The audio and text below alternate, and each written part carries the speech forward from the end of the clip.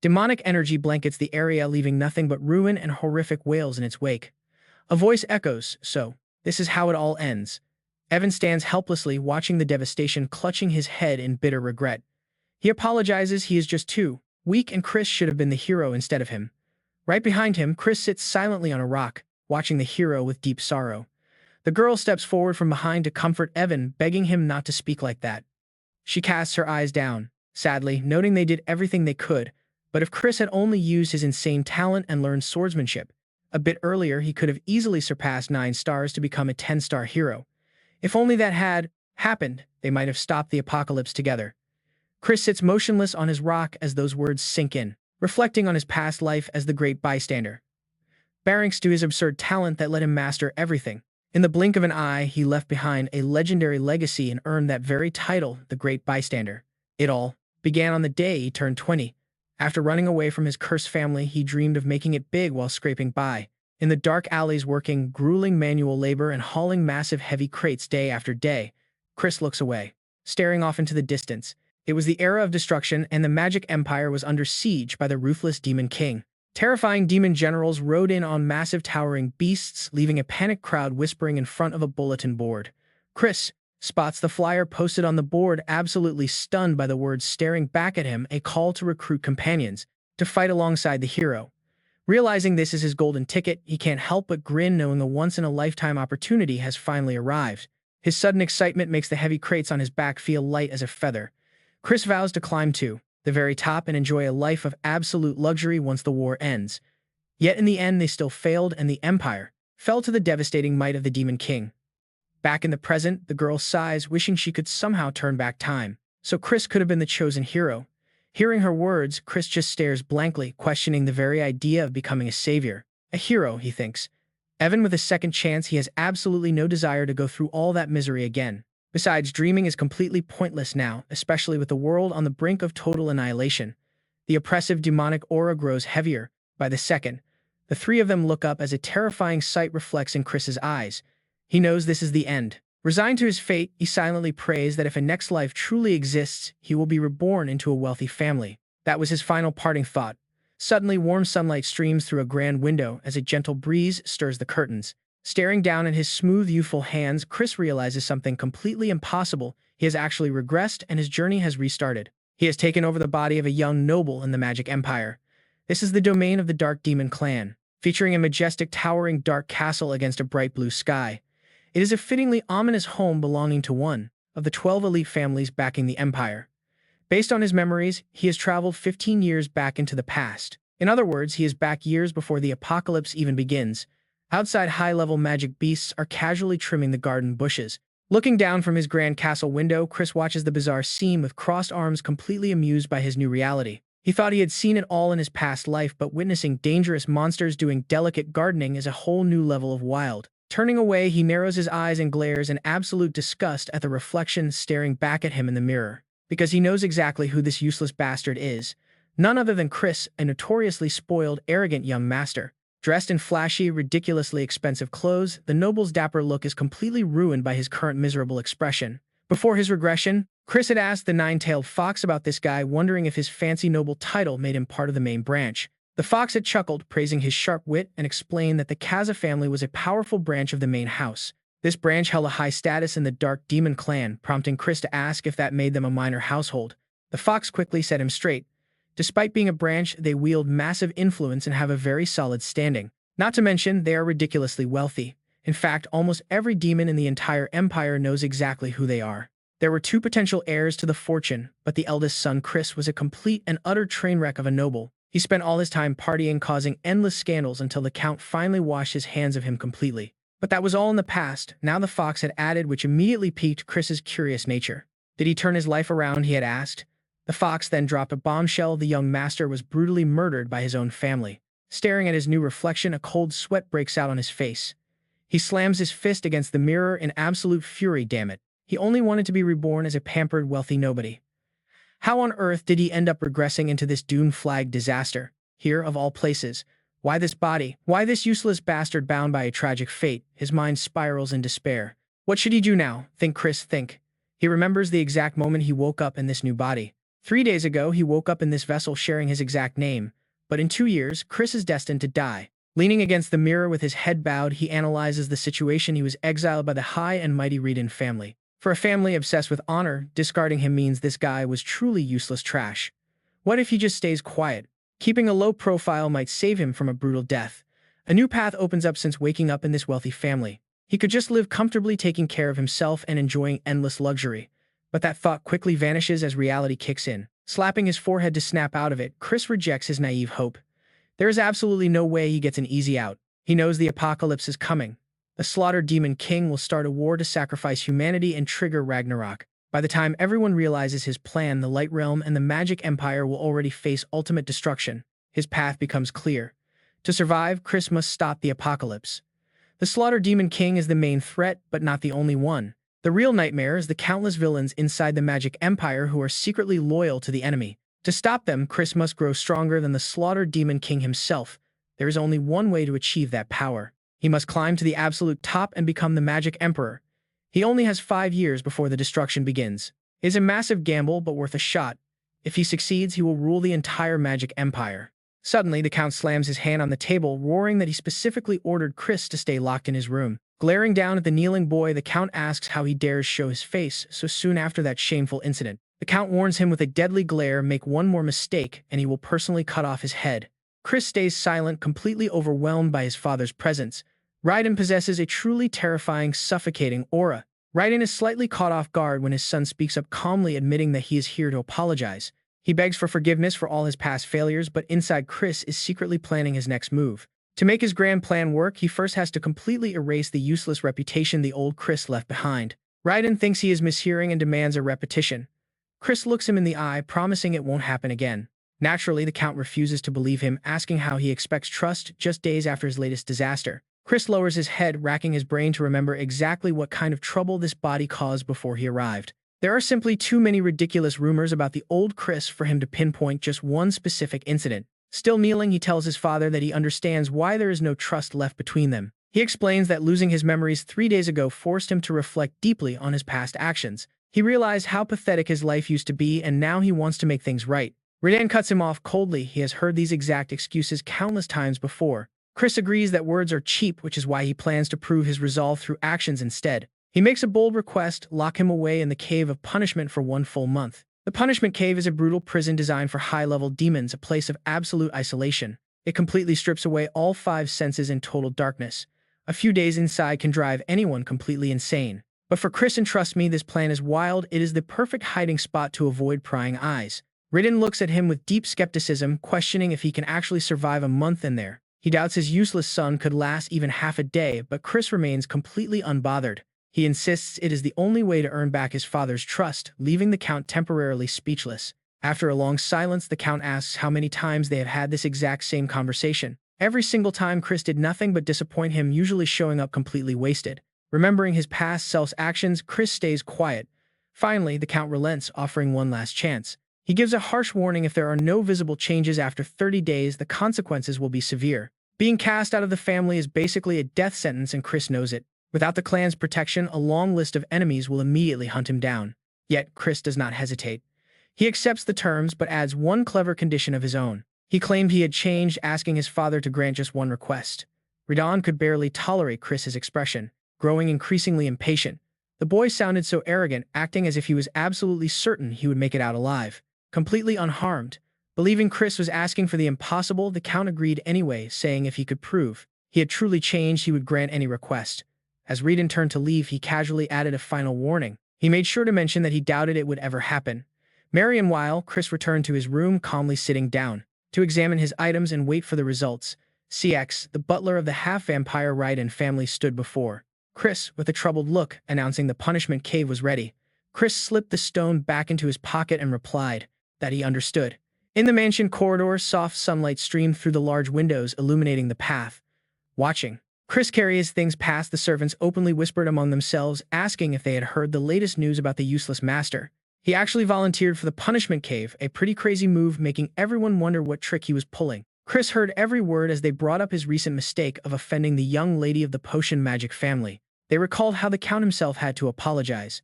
The gossip grew harsher, calling it a disgrace to bow to rivals. Chris blocked out their chatter, refusing to listen to their endless mockery before he finally made his departure.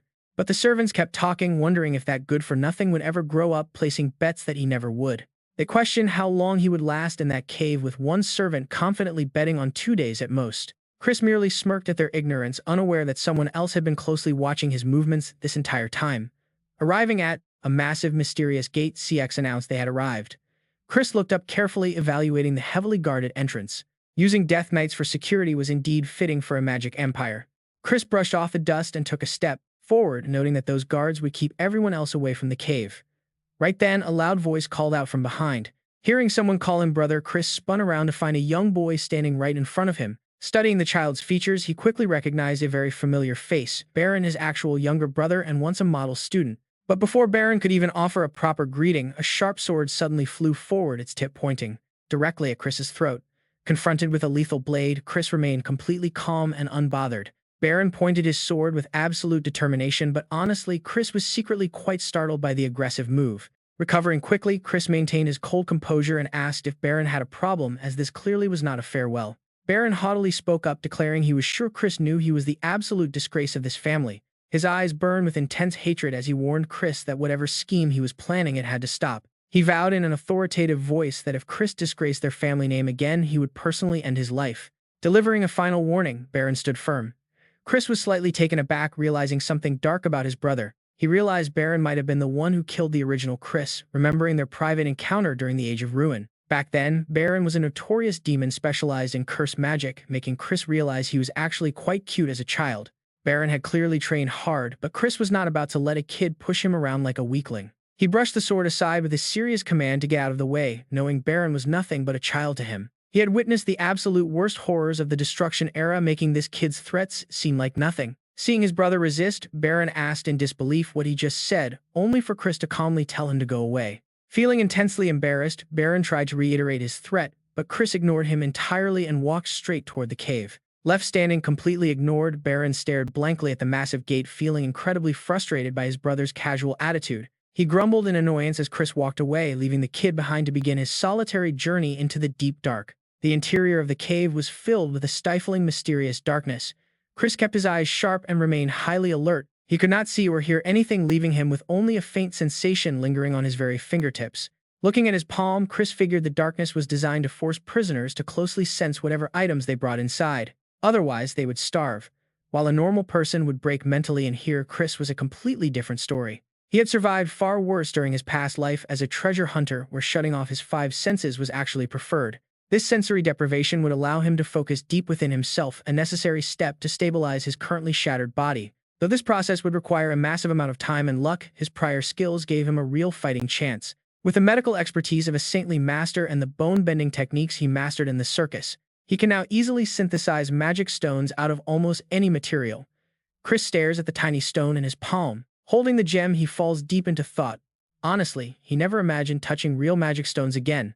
They were simply too expensive. But that is the benefit of being born rich. They willingly grant his every single demand. Evan, though he is currently labeled a useless fool in his previous life, he and Evan struggled endlessly just to find one. Wasting no time, he grabs the white stone. This stone will completely purify all toxins from his body. It is a tedious process, but a crucial step that demands him to purge every toxin with pure white mana. A single mistake will cause intense pain. Chris closes his eyes. He concentrates completely on the purification. Suddenly, his eyes snap open, his face looking completely refreshed. He smiles. This trial is nothing but simple child's play to him. Later, Cox returns to Ridden. The Count quickly asks how Chris is doing. Cox confesses that the young master obediently entered the punishment cave, but admits he is worried it might break him. He fears Chris won't even be able to cry for help. The Count falls silent. Was it a mistake? Why did a boy with such a promising future collapse so suddenly? Perhaps his genius made him far too arrogant, or maybe better to break than live miserably. He remembers his son's firm promise. Chris promised to prove himself through actions. For a split second, Kaja's heart wavers. No. Hope is dangerous. The boy has lied far too many times.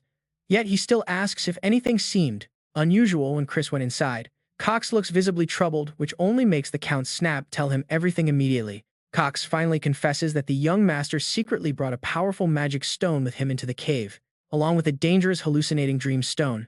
Since the side effects are unknown, they might need to intervene. Hearing this, Raiden's hand clenches in silent anger. Yet his voice remains incredibly cold as he delivers his final verdict. Let him die then. Just like that, a whole month flies by in the blink of an eye. The day of their agreement arrives. Raiden stands before the massive door waiting with a heavily conflicted heart. He expects to see his son broken, but as the heavy gates open, he is stunned. A brilliant glowing light spills from the cavern. Chris emerges looking incredibly refined and radiating a powerful, vibrant energy. Instead of being a shattered mess, he looks healthier and more radiant than ever. Smiling at his father, he greets him warmly. He smiles and says he has been waiting. Seeing Kaja's shock, Chris asks if he is surprised. He stands tall before the Count. With absolute confidence, he reminds him of his promise to return as a completely different man. Kaja feels his heart waver. He has not seen those sharp, determined eyes since Chris was a child. The boy's gaze is remarkably steady now, carrying a calm and collected maturity that was completely missing from his former self. The Count slowly remarks that he survived. Chris just chuckles, asking if that is a compliment. Kaja keeps his guard up, warning him not to get cocky over a minor trial. He is still far from trusting him. Chris can only sigh, noting that he will just have to work even harder to prove his worth. Internally, he sneers at the stubborn old man. He probably thinks he barely got by. But the reality is far different. He was actually so busy training that he never had a single moment to feel bored. He focused on pushing his physical limits to perfection, preparing his body to master high-level swordsmanship. Bearings to the white magic stone, every cell surged with vitality after each workout. But the real game changer was the dream stone. He remembers Cox trembling when he saw it, asking if Chris was truly crazy enough to bring it inside. The butler did everything to stop him from taking the hallucination stone, but Chris is glad he stayed stubborn. The hallucinations drastically accelerated his evolution, allowing him to form 2 mana cores. His father's warnings are completely outdated now. Why shouldn't he show off? During his intense training, Chris even managed to awaken a 1-star light attribute spell. He smiles to himself, he really is a certified genius.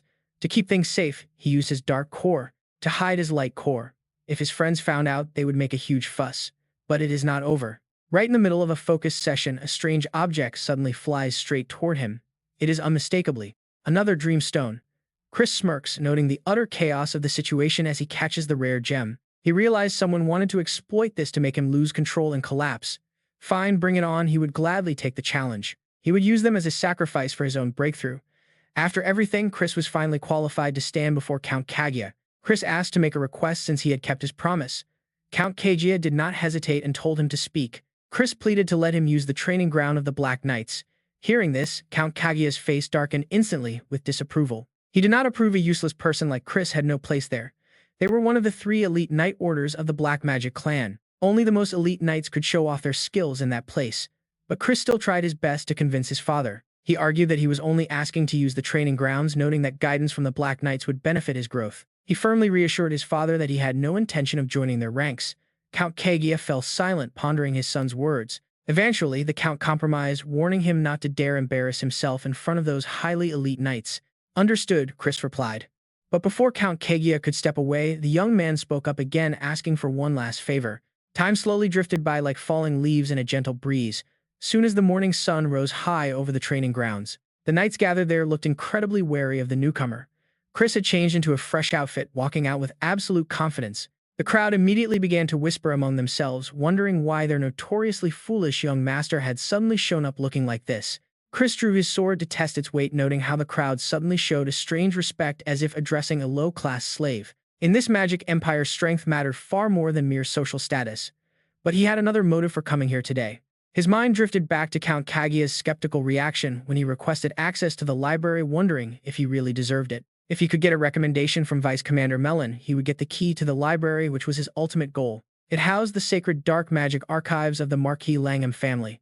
To master dark magic, he absolutely needed access to those texts. He recalled their tense conversation right outside the heavy gates of the punishment cave, remembering his father's sudden and strict conditions. Chris had questioned why his father added extra terms when he was still a rightful member of the family. Count Kaguya dryly reminded him of his past, pointing out that he had once sold high-level magic grimoires on the black market. He had practically given them away. Hearing about his body's pathetic and dirty history made Chris cringe with absolute disgust. How could anyone live such a pathetic life? He wondered. The original owner was truly a despicable, useless loser.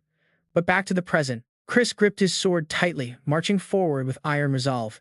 His main goal right now was to win over the vice commander. As he searched for a way to prove himself, Chris suddenly stopped, spotting a familiar figure stepping out from the crowd. It was Baron who mockingly warned him that the training ground was no place for a weakling to casually wander into. Great, Chris muttered to himself, this annoying brat again. But instead of getting angry, a sly smirk played on his lips. This confrontation was actually a perfect opportunity. Baron marched right up to him wearing an arrogant and confrontational sneer. Baron warned him to go back mockingly, suggesting he shouldn't throw away the life he barely managed to save from the punishment cave. Chris calmly asked if Baron could take responsibility for those words, noting that the Count himself had authorized his training. Baron flinched, shocked that the Count had agreed. Just then, heavy footsteps echoed as a powerful figure approached them. I respect the Count's decision, Vice Commander Melon said, resting her hands on her hips with a cold, intimidating glare. But you do not seem very reliable, young master. Chris turned to face Melon as a thick, dark aura began radiating from her body. It was a dense 4-star dark energy. They clearly wanted to intimidate him, but he was already well accustomed to such cheap tricks. He casually bowed, greeting her with a calm smile.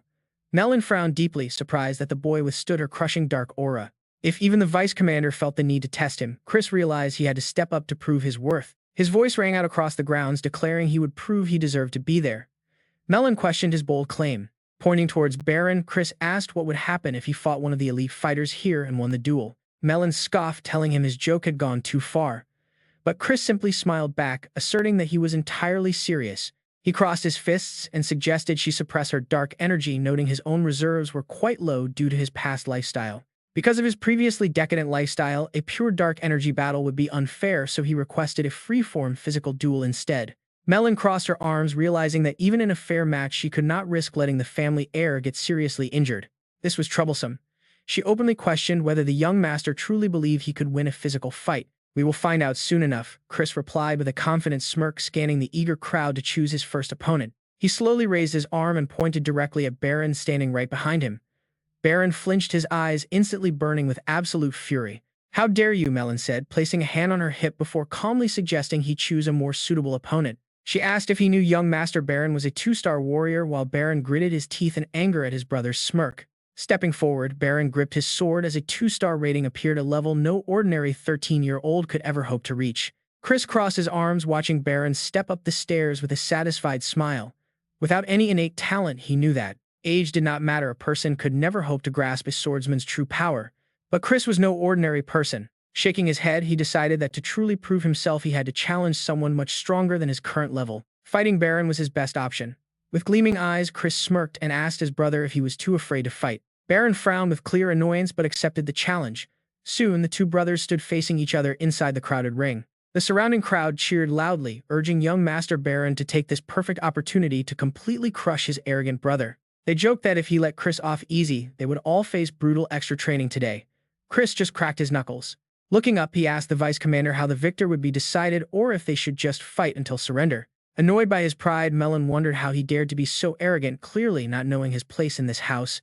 She coldly replied that a surrender would be too boring, so they would fight until one was completely unable to resist. In fact, she suggested it might be better if young Master Baron crippled his brother by breaking his leg for good. Chris placed a hand over his mouth and pointed at Baron, teasingly asking if he heard the rules and what he would do. Enraged by the mocking provocation, Baron screamed that he would shut his brother's arrogant mouth once and for all. But before Baron could even react, Chris lunged forward, throwing a sudden heavy blow directly into his surprised face.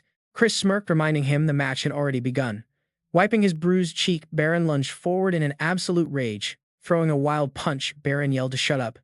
Honestly, Chris knew that as a mere 1-star demon, winning against someone with raw, dark magic should be impossible. But in a physical brawl, he easily dodged and threw a kick. His foot connected directly with Baron's stomach, leaving the boy gasping. Chris had survived countless battles in his past life. Armed with that rich combat experience and the light power he cultivated in the punishment cave, his strength was legendary. He had already reached 3-star power. The surrounding crowd watched in absolute terror, unable to believe what they just witnessed. Baron clutched his bleeding stomach while Chris teased him, asking if he was going to cry and needed some comforting. Furious, Baron gasped for breath and demanded to know what kind of dirty trick his brother had just pulled. Seeing him like this felt incredibly satisfying, so Chris casually cupped his ear and asked what trick he meant. He smirked, telling Baron he was simply too weak. Glaring with a dark expression, Baron muttered that he had enough. Chris cupped his ear again, asking him to speak up. In response, Baron's hands curled as dark energy erupted around him. Baron lunged forward, screaming that he would kill him. Chris dodged with a smile, noting his brother's impressive speed. This was the real fighting spirit he wanted. Baron threw a barrage of punches, but none of them connected. The moment Chris grabbed his wrist, Baron watched in shock as his dark magic completely dissolved into thin air. Chris delivered a brutal punch directly to his face, proving that raw experience and instinct always win a battle. As Baron crashed to the ground, spitting blood, the stunned onlookers desperately wondered if their young master had held back. They whispered that he must have suppressed his power to avoid hurting his brother, unable to accept this sudden defeat. Chris approached him, while Melon stared in horror at Baron, who lay half dead on the floor. Chris turned to ask if this was enough proof. Melon could only cross her arms and quietly agree, earning a polite thank you from him. Behind his cheerful smile, Chris was thrilled that his plan had worked. Now he intended to devour all the magic and master every single sword technique in this entire place. Later on, a massive iron gate appeared on screen. Inside his quiet room, Chris sat controlling dark energy successfully, refining his dark magic to a 1-star rating. He was still adjusting to the dark power and the massive residual energy left behind by his body's previous owner. That made the process take much longer than expected. Sitting back, he rang a handbell while contemplating his next move. He knew he had to level up as fast as possible to perfectly balance both light and dark forces. Just then, a pair of legs appeared as a maid stepped forward, asking if her master had summoned her. Chris realized with surprise that they had actually assigned a high-level evil spirit to serve as his personal maid. But given the endless trouble the original Chris used to cause, it made sense. Mary just stared at him blankly. Chris gets annoyed, realizing he definitely needs to replace her eventually. He tells Mary to grab him a cup of juice so he can drink up and train. Mary awkwardly asks if she should prepare the juice with human blood, but Chris demands a strawberry one instead. Her face creeps close to his, whispering that human blood is delicious. Sweating, he insists on strawberries, but she just keeps repeating the word blood. Chris yells back strawberry in pure frustration. Just then, Cox runs up from behind, calling out to the young master with deep concern. He asks why Chris is training so early, worrying he might overexert himself. The young master frowns in absolute annoyance at the butler. Cox quickly adds that he is incredibly proud to see such diligence, promising to always have complete faith in his young master. Evan against the entire world. Chris glares back with deadly intent, wondering why this butler keeps playing mind games.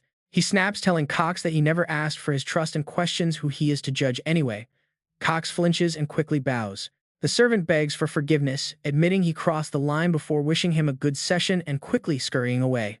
Watching him leave, Chris finds the butler highly suspicious.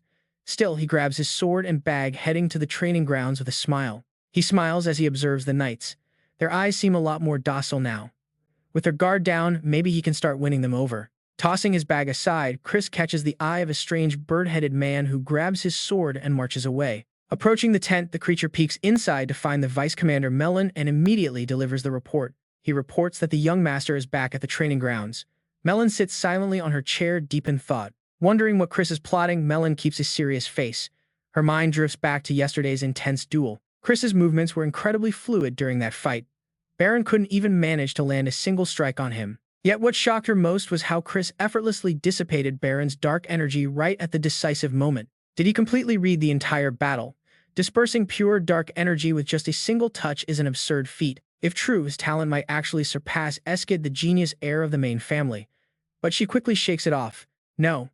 He is just a useless bastard who ruined his own dark core through years of absolute degeneracy. Memories of Chris and his father flash in her mind. There is no way he can close that massive power gap now. Stepping outside, Melon demands to know why it's so loud. A soldier nervously explains that the young master is causing trouble again. It looks like a minor clash with a soldier. Chris stands tall, sword in hand, looking down at his defeated opponent. Shocking. Cannon, a 1-star demon warrior, was just easily beaten by a guy everyone thought was a useless weakling. Melon stares in shock. Chris casually rests his blade on his shoulder and asks if this is all the legendary knights have to offer. He scoffs, calling them completely overrated, and challenges anyone else to step forward unless they are all a bunch of cowards. Gritting their teeth in fury, the knights watch as a veteran warrior steps forward, ready to teach him a lesson. The man volunteers to fight. Chris just smirks and beckons him forward, knowing they fell right into his trap. Leaping high, his opponent swings his sword. Chris knows these proud knights would never willingly teach their secrets to a useless bastard. So he unleashes a flurry of counters. If they won't teach him, he will just have to steal their techniques mid-combat. Watching his opponent's graceful footwork, Chris recognizes it. It's the exact legendary style he had only heard about in rumors. He wonders if replicating those exact movements will work, then tightens his grip and delivers a devastating blow right to the man's face. Melon watches in pure shock as Chris effortlessly wins, casually sitting on top of his defeated opponent with a smug smile. The crowd goes wild with whispers. Melon is completely frozen, unable to comprehend how this useless bastard got so powerful. Impossible. His dark core was supposed to be completely shattered, yet he is clearly displaying one-star strength. She was dead wrong. Chris looks around sighing about how disappointing they are. He mocks their pathetic skills, wondering who is to blame. He shifts his gaze to Melon, stating the vice commander should take responsibility. Her subordinates panic, wondering how to stop him. A complete madman. Melon steps forward, trying to keep her cool, while addressing his highly arrogant display of victory. She warns him that he is crossing the line. Chris just stands up, challenging her to personally show him her skills. Her face darkens. She snatches a sword from a nearby soldier and lunges her blade, barely grazing past his shoulder. Pure chaos. A massive crack rips through the ground beside him as dark energy erupts from Melon, pointing her blade. She spits that she only needs a single second to end him. Chris casually raises his hand, questioning her combat rules. He suggests they both cap their dark energy at 1-star level and allow magic. It makes things far more interesting. Melon scoffs at the limit, claiming she can easily snap both of his legs with only half of that power. Chris smiles happily, accepting the wager on his legs before asking what she is willing to bet in return. What the vice commander charges straight at him. It doesn't matter what he tries, he isn't walking out of here alive today. He raises his sword. He holds the blade up, his hands trembling slightly as he blocks her heavy strike. Melon launches a relentless flurry of attacks, but somehow, he manages to deflect every single one. Whispers erupt through the crowd. They can't believe a kid is holding his own against the vice commander. He has lasted surprisingly long. They wonder if it is only because the vice commander is swinging that massive heavy greatsword of hers. Melon grits her teeth in pure frustration.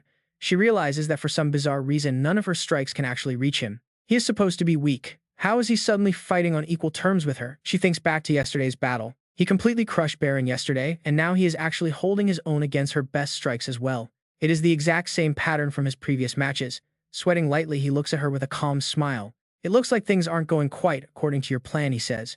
Her face darkens with rage as dark energy leaks from her blade. The weapon drinks in the dark magic. Melon raises her sword and unleashes a devastating straight downward strike. Wait, did he seriously just headbutt her? He dodges her slash and leaps forward, landing a brutal headbutt right to her face. Melon covers her nose as blood drips through her fingers. Catching his breath, he smiles. His desperate plan actually worked. A strange chain-wrapped sword appears on screen. This is Melon's true weapon.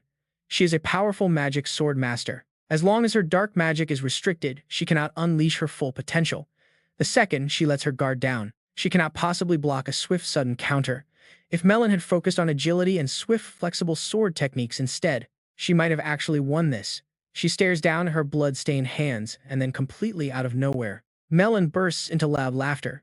She admits a headbutt was completely unexpected, confessing she underestimated her young master far too much. She promises to get serious now, but he calmly points out that the match is already over since he scratched her. If his fingers had been coated in deadly poison during that headbutt, she knows exactly how this would have ended. A strange purple liquid drips from his hand. Melon sheathes her blade, conceding defeat and asking what he wants from her. She only wants a rematch in return. He chuckles, saying a rematch means she will owe him another favor. She readily agrees to any condition. Stepping closer, he looks into her eyes and whispers his real request. He asks if she will kneel before him. Melon calmly replies that such a demand is completely impossible. Her ultimate loyalty already belongs to the great Langham black magic family. Meanwhile, the onlookers cannot hear their quiet conversation. They wonder what the two are whispering about. He smiles, telling her he already knows where her loyalty lies. And here's his real play. He casually asks if it makes sense for him to become the family heir instead. 5 dark, dangerous shadows appear behind her. That is impossible because the 5 official heirs are already chosen. They are all direct descendants. But he just laughs it off, asking who says a side branch member cannot compete. There is no rule forbidding other branch members from taking the throne. He accepts her terms, whatever they are. He rests his sword on his shoulder, suggesting a rematch in 1 month, but with both of them holding back. Melon smirks, saying he will not stand a chance next time. He simply chuckles, replying that nobody can predict the future. Some things are indeed completely unpredictable. Melon remains silent, staring at him. He bows deeply with his hand on his chest. He bids her farewell until next month, promising that by then she will know exactly where her true loyalty belongs. The scene shifts to him holding a recommendation letter. This is a direct reference written by Deputy Commander Melon. Standing confidently before his father, he explains that the current warriors' foundations are weak and they need rigorous training. His father remembers Melon's high praise. She called him a pure genius who easily defeated a highly trained veteran. Evan Melon had to acknowledge his absolute talent. His father crosses his arms, questioning if she really said that. She did, calling it a rare battle she actually enjoyed. The father looks down at the paper, deeply reflecting. Looking up at his son, the father quietly realizes the boy has truly accomplished something remarkable this time. Noticing the intense stare, he asks if there is something on his face. The father quickly clears his throat. He hands over the library key as promised. Clutching the cold metal key tightly, he confidently steps out of the room. He is absolutely thrilled. He has successfully secured the library key and completely shifted Melon's perception of him. He pictures her, wielding her blade, fully determined to recruit her. Melon is actually a legendary demon sword master. She was a highly feared 6-star demon during the legendary era of destruction. To seize complete control of the family, he absolutely must bring her under his command. He places a hand on his head, smiling with immense pride. Of course, he had not completely defeated her with absolute dominance, but a guaranteed win was enough. Speaking of the family head, as Chris walked, his thoughts drifted to his father's sad face, a heavy feeling he had known all too well before. He figured the man must have been incredibly proud of him before he began committing those shameful acts. A shadow of a man appeared, perhaps representing the deep familial bonds of the clan members. Just maybe he could become a much better person than in his past life. Pushing open the heavy door ahead, Chris vowed silently he would not disappoint his father. Raiden would see him succeed. The library interior was pristine. He scanned the shelves. Blood magic, summoning research, and curses were all stored here. These were forbidden arts in the light realm. Reaching out, he pulled a book from the shelf only for Mary's face to pop up. Startled, he asked why she was there. Mary stepped closer, teasingly asking what other reason there could possibly be as her hands moved the books. She announced she was the librarian here. Chris watched in disbelief as Mary hugged herself, asking if he wanted her to become his personal maid. A shiver ran down his spine as he snapped at her to shut up. Mary's teasing words were really getting on his nerves. She giggled, claiming his harsh attitude made her heart flutter. Chris's voice boomed through the room, telling her to quiet down. Mary then pointed out that the grimoire he chose contained a 4-star dark magic spell called the Binding Seal. She warned that his current skill level was far too low to comprehend it.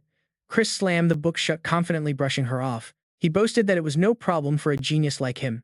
Mary did not argue, offering a half-hearted sarcastic compliment instead. She called him both handsome and extraordinarily gifted. Such obviously forced praise only made Chris feel deeply annoyed. He told her to stop forcing herself. Mary then asked if there was a specific reason he chose that particular book. Chris smirked and confirmed his plan, stating he needed to catch a rat. Later that afternoon, he joined the others for training. His mind and body worked in perfect sync as he moved. Deep in thought, he began analyzing his potential targets. His prime suspect was Baron. No one in the household looked down on him more for his apparent uselessness. The second suspect was C. Despite not being a direct descendant, C had unrestricted access to the punishment cave. In a clan valuing power over status, C kept hovering around him with endless flattery. Chris had another theory too. A hidden third faction could be pulling the strings. Either way, they wanted to see him fall, evidenced by the dream stone left behind. Mid-stride, Chris suddenly halted. He realized his best move was to play the exact villainous role they expected of him. The one who seemed happiest during his outbursts would undoubtedly be the culprit. Standing among the crowd, he abruptly lashed out. Frustrated, he realized this act was incredibly tough. His bizarre behavior immediately drew suspicious glances from everyone around him. Refusing to train further, he turned to leave, telling them to enjoy themselves without him. The onlookers watched in sheer confusion. They wondered what was wrong with him. At dinner, food shattered across the floor as Raiden stood up to yell.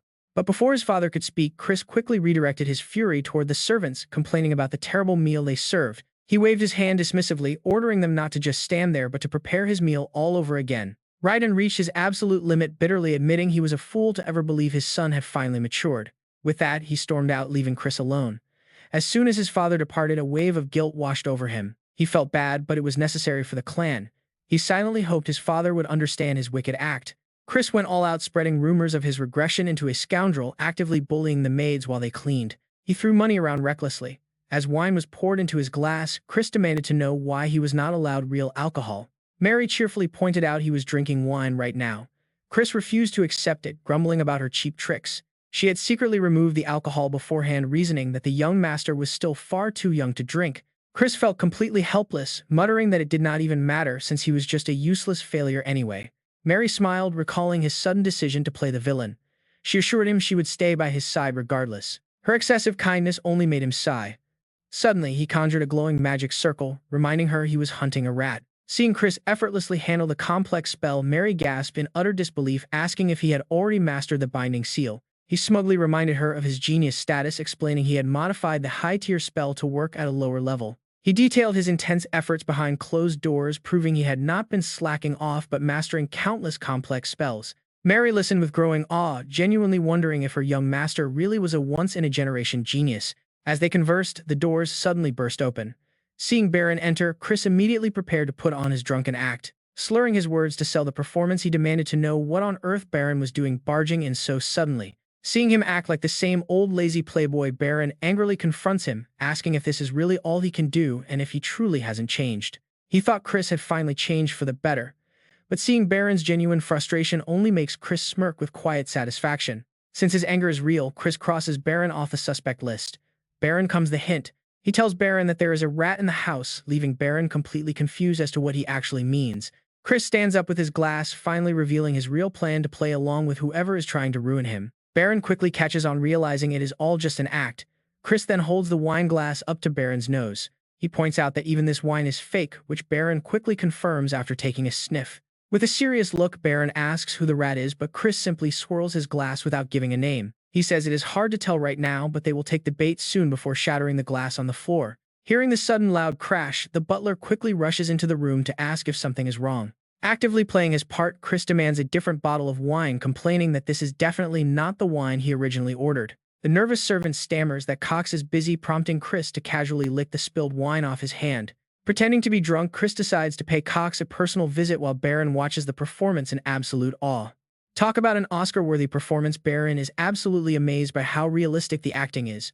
A moment later, Chris slams a wine bottle down. A very confused Cox asks why the young master is visiting, only for Chris to catch him completely off guard. He dumps the wine straight over Cox's head. Bold move. He has to make the act look entirely real. He yells that this is not his wine and accuses Cox of disrespect, which the butler quickly denies. Cox promises to fetch the correct bottle immediately. No chance.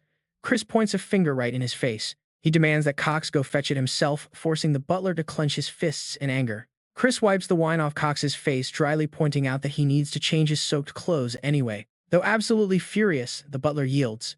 He will be back shortly. He then makes a hasty exit. Watching him walk away, Chris cannot help but respect the man's incredible patience under such extreme humiliation. That lingering hostility is still very real, though. With that in mind, he immediately turns his attention to the desk. He rifles through the desk papers. There it is. A rogue smirk immediately spreads across his satisfied face. If Cox truly is the spy, he was bound to mess with the family finances, but Chris still needs more concrete proof. After pocketing the crucial documents, he carefully arranges the rest of the papers exactly as they were. Right on cue, Cox returns with the requested bottle, and Chris thanks him with a quick, easy smile. He asks if Cox is angry, to which the butler lies, claiming he could never be mad at his master. Chris praises him, calling Cox his absolute favorite servant, which prompts the butler to bow deeply in gratitude. He bows a full 180 degrees, then quietly mentions that he has a message for the young master. He explains that some of Chris's old friends want to meet him in secret at their usual spot. Confused by the word friends, Chris listens as Cox hesitantly explains that he simply does not want to judge his company. Despite the butler's warnings, Chris decides it is finally time to pay these old friends a visit. Cox is relieved by his decision. Everything is falling perfectly into place, even better than Chris originally anticipated. The very next day, Chris arrives at a local tavern to meet up with his old group of toxic friends. They down their drinks, laughing about the silly rumors that Chris has somehow turned over a new leaf. They claim to know him too well to believe it, but Chris is distracted by the young waitress serving them. Seeing a child forced to serve alcohol absolutely disgusts him, confirming that these men are nothing but pure garbage. They urge him to drink up, but Chris only takes a cautious sip, which immediately annoys the two men. They press him to down the entire glass. Unbelievable. Unable to stomach their presence any longer, Chris snaps. He splashes the wine directly into the fat man's face, leaving the choking thug to furiously yell in protest. He calmly replies that his reaction proved the wine was poisoned, leaving the panicked plotter completely speechless. Suddenly, Chris raises his hand and channels magic, pressing his fingers directly against the young girl's forehead. The girl gently drifts into a deep sleep, shocking the fat man, who never expected Chris to use magic. Realizing no one can stop him now, Chris slams his boot hard onto the table. Game on. They really shouldn't be so surprised by this. Seeing Chris suddenly get this worked up, the two thugs are completely terrified. Chris grabs the fat guy by the hair and slams both of their heads hard onto the table. Blood immediately splatters everywhere. They instantly start begging for mercy. The fat one trembles, crying out to stop asking why he is doing this and to please calm down. Hearing that, Chris pulls his hand back. He sighs that they still do not realize their mistakes, so they might as well just die. With cold eyes full of killing intent, he pulls out a sharp dagger. Within moments, both of them are beaten to a total pulp. Terrified, they beg the young master for mercy and immediately confess. They admit they were forced to drug his drink and frame him. They explain that the culprit threatened to expose their illegal drug trade if they did not set up the fake evidence. Left with no choice, they had to obey. Chris steps closer, demanding to know who gave the order, making the skinny thug stutter. Seeing the man hesitate, he slams his foot down and drives the dagger into the floor. Speak now or lose a limb. Scared out of his wits, the skinny thug spills everything. He reveals that Butler Cox is behind it all, begging to be spared at any cost. He promises to do anything Chris commands. Chris is skeptical, asking if they will really do absolutely anything, then demands an oath. Both thugs quickly swear to it. But Chris is not going to let them off that easily, claiming he cannot hear them. They tearfully scream their oath again. Finally satisfied, hearing it from their own mouths, he tells them that is good enough. He warns that they must now remain loyal to him until death. As the words leave his lips, his dark magic surges forward. The spell forcibly binds them into a binding slave contract. Once it is sealed, the two thugs instantly foam at the mouth and collapse. Meanwhile, Cox rushes in to inform his father about Chris's situation, calling out that something terrible has happened, making the Count ask what. Cox quickly reports the news, stating the young master has committed murder. Hearing this, his father loses his composure and stands up. Cox elaborates on the rumor, explaining that Chris apparently got drunk last night, killed his drinking buddy, and threw him in the river. He points out this is a highly serious matter and asks what they should do next to handle it. Shocked that his own son would commit murder and hide the body, the Count prepares to leave, giving Cox some quick orders. He demands they bring Chris to the demon court, intending to claim direct jurisdiction himself. His eyes turn incredibly dark and terrifying. Seeing his scheme finally fall into place, Cox cannot help but smile with sheer satisfaction. Soon, Chris is brought before the demon court. Faced with the heavy accusations, Chris firmly maintains his innocence, but the judge scoffingly asks if he expects them to believe that. With direct witnesses standing right there, Chris still denies the claims, insisting that such a scenario is completely impossible. He looks up and calmly states there has been a massive misunderstanding. Just then, the waitress from last night enters the room. Chris smiles as the tables turn, pointing out that the supposed victim is still very much alive and well. The conspirators stare in absolute disbelief. The maid removes her cloak and testifies that the young master actually helped her get home safely. She explains he even gave her money for rent after she fainted. Pointing at the accusers, she reveals those two are the real villains. They were the ones who drugged the young master. The courtroom erupts into utter confusion as everyone wonders what on earth is happening. Chris wastes no time and begins his move. Watch closely, here comes the absolute climax. Suddenly, the two witnesses completely lose their focus. As if possessed, they instantly confess to everything, admitting they fabricated the whole report on the orders of Butler Cox. Hearing this, Cox immediately panics loudly, demanding to know what kind of absolute nonsense they are talking about. He turns to the judge, claiming they are slanderous lies and that the young master is trying to frame him. He asks Chris if this joke is going a bit too far. Seeing Cox react exactly as predicted, Chris just sighs in amusement. He notes that he fully expected this reaction. Turning to the judge, Chris points out that he is merely a victim here. He asks for a small request. The Count wonders what it is, and Chris grins, asking to interrogate Cox directly. The Count is taken aback, but ultimately grants the request, ordering Cox to step up to the defendant's stand. Cox tries to object, but the Count quickly silences him, warning Chris that any inappropriate behavior will result in losing the right. Chris steps down from his platform calmly, reassuring his father that he will wrap this up very quickly. Taking his place on the judge's stand, Chris speaks with absolute authority as the representative of the Empire's great leader. As the delegate of the Magic Emperor and the ruling Count, he declares he is now going to question the accused. He asks Cox if he is absolutely certain that he will answer every single question with the absolute truth. Cox confidently swears to it. As the Magic Emperor's representative, Chris repeats the question one more time to be absolutely sure. He asks again if Cox is certain he will only speak the truth.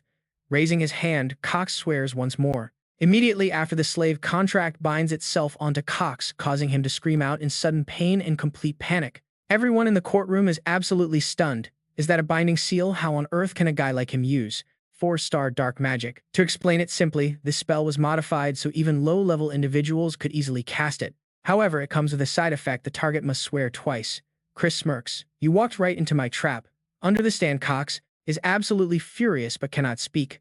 What is wrong? Chris confidently questions him. Did you not just swear that you would tell nothing but the absolute truth? Baron, why did you order those two to frame me? The sigil quickly gives Cox a splitting headache. Feeling like his soul is being ripped out, he stammers his confession. I was taking orders from someone else. He knew about my corruption and threatened me, forcing me to frame the young master. That is the reason why. Since you were young, hearing this confession, Reborn cannot believe his ears. Chris merely smiles. Since you put it that way, you must have pocketed quite a lot of cash, right? But I already knew that. He quickly steps down to interrogate Cox. Speak. Who ordered you? Cox stammers, please, if I speak. Chris ignores him and ramps up the magic's power to force Cox to talk. Screaming in agony, he confesses the truth. It was Lord Eskid. Hearing this, Ridden is shocked and gasps in shock. What? The courtroom erupts in chaos. It is the second young master of the dark magic clan Eskid. After spilling everything, Cox tries to flee. He will kill me. I have to run. But before he can take a single step, Chris draws a guard's sword and cleanly kills Cox on the spot. Reedon is left completely stunned as Cox's head rolls across the floor in front of everyone. Chris coldly declares that by the Count's authority, justice has been served.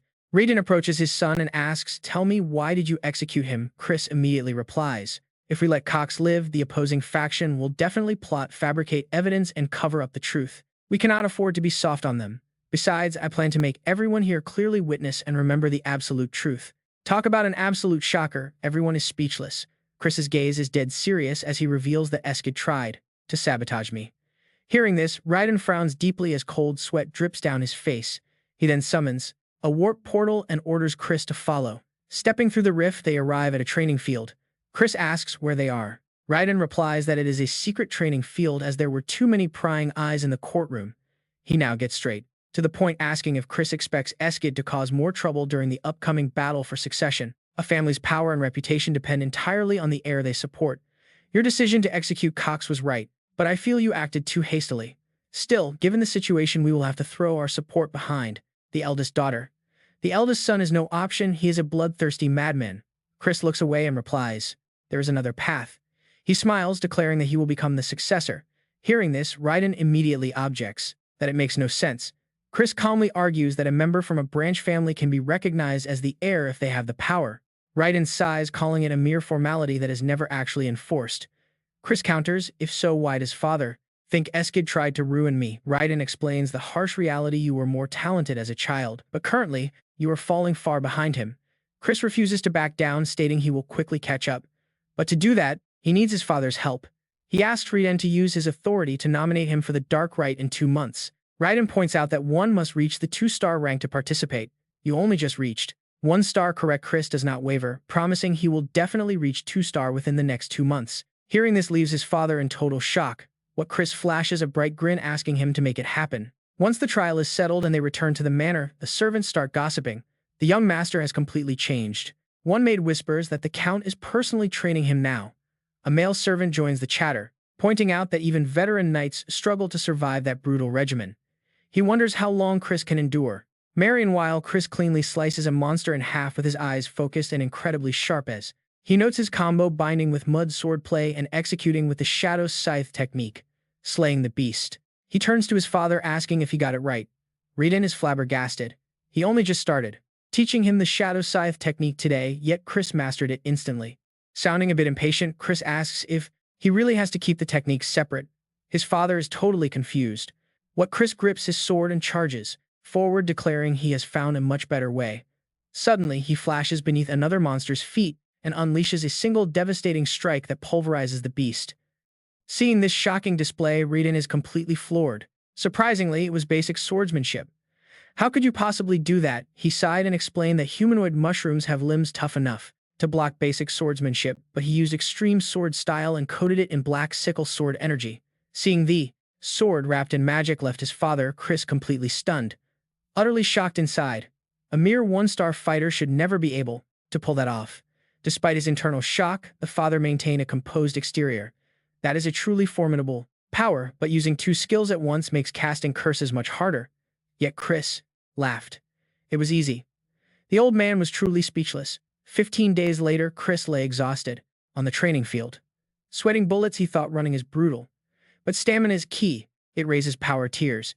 As Chris rested on the grass, a familiar figure suddenly appeared and asked, "Are you exhausted already? The match is coming up and I am eagerly waiting for our promised day."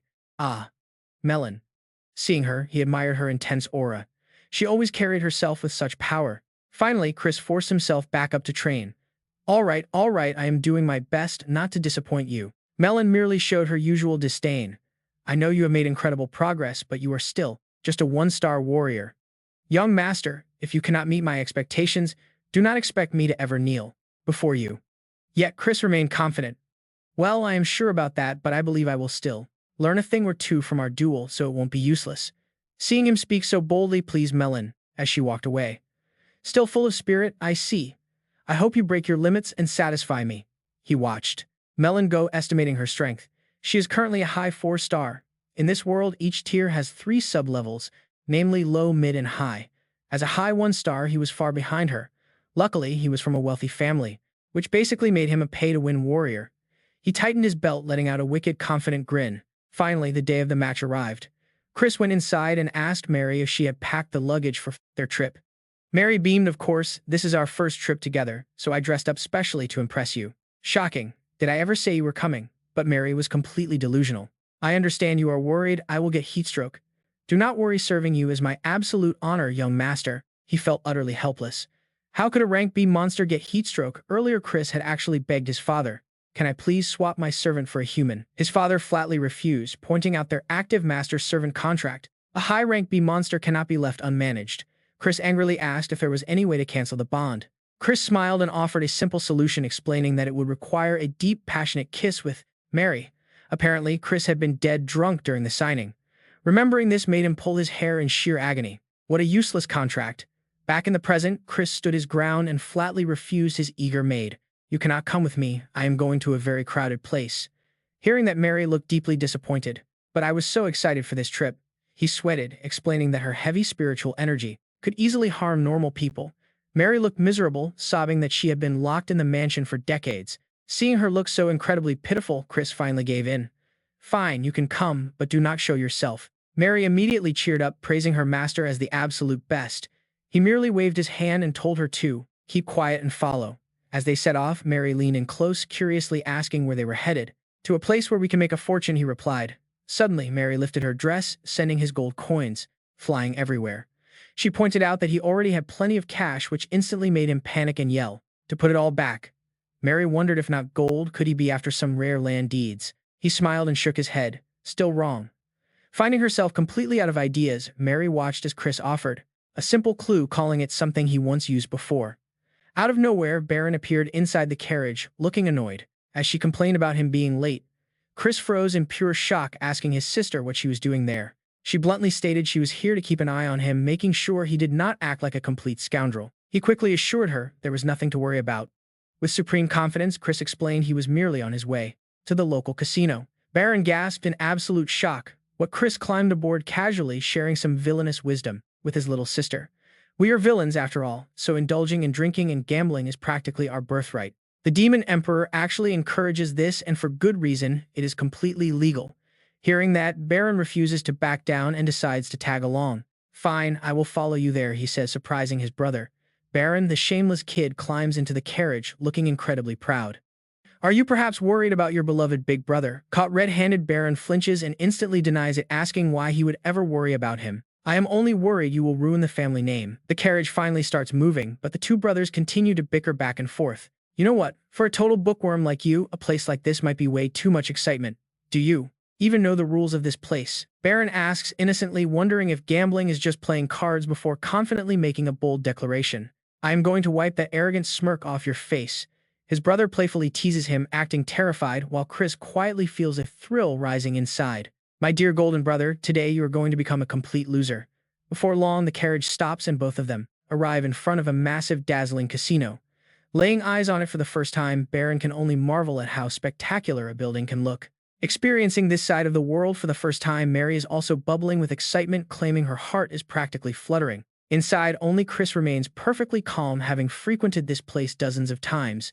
Suddenly, he hands a mask to his brother. He tells him to stop acting like a country bumpkin and put it on, since they can only enter after hiding their identities. Chris then whispers a reminder to his maid, telling Mary to keep herself hidden from sight before asking her to lean in closer. He quietly entrusts her with a special task, and Mary happily nods, promising to carry out the young master's orders immediately. With that, she quickly vanishes. Seeing her disappear, a confused Baron asks where she went, while Chris casually puts on his own mask. He tells his brother not to worry about that and urges him to head inside. The moment they enter, all eyes in the room turn toward them. They look around, catching the attention of seasoned casino veterans who are sizing up these fresh faces for the very first time. The veterans smirk, already smelling an easy win from these fat, naive targets who have foolishly walked straight into the tiger's den. Chris leans in to challenge his brother, asking if he wants to bet on who can win more in a single hour. "If you win, I will call you Big Brother for a whole month." Intrigued, Baron eagerly asks if he is actually serious. "But if you lose, you must call me the Honorable Emperor Brother." Hearing that bizarre title, Baron just stares at him in confusion. He hands his brother a pouch of money, teasingly telling him to take it unless he is too scared to play. Burning with competitive spirit, Baron snatches the pouch, declaring he is not scared at all before marching off with a fiery gaze. Over at a blackjack table, the dealer quickly flips the cards, hitting a natural blackjack on the very first round. A man next to Chris pats him on the shoulder, praising the young gentleman's victory and suggesting he could make a fortune if he keeps playing. Chris plays the role of a happy novice as he scoops up his first big pile of coins, celebrating his supposedly great luck. He quietly deduces the dealer's trick, knowing they will let him win just enough in the beginning to lure him in. By hooking overconfident amateurs, they wait for the moment their targets place massive bets to clean them out. Luckily, he knows exactly how they operate. But suddenly an unbelievable shout echoes. In pure panic, Baron clutches his head, crying out that it should have been a winning hand. Another amateur has fallen right into the trap. Chris strolls over and casually suggests they head back to sleep, prompting a surprise question. Baron asks if Chris lost too, and his brother claims he only lost 500. Refusing to be outdone, Baron boasts he only lost 1,000. The scammers watch the brothers bicker and quietly calculate their next move. Chris is highly pleased, knowing they now look like complete amateurs. A con artist is bound to take the bait soon. He asks if his brother plans to keep playing, watching him closely. Baron snatches Chris's money bag, boldly declaring he will win. Chris flashes a sly grin, reminding his brother that he tried to stop him. Though Chris says that out loud, he is secretly scheming, wishing for his brother to lose every single coin. He wants him to become the perfect juicy target for these scammers. As time ticks by, the casino staff continue their shady collusion. They pull off several cheap tricks right in front of him, but his plan is moving. Finally, Mary slips back and whispers to him. She informs him she has found the targets he mentioned. He quietly praises her right as Baron screams out in absolute agony nearby. He lost 10,000 rupee in a blink. Mary happily asks if she did a great job, and Chris holds up a finger to confirm it. The two slip away from the main casino floor. Mary guides him to a secluded room and Chris instructs her to open the door. The heavy door swings open, startling the shady characters inside, who instantly demand to know who they are. Without hesitating, Chris removes his mask, asking if they recognize him now. Realizing who he is, they instantly lose their tough act and bow in respect. They politely ask what brings the young master here. With a calm smile, Chris orders them to call their boss out just as a loud voice echoes. An energetic voice greets him, welcoming the young master to their establishment. This man is Grandel, the head of the powerful Grandel Merchant Guild. While famous for his sharp business mind, Chris simply waves his hand, cutting him off to demand a strictly private conversation. Grandel asks in absolute terror what is going on, and Chris gets straight to the point with the casino owner. He tells him that he scammed his precious little brother, so how dare he act clueless. Hearing this, Grandel gasps. He suddenly realizes the kid in the fox mask was the heir to the count, and Chris coldly confirms it. Grandel desperately waves his hands, swearing he only runs the place and has no part in what his employees did. No chance. Before the boss can finish his excuses, Mary unleashes her terrifying true form, scaring Grandel half to death. He yells out in absolute fury, sending the terrified boss straight to his knees to kowtow and beg for mercy. The boss swears he would never target the count's son if he knew begging for mercy. Chris asks if he's serious. Grandel promises full compensation to settle the debt, and Chris casually asks him exactly how much he is willing to pay. 1 million rupees. Chris demands the absurd sum, leaving Grandel stammering that they do not have that much cash.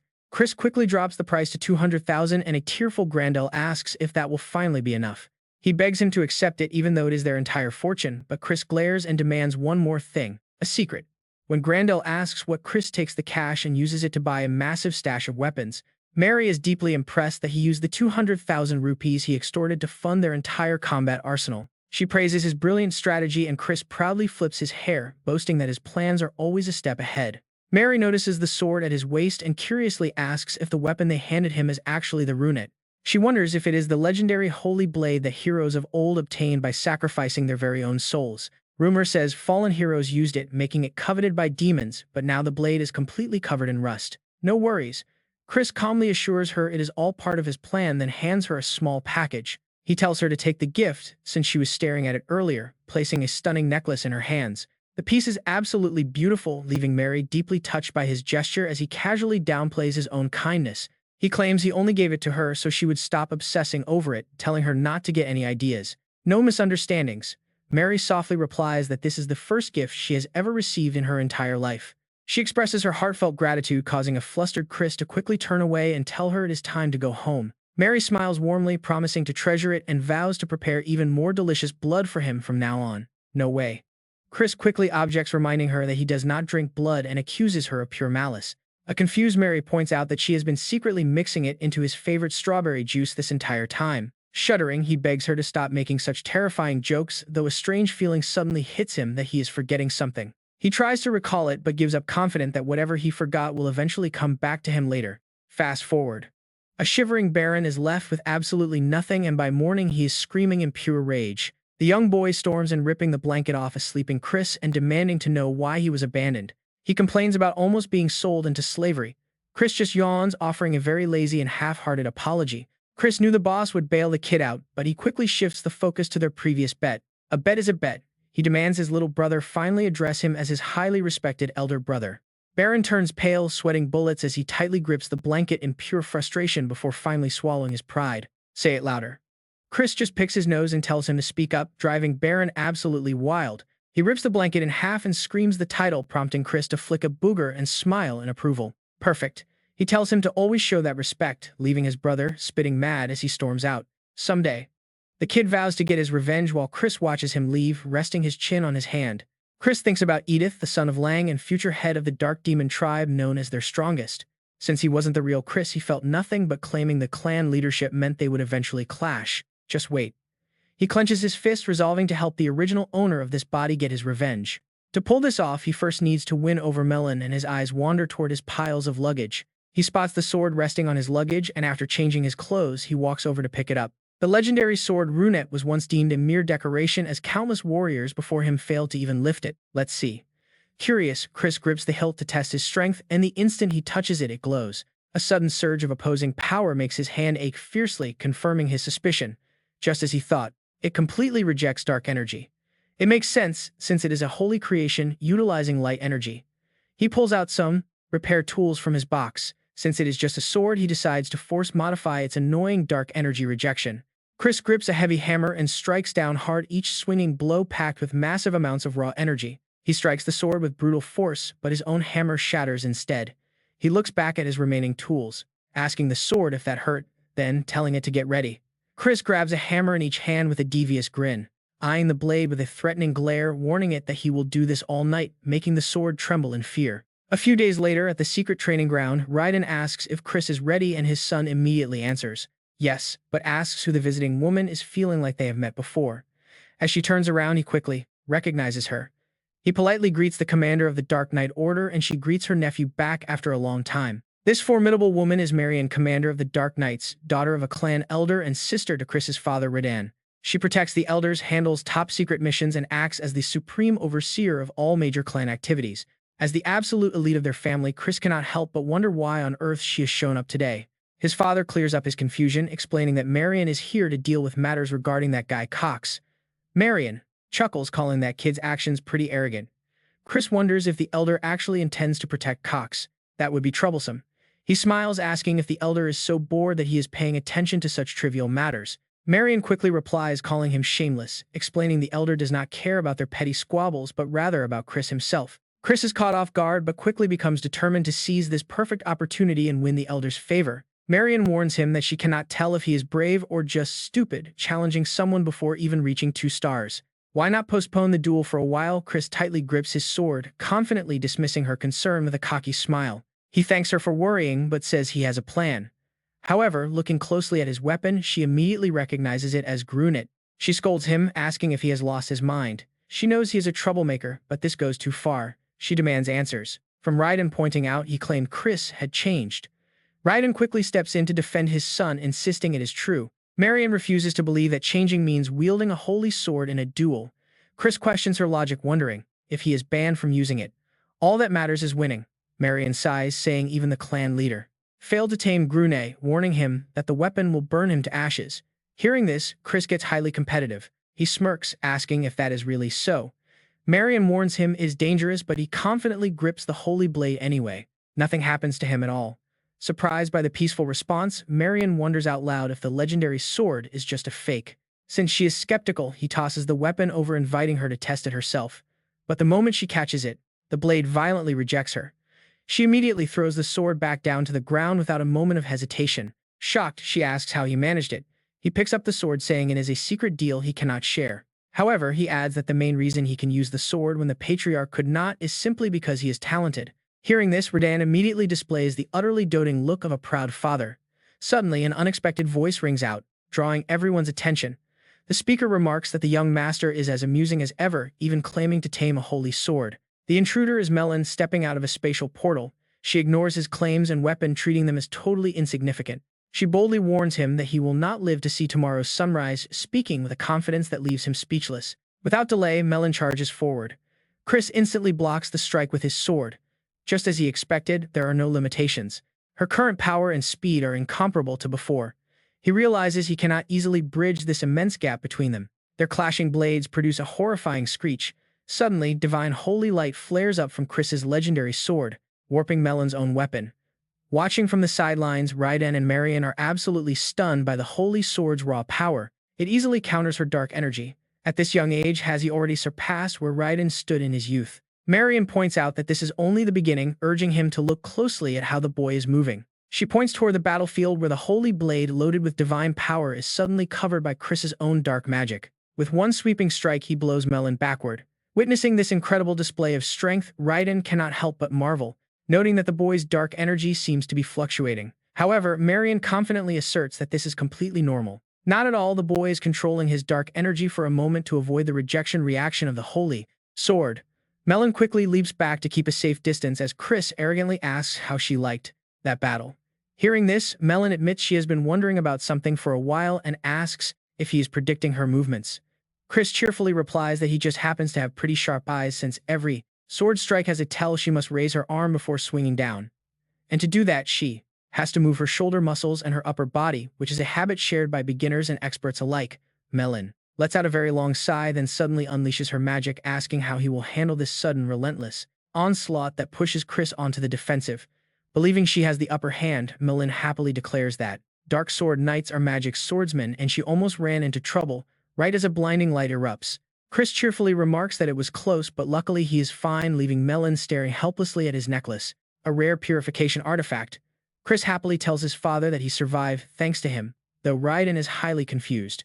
Wondering how his son got it from the secret vault, Chris casually confesses to having a bit of a stealing habit. Hearing this, Raiden and Marion can only facepalm in disbelief. Chris pulls out another item, claiming that having great gear is basically a skill in itself. He hurls the device, and it detonates too fast for Melon to dodge, as he quickly warns her that running away is completely useless. Before she can recover, he throws another glowing red sphere directly at her, triggering another massive blast. As the smoke rises, Chris casually reflects on buying that artifact. With the funds he extorted from Grandel, pretty effective indeed. He shouts into the flames, knowing she is still breathing, and tells her to show herself. Right on cue, a sword flies out of the blazing fire, hurtling straight at him. He casually swings his blade, blocking her attack and shattering her sword into a million pieces. Now completely exposed, she stands before him. Raiden beams with immense pride, eagerly boasting to Marion about his brilliant son. He asks why Chris threw that corrosive orb up there, then tells her that he is a certified genius. Marion remains silent, keeping her eyes glued to the battle. Melon steps out from the smoke, her entire body radiating pure bloodlust, as she calls out to him. With a wild grin, she charges forward, shouting that this is too much fun, and asking what trick he has next. Marion watches in absolute horror, realizing Melon has lost her mind, and begs to stop the fight. But Chris effortlessly redirects her incoming punch with just one hand, forcing her off balance. He swiftly steps back, leaving her completely stunned that he managed to deflect her direct blow so easily. In a flash, his blade is pressed against her throat. Chris grins, asking if this victory finally satisfies her. A thin line of blood trickles down her cheek from a shallow cut. Seeing his son dominate, Raiden beams with joy. Marion, however, remains deeply troubled. Melon suddenly laughs, asking if he is serious, and admits she cannot keep her cool anymore. Chris tells her to give him an answer to his previous request as soon as possible. Even though he won, he promises to respect her wishes, because true loyalty cannot be forced by any weapon. Melon looks up, asking if he will keep fighting her like this if she chooses to serve him. Chris reaches down, grabs her hand to pull her up, and promises to fight her as often as she likes. Later, Marion stands with her hands clasped, staring into the distance, still deeply unsettled by how he wielded that dark energy. She remembers when the clan leader ruthlessly threw away the exact sword Chris now possesses. The patriarch had refused, leaving Marion to wonder if even their strongest leader could not handle it. He explained that he could only manage a brief moment because the dark energy waves shift constantly, requiring the wielder to adjust their frequency continuously to trick the blade. But who could possibly achieve that in a real fight, that in the heat of a real battle? Only the Demon King, Gehenna, or the legendary Dark Dragon of the Demon Realm could. Or perhaps some crazy maniac who can manipulate dark energy as naturally as drawing breath is the only one who can wield it. And that crazy maniac is none other than Chris himself. He grins, asking Aunt Marion how his performance was. Was it enough to earn her praise? Marion stays silent but quietly wonders if her father's long-cherished dream might finally come true. The scene shifts to a luxurious, bustling kitchen where master chefs and bakers are working with passionate intensity. One pastry chef with a fierce expression delivers a powerful, precise chop straight down onto his cutting board. A strawberry is instantly sliced in half, looking perfectly ripe, followed by more berries being chopped in rapid succession, were neatly and meticulously arranged on the strawberry cake, looking absolutely mouth-watering. Chris gasps in total shock, unable to believe that a guy like him is baking strawberry cakes. Mary laughs, noting that despite his appearance, his skills are top tier. After finishing up, the baker approaches Chris to chat, even though his voice is a bit slurred and stutters. "Young Master Chris, what brings you to the kitchen?" he stammers. Chris stands with hands on hips, explaining he wants to bake some cookies. Mary asks in surprise if he is really baking cookies. He confidently replies that they are a gift for someone. Hearing those words, Mary immediately clings to Chris, crying dramatically, asking if it is for another woman and not her. Chris screams in protest. "It is not like that, though yes, they are indeed for a woman," observes him rolling up his sleeves and offers to bake them instead. However, Chris politely declines the helpful offer. Baking cookies with his own hands is what truly matters here. Chris proudly closes his eyes and starts to explain. Baking is a delicate art. Boom, a bright red liquid suddenly splatters straight onto his shocked face.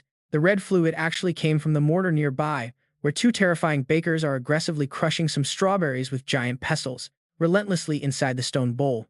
Chris completely loses his cool, screaming if that is strawberry juice or actual blood, mixed in with the strawberry juice. Mary only giggles at his panic, brushing it off with her usual cheerful laugh. Soon enough, the cookies are finished. Chris carries a gift box to the stables where Marion is preparing her horse, to call out to her. Hearing his voice, Marion stops and asks what's going on. Chris politely smiles, explaining he heard she was leaving and wanted to say goodbye. She deeply appreciates his thoughtful gesture, praising him. After the intense battle from yesterday, Chris confidently presents the beautifully wrapped gift box, telling her he is perfectly fine and has brought a parting gift. Inside the box are beautifully decorated cookies of various shapes and colors, neatly arranged inside. Surprised by the lovely treat, she wonders aloud if he actually baked these cookies himself. Her eyes sparkle at the sight, but she quickly regains her serious tone, telling him there was no need for gifts. And honestly, you have to appreciate the hustle. Chris insists he just wanted to show his aunt some appreciation. Remembering when Chris asked him about the favorite foods of Marion, his father finally realizes the clever play of the boy.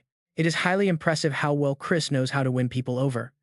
Marion looks at the cookies, hesitating, before Chris encourages her to take a bite, proudly mentioning that he baked them with his own hands. She takes a cookie and bites into it. Wow. Her eyes instantly widen at how amazing it tastes. Quickly masking her amazement, she calmly admits they are quite good. Chris beams, happy that she enjoys his baking.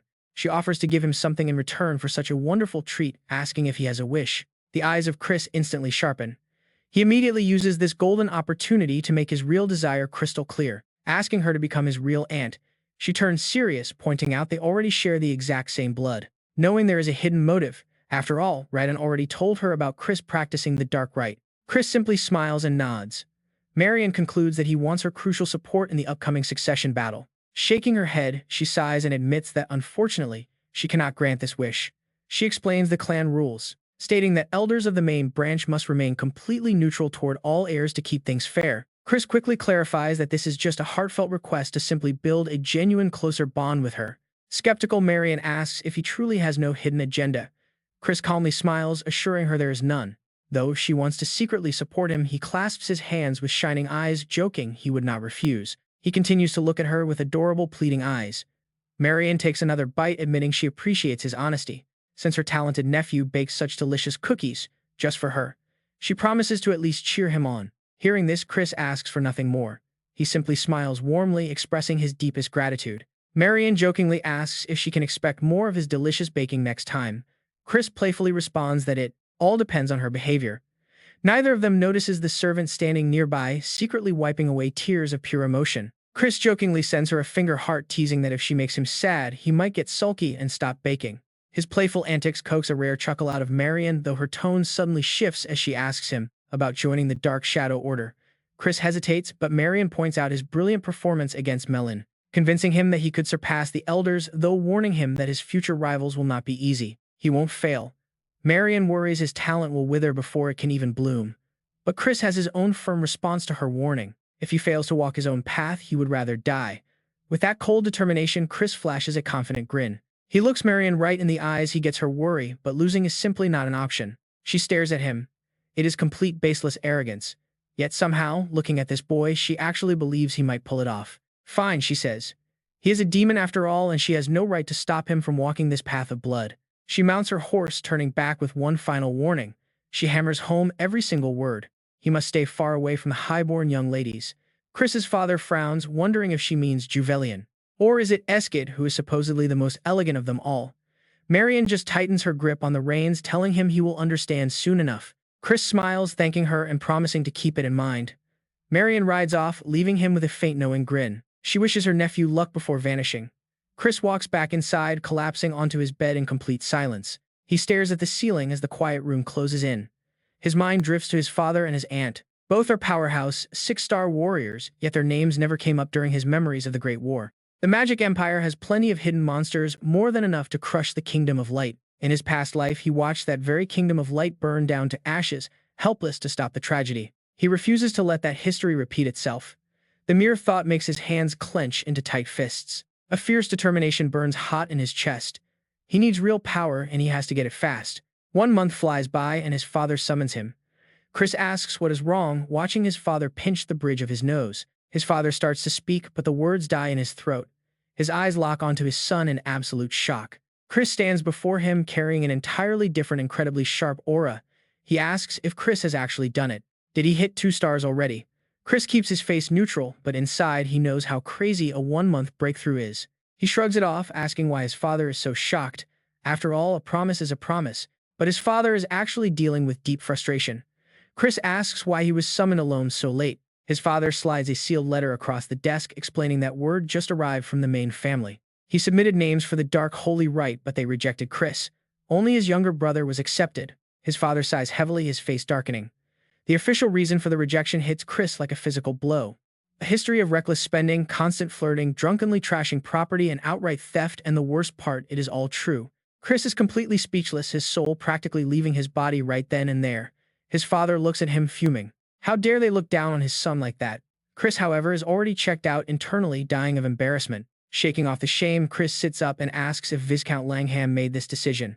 His father shakes his head. After Eskid's recent screw-ups, the Viscount lost his leverage. Baron, both of them speak the same name at once. Loin, a direct descendant of the main bloodline and the undisputed star of the upcoming Dark Holy Rite. The rite is a dangerous ritual where candidates absorb pure darkness from the negative dimension to boost their power. Since the pool of dark energy is strictly limited, they have to fight in a brutal semi-official deathmatch for rankings. Now here's the catch. The higher you rank, the more darkness you claim, securing the heir spot. If Loin dominates the trial and hoards all the power, he will lock down his spot as the successor, which makes Chris's own path to power nearly impossible. His father stands up, walking over to him with a grim expression. He promises to negotiate with the elders, even offering to call in a favor from Marion. But Chris declines. He can handle this himself. His father places a heavy, supportive hand on Chris's shoulder, acknowledging his newfound talent. Things have changed, but his father still urges him to step back and let the adults handle the heavy lifting. Chris looks at him with genuine warmth, truly appreciating the gesture. But then his entire expression shifts. A sly, borderline villainous smirk creeps onto his face. He has his own way of dealing with this. His father raised an eyebrow, asking if he has a plan. Chris casually asks about Count Tiraman's family branch, specifically, if any of their children are entering the rite. His father confirms that the Count's 3rd son is participating. Anger flashes across his father's face as he calls the boy a scoundrel who chose to side with Loin. They claim Chris is a fraud who only knows how to tame magic beasts. Chris just sighs, watching his father fume. He screams in frustration. Turns out he is a father who loves his son surprisingly deep. Chris steps in to comfort him, urging his father to please calm down. Chris says he just needs to prove himself to them. After all, the Tiraman clan is hosting a dark medicine hunt soon. A smirk plays on the corner of his mouth. He will join the hunt as the guide. Meanwhile, the evening sun slowly sets, casting its warm glow over the grand castles down below. As instructed by the Patriarch, a subordinate enters the dark room to deliver his report, confirming he has personally checked on the boy. He is none other than the master of the Dark Demon clan, holding a small golden hammer. He scoffs, wondering how the boy could ever compare to the others. Gently touching the hammer, the master scoffs and mockingly calls Chris a fake genius who is nothing more than a pretentious little brat. The one delivering the report to him is Marion, who quietly stands there and listens to the master's harsh words. She insists Chris is clearly different now. Hearing this, the master asks her if she honestly believes this kid can fulfill his long-held wish. That dark dream is the sole reason the master is still breathing, even using forbidden magic to defy death itself. Defying death with forbidden magic is his path. Hearing that heavy question, Marion's face instantly turns pale. She breaks into a cold sweat, admitting she cannot guarantee it, but Chris might be the closest to what he desires. Silence fills the room. The master chuckles, finding it highly interesting. Perhaps he will keep an eye on the boy after all. But Chris participating in the upcoming dark ritual seems highly unlikely.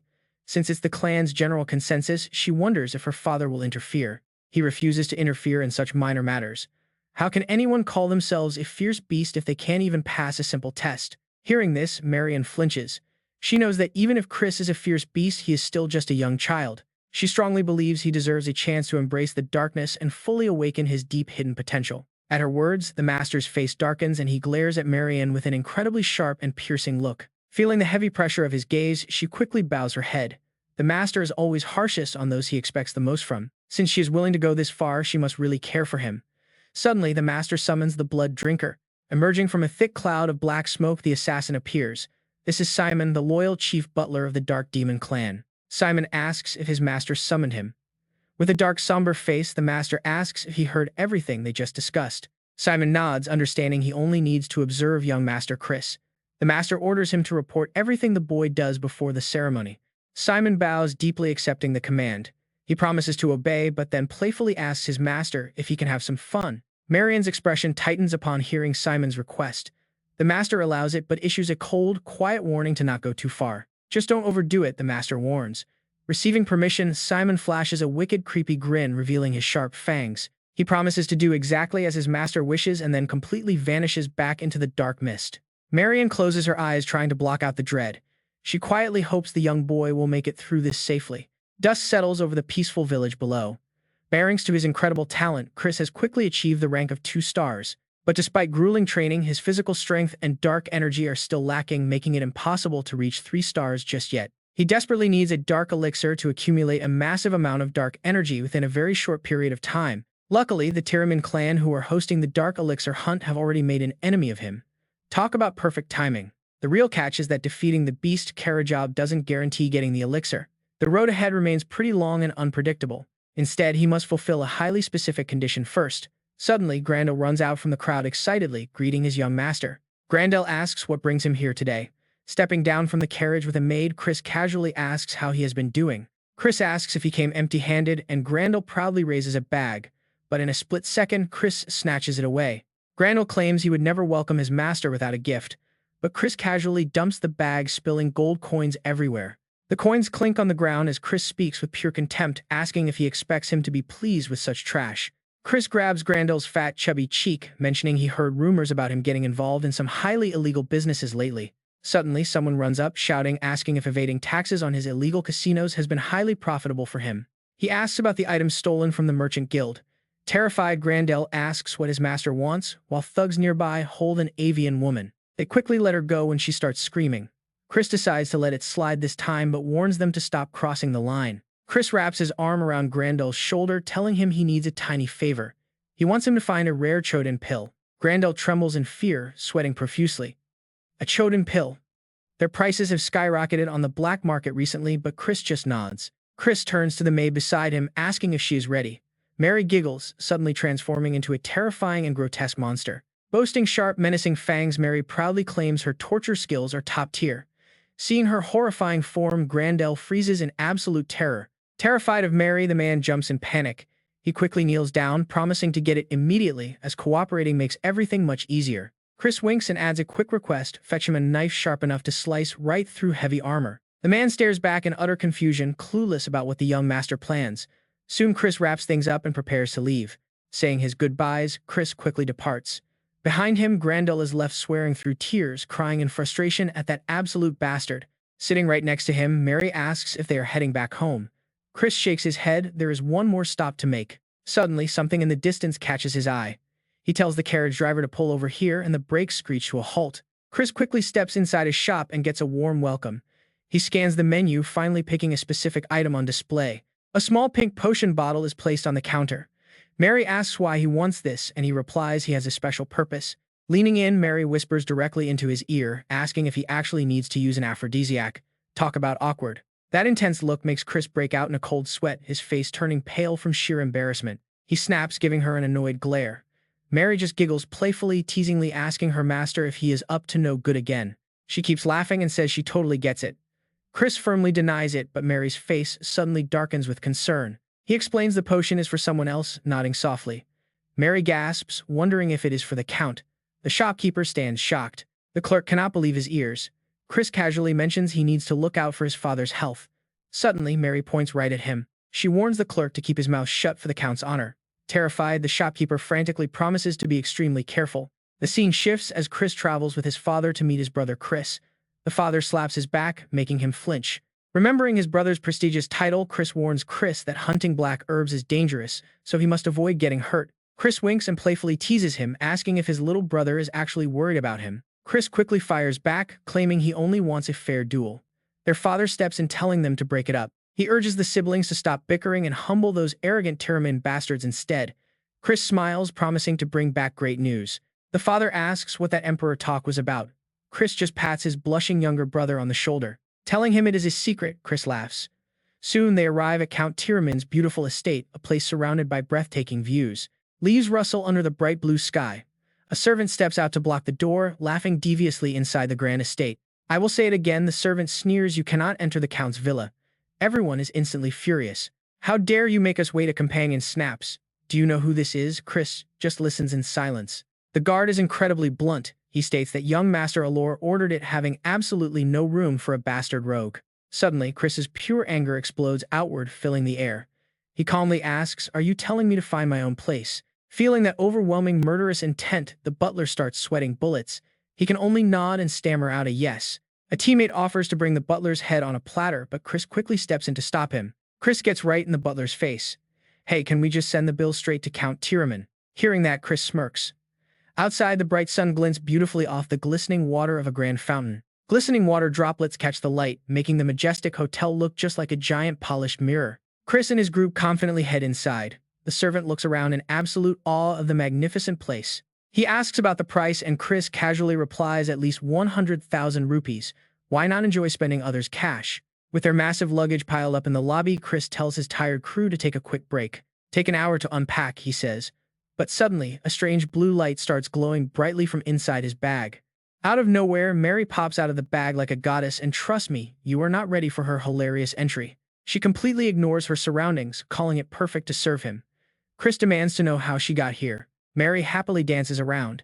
She explains she hid inside his bags because she promised to be his maid forever. She teasingly adds that his embarrassed face is adorable.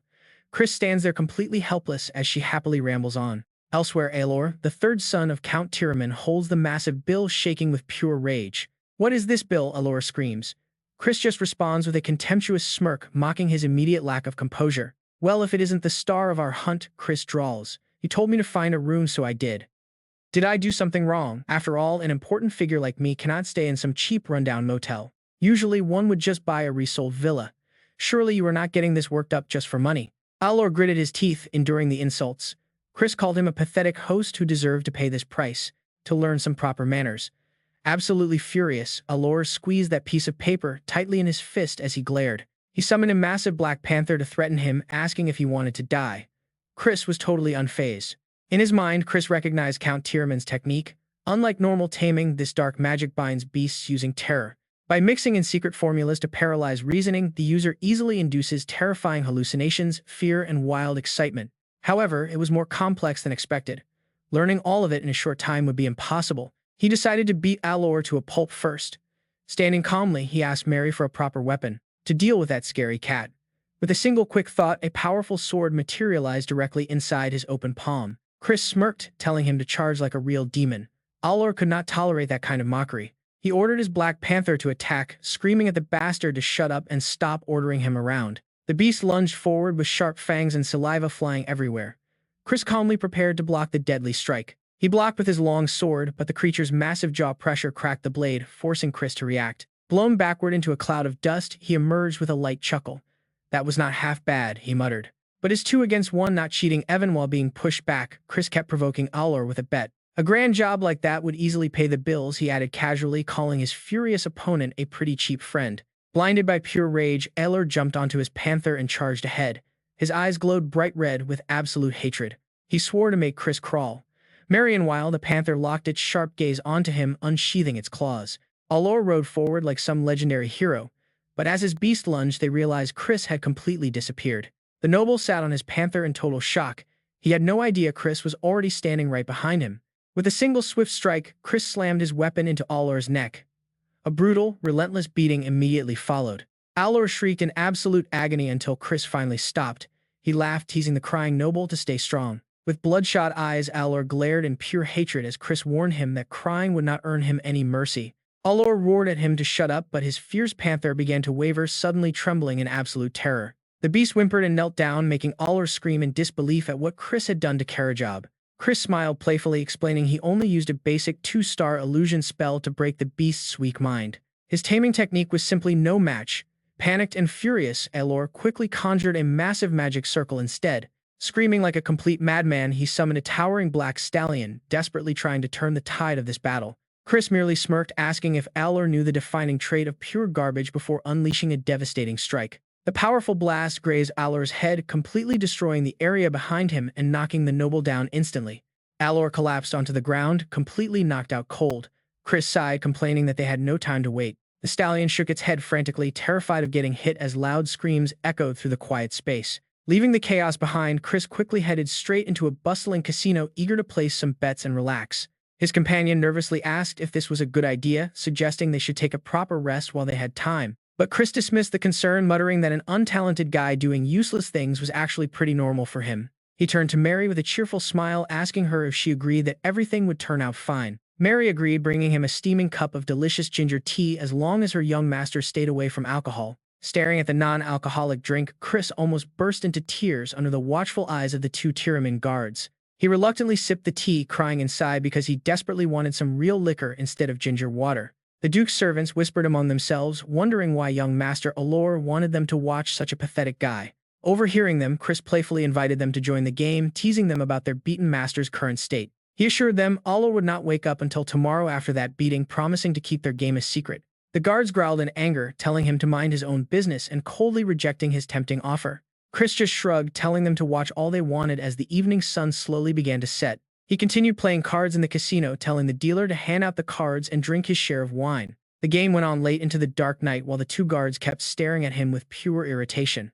They wanted to eat him alive. Turns out, he just passed out like a complete loser. Definitely an incompetent waste of time to watch. He is out cold. Evan with the card on his head, the observers decide to write their report, but then the card slips off. Chris wakes up right after, completely sober as if nothing happened. He quickly tidies himself up, grabs his coat, and heads outside. He complains about his troublesome pets as he walks. Night has finally fallen, meaning it is officially time to act. Packing his gear into a large bag, he tells Mary that he needs to get somewhere quickly and warns her not to follow. Her face turns incredibly sad when he says she cannot come along. Mary then asks about the potion he bought earlier. She mentions there is a potent aphrodisiac inside, and he simply nods, admitting he knew it all along. Mary assumes the potion is for the young master to use on other beautiful girls he might have on the side. She is sad she cannot join him but promises to cheer him on anyway. He tells her to stop gossiping. Soon pitch-black darkness wraps around the quiet mountain peak, leaving the entire forest completely silent without a single sound. A cloaked figure suddenly sneaks along the dark path. This is the highly restricted secret territory of the Tiraman Count family. The monster energy is incredibly thick here, exactly like the rumors. He touches the leaves, eager to reach the hunting ground. After walking for a while, he finally spots a camp flanked by 2 massive burning fires. He has arrived at his destination. Right at the entrance, 2 guards stand watch in. He is shielded by a magic barrier that makes him hard to detect. Luckily, he learned invisibility magic from Mary. She pops up out of nowhere, giving him a real fright, asking what he plans to do with invisibility magic. Why does she keep bringing that up, he wonders. Completely invisible, Chris walks right past the guard like nothing happened. He slips deep inside their enemy base. Soon, a hidden spot bathed in pure moonlight catches his eye. Chris steps into the center of the magic circle. This must be the altar for the dark medicine hunt. It lives up to the rumors. Now Chris tries to remember his instructions on how to actually get the dark medicine. He must force a wild Karajob to offer up its own life. Basically, he has to terrify the beast into choosing death. Chris carves a few lines into the ground. Instantly, a brilliant light explodes outward in a truly massive flash. When absolute terror and intense joy collide, they connect. In that brief window, a useless pill is reborn. It transforms directly into the dark medicine. That explains why Count Terramon's family excels at dominating monsters through pure fear. They rule the dark medicine hunt. Chris smirks as the pieces fall into place, realizing Lena was absolutely right. Get this, his plan is to steal Terramon's ultimate skill, drive the Karajob wild with a special mixture, and claim the medicine. Under the dim moonlight, he realizes there is simply not enough time to steal their power and master it. He needs another path. Suddenly, a cold, strange feeling creeps up right behind him, making his face darken. He spins around quickly. Nothing. Just the endless pitch-black woods stretching out into the dark night. No one is there. Still, Chris stands up and moves quietly toward the shadows, driven by pure curiosity. His footsteps echo, heavy, deliberate. Birds scatter into the silent night sky as he moves forward. Everything is dead silent except for his rustling steps. Soon the mysterious presence guides him to a massive cave. Looking up, he can feel a massive wave of dark magical energy rolling out from the deep cavern. Chris grimaces. The dark magical pressure is unreal. Inside, a giant magic circle glows with dark power. It is clearly a high-level dark barrier. Could this be the infamous Gehenna Rift, an extremely dangerous place? The Gehenna demon realm is highly dangerous, especially with a rift connecting it directly to the human world here. Inside, magic circles constantly flare up. As they keep appearing, Chris suddenly halts in his tracks. He wonders what if he lures the beastly Karajob right to this very spot. Chris pulls out the potion he bought earlier that afternoon, realizing he has the perfect bait. He smirks, whispering that he cannot wait any longer. Chris continues venturing deeper into the shadows, completely unaware of a dark red figure silently tailing him from behind. The creature spreads its massive clawed wings. It is none other than Simon, who has come to toy with Chris for his own amusement. Simon finds the young man surprisingly amusing, having closely observed his movements during this entire journey. Chris is proving to be quite the show. He did not just thrash young Tieremann, he also tricked the supervisors into letting their guard down by playing completely harmless and incompetent. Every single move was watched as Chris slipped into the forbidden zone to search for something. Simon grins, his sharp fangs fully exposed now. This only makes Simon want to play an even more vicious prank on him. He steps closer to the magical circles and hesitates. He plunges his hand deep into the rift, releasing a strange gray fluid. Drops of the gray substance slowly begin to flow outward. Moving down to the magic circle on the ground, a bizarre scene unfolds. A mysterious voice asks what his wish is. Fleer. Simon licks his lips and reaches his hand toward the deep fissure. The scene shifts to a bright and early morning. Chris's group stands fully prepared. They pose proudly together with a flag in hand as Chris leans over to tease Alor.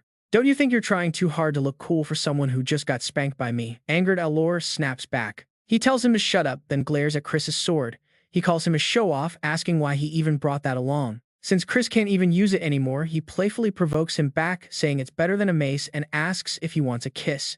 Alor stops arguing and gets straight to business. He orders the others to move out and lure the Karajob beast to the altar. The subordinates quickly respond to the command. Alor then splits up the guard duties, deciding his own team will protect the altar. After they agree, Chris suddenly spots a strange, bizarre creature hiding in the distance, watching their every move. Still annoyed, Alor keeps trying to pick a fight, calling him rude. Chris simply responds with a smug, teasing grin. Shrugging it off, they split up to guard.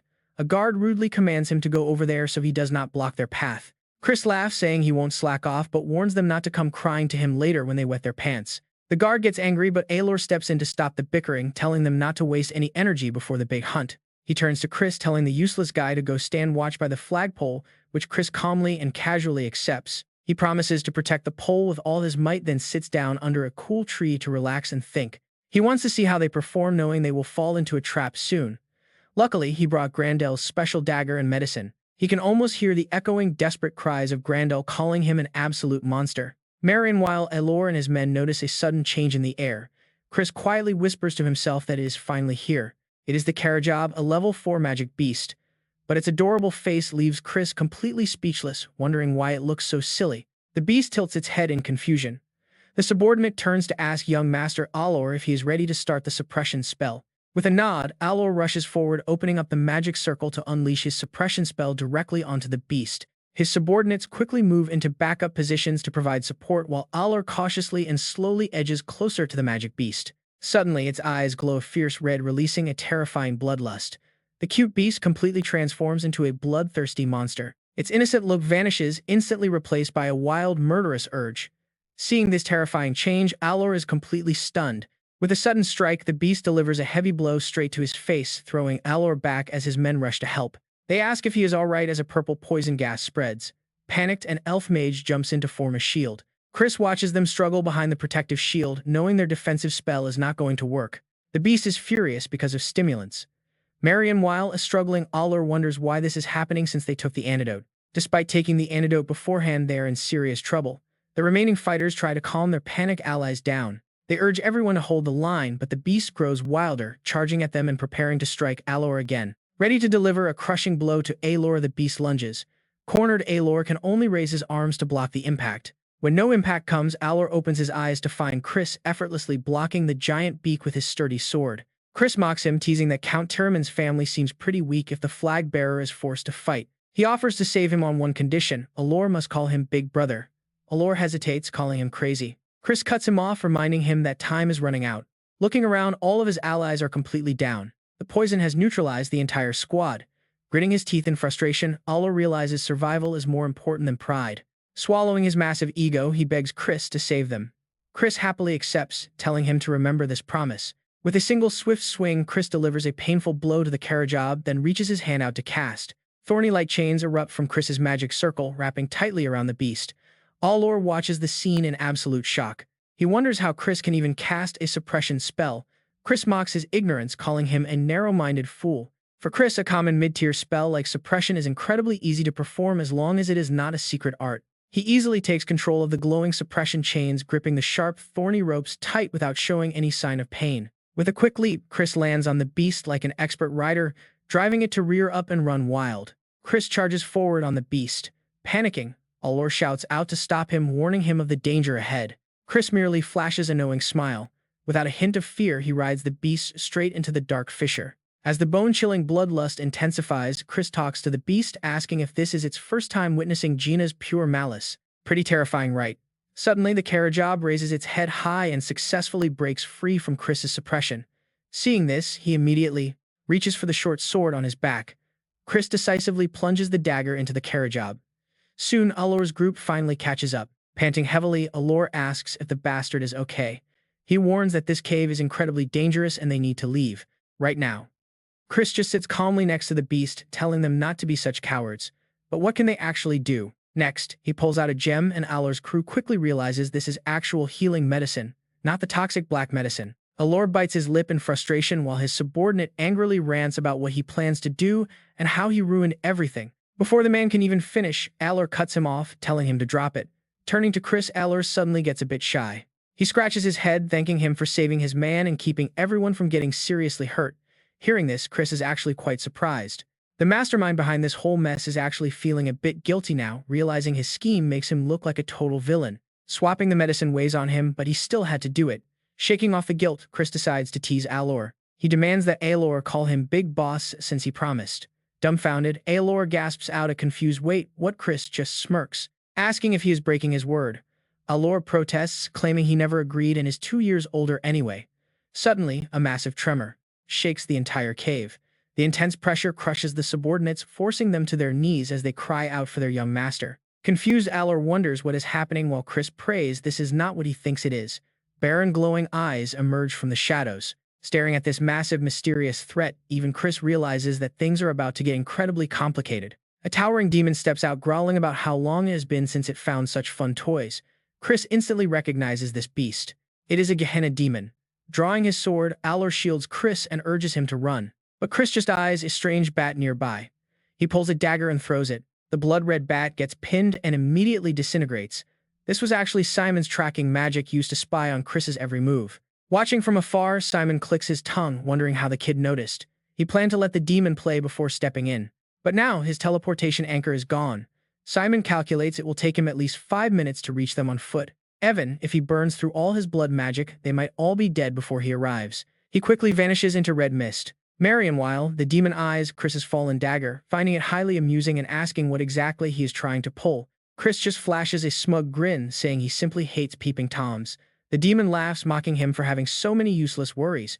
Chris quietly evaluates the beast, comparing him to the nightmarish demons he fought during the great era of absolute destruction. This guy is definitely low tier, but still at least a 5-star threat, making him impossible to defeat right now. Still, Chris is not out of options. Pointing his finger upward, he releases a sleeping mist that quickly targets Allor's crew. They drop like flies. Allor panics, demanding to know why he did that when they should fight together. Seeing that Allor is completely unaffected by the sleeping magic, Chris sighs, realizing the guy's magic resistance is actually pretty insane. So Chris punches him right in the stomach. Enough talk, go to sleep. Down he goes. The demon tilts its head, asking if he is leaving them behind to save his own skin. He promises to spare and bless Chris if he leaves the humans behind. But Chris just scoffs at the offer. Calling out the demon's endless trash talk, Chris declares his absolute rule is to never cut deals with filthy demons. He readies his blade.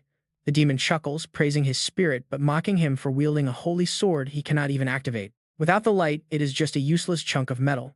The demon swipes at him and Chris barely blocks the devastating blow. The sheer force blasts him backward. Coughing up blood, Chris struggles to stand before the demon grabs him by the throat. It offers one final chance to surrender the others. But Chris has a very different kind of answer prepared. He spits right in the demon's face, making the beast roar in fury.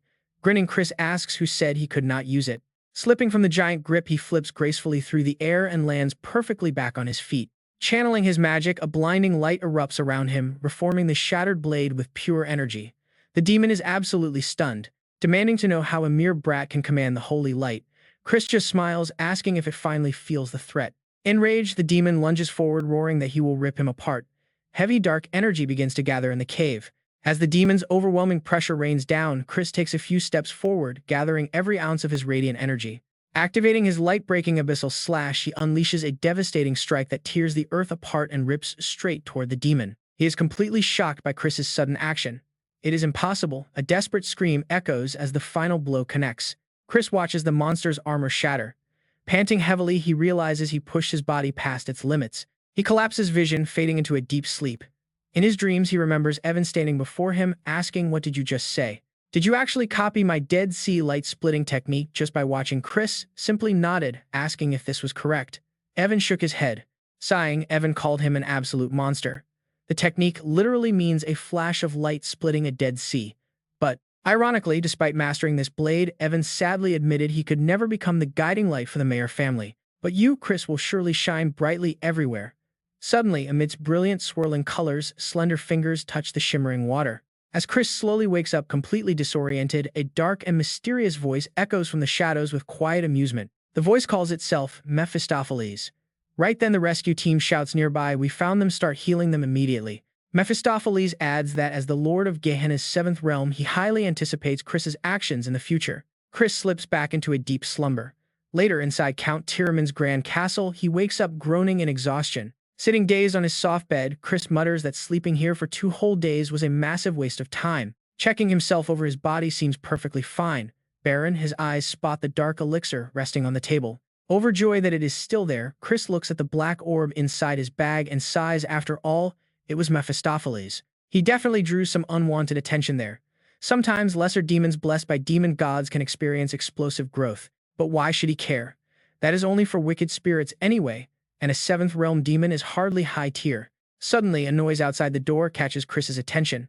The Count Patriarch of the Tiramin family steps into the room. He asks how Chris is feeling after hearing he finally woke up. Standing right behind the Patriarch is Allor. Chris quickly rises to offer his respectful greetings, but the Count waves his hand to stop him. The Count tells him to stay seated and just listen. Chris sits back down, completely clueless, as Tiramin begins explaining. Yesterday, an investigation team checked the cave and found that someone had tampered with the seal blocking Gehenna. Fortunately, the demons were reverse summoned, but even a fleeting glimpse of that realm was enough to end lives. Chris quietly replies that he understands, internally amused that they genuinely believe a reverse summoning took place. After all, they would never suspect he wiped out the threat himself. No explanations needed, which plays perfectly into his hands. Count Tiramin hesitates for a brief second before speaking up, admitting there is something else. The Count offers a sincere apology, recalling how poorly he treated Chris due to the rumors of him being useless. Bowing his head deeply, Count Tiramin solemnly thanks Chris, calling him the savior of their family. Chris waved his hands with a humble smile, claiming he only did his duty as a family member. Internally, though, Chris is absolutely thrilled. He plans to muddy the waters to sneak the dark medicine out if needed. If he cannot acquire the dark elixir legally, he will simply have to steal it. The Count's expression softens as he whispers the word family before quickly smiling and regaining his composure. He promises to grant any reasonable request Chris might have as a token of gratitude. Chris pretends to think deeply, then requests that the Tiraman family drop their old grudges against the Raiden clan. This bold request completely catches the Count off guard. Sensing his hesitation, Chris quickly presses on. He suggests that instead of fighting like sworn enemies, they should foster a friendly and healthy rivalry. They could achieve great things together, building a relationship worthy of their shared noble bloodline. The Count hesitates, noting that such an alliance might be difficult, but Chris quickly interrupts him. Chris explains that the rivalry was entirely manufactured by the main families behind-the-scenes schemes. They felt threatened by the branch families cooperating, using this feud to keep everyone under their thumb. Crossing his arms, Count Tiraman asks if Chris is suggesting an outright rebellion against the main family. Chris denies having any such thoughts, stating they simply shouldn't suffer for the main family's mistakes. Count Tiraman is highly impressed, praising Chris for his profound foresight and strategic thinking. Smiling, Chris thanks him for the compliment and asks if the Count will accept his proposal. Sighing, the Count notes it has been quite a while since he last contacted Count Raiden, or rather Raiden, that brat. Chris smiles, knowingly thinking of a future where diverse clans unite, confident that his plan is finally moving in the right direction. By uniting our forces step by step like this, we can build a much stronger front in the era of destruction. Suddenly, Count Tiraman turns.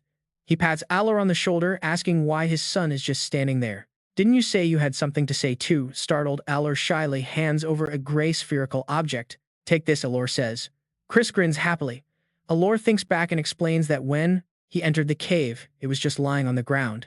Since Chris showed no signs of waking up, Alor carefully took it. Chris teases him, saying if Alor feels so grateful that he wants to give him more, he can give as much as he likes. Alor angrily tosses it straight into Chris's hands, muttering about the cheeky brat, which makes Count Tiraman burst out laughing. The Count says that out of gratitude, he will give Chris a gift. It is a summoning stone that can hold up to a level 4 demon beast. Chris is absolutely astonished. This is extremely rare, and Count Tiraman continues. He will also write a report so Chris can participate in the Dark Sacred Rite, wishing him the best of luck. Chris smiles in gratitude, thanking him for the gift and encouragement. The Count nods and the two turn to leave, telling him to get some rest now. Chris closes his eyes. He smiles. Once they are gone, he speaks up. He asks why the visitor does not just come out. A blue curtain flutters, revealing dark energy as Simon appears, bowing politely. Simon notes it was no coincidence. Chris found him marveling that the young master saw through stealth even Count Tiraman missed. Chris looks at him and explains that he simply smelled blood. Simon politely introduces himself, saying it is an absolute pleasure. He is Simon, the chief butler of the Dark Demon clan. Hearing this, Chris grows highly suspicious of the chief butler title. Wondering if he serves the elders, Chris feels like he has heard Simon's name somewhere before. Suddenly remembering, he clenches his fist. Damn it. Could he be the leader of the Blood Shadow Demon sect? That cult does not distinguish between magic empires and light territories. They are a maniacal organization thriving on slaughter and terror, led by a terrifying demon. This beast reached the peak of 8 stars, and by the end of the era of destruction, he became the 10th Demon King. Chris vividly recalls the bloody battlefields. He nearly died facing that monstrous leader countless times, let alone dealing with Simon, who shares the same blood as that slaughtering Demon King. Chris covers his face, lost in thought. Simon smiles, amazed that the young master of the Count's household is this talented, not to mention being able to defeat an actual demon. Hearing this, Chris glares at him. How could this butler know that he had eliminated the clone? Could he have witnessed the purple sea shattering light? Chris shakes his head. He denies everything. Simon murmurs, amused by the act. He shares his suspicion that upon entering the cave, even the demon's body was completely gone. There was not a single trace left behind. It was not a reverse summoning, but a total vaporization inside the cave. He admits Chris's skill is impressive, then asks the young master if he could explain how he pulled it off. Chris frowns at the question. Simon delivers a subtle threat, warning that whatever Chris says now will be reported back to the clan elders as a test. Chris suddenly cuts him off. He sees no reason to reveal his cards. Simon seems taken aback, repeating the warning about the report, but Chris calmly interjects, explaining his perspective on leadership. If he were the clan elder rather than a weakling who answers every question, he would prefer a predator who keeps his claws hidden until the very last moment. Simon's eyes widen at the sharp response. Folding his arms, he smiles. He remarks that the young master is truly fascinating, but Chris retorts that Simon should be apologizing instead. Confused, Simon asks why. Chris explains that it is usually very difficult to distinguish reverse summoning from complete destruction. That is why Count Tiraman mistook it for a reverse summon. But Chris raises a crucial question about Simon's certainty. Why was he so sure it was complete destruction? Chris smiles, pointing directly at Simon, stating it is actually quite simple. Simon was the one who summoned the demon in the first place. Chris stands tall, brimming with confidence, a demon summon that nearly killed a clan member. What would happen if the clan elders found out Simon caused this? Caught red-handed. Simon bows his head in defeat. He agrees to take full responsibility. Chris waves it off, telling him to just keep it a secret. A bit confused, Simon asks for clarification. Chris clarifies that Simon now owes him a massive favor. Simon's eyes go wide as he asks if this is a deal. Chris agrees that is a perfect way to put it. Simon smiles, his eyes glowing white as his body dissolves into black smoke, promising he will never forget this immense favor. He bids the young master farewell, looking forward to their next meeting at the main family estate, counting down the days. Left alone, Chris sits in silence. Having heard his last words, Chris looked out the window. This person would definitely play a crucial role in the coming era of destruction. To change the future, he knew he had to build a strong relationship with them. In his room, 2 suitcases enveloped in a blue aura floated gently in the air. Mary announced that they were ready to head home. Soaking in his reflection, Chris smiled. It was perfect. Suddenly, the door creaked open, and a hesitant Allor walked in. He asked if Chris was leaving. Chris provocatively pointed a finger at him, reminding him to use the proper title, making Allor snap. Chris winked, telling him that while he let it slide in front of the Count yesterday, a promise was a promise. He had to call him Big Brother. Allor shot back immediately, arguing that he was 2 years older. Chris did not feel like bickering, so he got straight to the point. He asked Allor what was on his mind. Allor replied that he came to warn him, especially since Chris considered them family. Allor confessed that keeping secrets from family did not feel right. Chris immediately thought of a young man with curly black hair. He warned him to be careful. Chris likely knew already, but the absolute worst enemy at the upcoming dark ritual was young Master Roy. Evan at 2 stars, there is a massive power gap between them. Honestly, the playing field here is completely rigged. Allor listed Roy's overwhelming advantages, including top-tier potions, the direct family's ultimate skills, and the powerful blessing of dark magic. This head start put direct descendants leagues ahead of any branch member. Chris was basically walking into a trap as an easy target. Chris simply smirked and confidently cut him off, telling Allor that he should stay far away from the upcoming dark ritual himself. Chris claimed he only wanted what was best for him. That did it. Allor's temper instantly flared up in anger. Allor snapped, saying that despite his warnings, he had no intention of letting Chris hoard all the pure dark energy for himself. Ignoring the tantrum, Chris simply pointed to his own chest. No matter the opponent, they would deeply regret facing him. Allor gritted his teeth and hissed at his arrogance. What an insolent brat. Chris, however, just waved him off coolly. He called for Mary to follow him and gave Allor a friendly pat on the shoulder, telling him to think it over carefully. Back at Raiden's territory, Baron frowned, annoyed that his brother had immediately headed straight to the training cave upon returning. The servant confirmed that Chris wanted to train in absolute isolation until the ritual. Suddenly, Baron spotted a familiar figure approaching. My respected brother Baron eagerly ran forward. Chris flinched in surprise and quickly turned around. Baron ran over, complaining that Chris had promised they would spar the moment he got back from his journey. Chris looked at the young boy in surprise. He had grown remarkably fast in such a short period of time. He was already a mid-tier 2-star warrior. Unbelievable speed. Chris hesitated, explaining he had to focus on his own training first. Baron sighed but quickly realized why. Chris was gearing up for the high-stakes dark ritual, meaning he could not afford any distractions. Chris gently advised him to be patient, promising they would spar later. He suggested that Baron should use this time to train too. Baron pouted, demanding a firm promise that he would not postpone their fight again. He warned that he was much stronger now. Chris reluctantly agreed. Fine. Hearing that the stubborn boy turned on his heel and walked away to practice. Watching his stubborn little brother walk away, Chris was suddenly reminded of a girl from his past who used to say those exact words. He could not help but smile. Later that evening, alone in his room, Chris sat on his bed, staring at the dark elixir. With only half a month left before the crucial trial, he examined the pill in his palm before finally popping it into his mouth. Shivering from the overwhelming bitterness, Chris collapsed backward onto the bed. Slowly, the potent energy of the dark medicine began to take effect. It was far more volatile than expected. Get ready, because what happens next completely shatters all typical demon logic. He was shocked to sense a strong presence of holy light locked deep within the dark medicine itself. He recalled the drowned monster and wondered if its final emotions had somehow merged with the pill. That explained the unstable nature. This explained why ordinary demons struggled to absorb it. But Chris was different. The surging power spread from his core straight to his hands. The energy flowed through his blood vessels, spreading everywhere. Now only the stubborn trace of light energy remained pooling in his chest. While normal demons would rely on a master to purge this conflicting energy, Chris had absolutely no intention of letting it go to waste. Instead, he decided to completely absorb this raw power into his own light core, guiding the current of light inward. His veins burned like expanding roots as they intertwined. Slowly but surely, the energy from the dark pill was fully integrated. Chris opened his eyes wide, feeling the intense aftershocks rattle his system. He quickly closed them again, focusing on stabilizing his inner energy. Elsewhere, a cold voice granted entry to a nervous servant who walked in carrying the requested investigation report. The servant presented a scroll and an envelope reporting that a demon had been summoned during the hunt, but Chris somehow survived. He apologized for the delay, explaining that investigating the incident took time, but the woman had already been properly rewarded. He placed his hand over his chest, bowing respectfully. With no more questions asked, she quietly pulled a photograph from the letter. The servant offered a final greeting before leaving. Lady Adeline ignored him, her focus entirely locked onto the documents in her hands. Half a month slipped by. Baron knocked gently on the door, calling out to his brother that today was the day. A voice from inside told him to enter. Chris was busy adjusting his clothes, leaving Baron staring in absolute shock. Chris turned around with a bright smile, teasing his brother about wanting a beatdown so early. Baron could only stare at him. He panicked, wondering what on earth had happened, as Chris's sheer pressure was completely different from 2 weeks ago. Baron nervously told his brother to stop joking.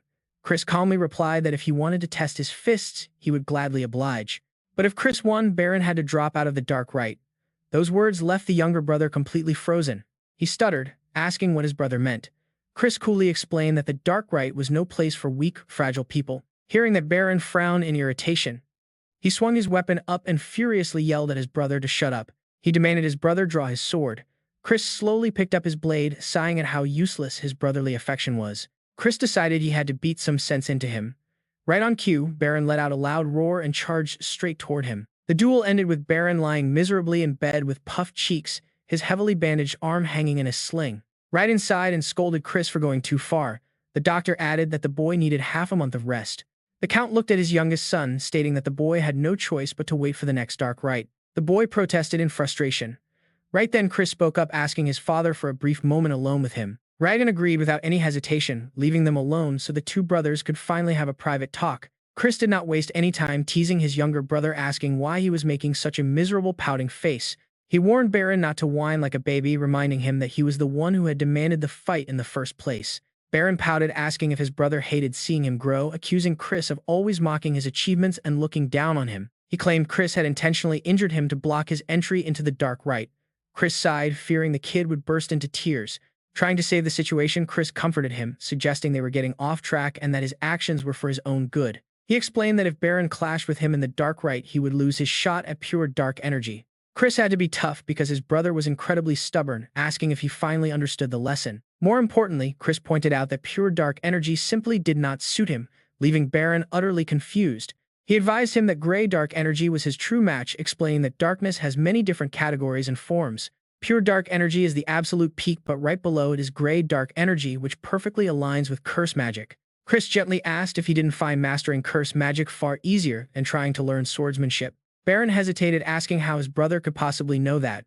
Chris froze, realizing he had said too much. He could not let Baron find out he possessed future knowledge, meaning he had to conjure up a believable excuse. Chris quickly claimed he had noticed it during their duel, where he was forced to go all out to fight him. He warned that if Baron absorbed pure dark energy before mastering the gray type, it would cause severe problems down the road.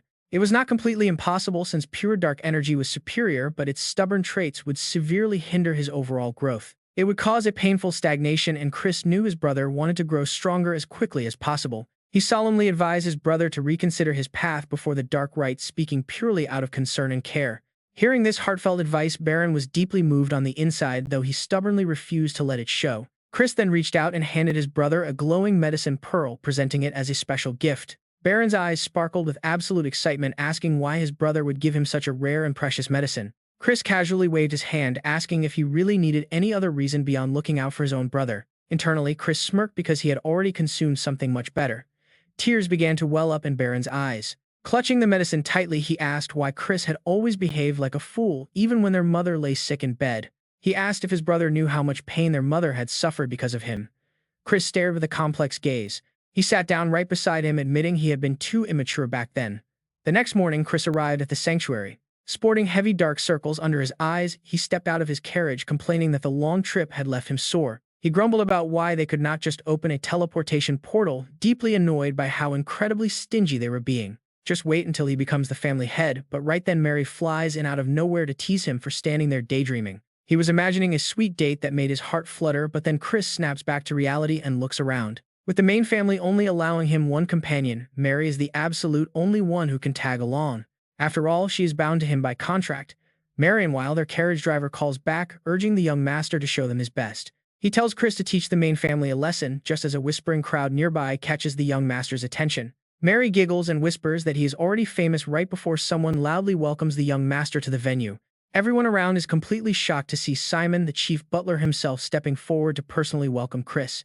The gossiping crowd is completely losing it, wondering why such a powerful butler would show respect to a supposed failure. As Simon examines Chris, he realizes the young man has somehow grown significantly stronger in just a short 2 weeks. Chris coldly asks if the Grand Elder's assistant has nothing better to do, prompting Simon to quickly straighten up and deny it.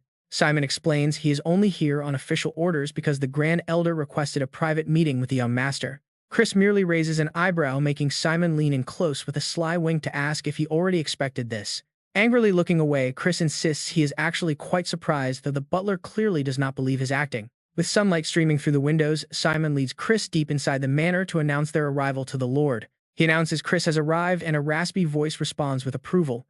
Duke Langham stands tall, his gaze heavy and cold. The Duke welcomes him coldly, and his intense glare immediately places a crushing invisible weight onto the young man's shoulders. Feeling like a helpless chess piece pinned under an overwhelming presence, Chris finds it difficult to even stand before this legend. The thick dark energy radiating from the Duke is something someone of his current level should not be able to endure. Clenching his fists, Chris bows respectfully and greets Duke Langham, the legendary sovereign ruler of the Dark Demon tribe. Surprised by his calm composure, the Duke asks why he is not startled, and Chris replies he expected this meeting. When asked why, the young man places a hand over his heart with a confident smile, calling himself a rising star. Duke Langham chuckles, admitting that both Marion and Simon have done nothing but praise the boy since his sudden return. Still, the Grand Leader admits he is unsure whether he should truly place high expectations on such a young talent. The Duke warns that no matter how promising a seed might be, only time will tell if it actually grows. After all, he could easily turn out to be a fragile sprout that withers away the moment it breaks the soil. Chris calmly agrees with his warning, admitting that he is indeed still far too weak to match the great Duke's standards. The Duke arches an eyebrow, asking if he plans to change that in the future, and Chris does not hesitate. He replies that only time will tell if a sprout can grow into a massive tree and completely exceed all expectations, or perhaps it might grow into a completely overwhelming anomaly that casts a giant shadow over even the oldest forest giants. Both men silently visualize a majestic ancient tree rising above the plains as Chris promises he will not disappoint him. Duke Langham falls silent for a long moment before turning away, deciding to place his faith in the young man. He dismisses the boy, who bows deeply and exits. Once Chris is gone, Marion steps forward to ask his father's opinion. Duke Langham settles back into his chair, admitting that Chris exceeded his expectations, but notes that such talent brings chaos. He warns his son that a bloody storm is currently brewing over the magic empire, and Chris will be right in its center. Marion frowns in silence as the Duke continues, noting that a powerful new seed has officially taken root in their family. A rare wrinkled smile appears on the old man's face, surprising Marion as the Duke stares off into the distance. The Duke believes the boy might finally fulfill his lifelong dream. And now get ready, the Dark Heaven Festival is here.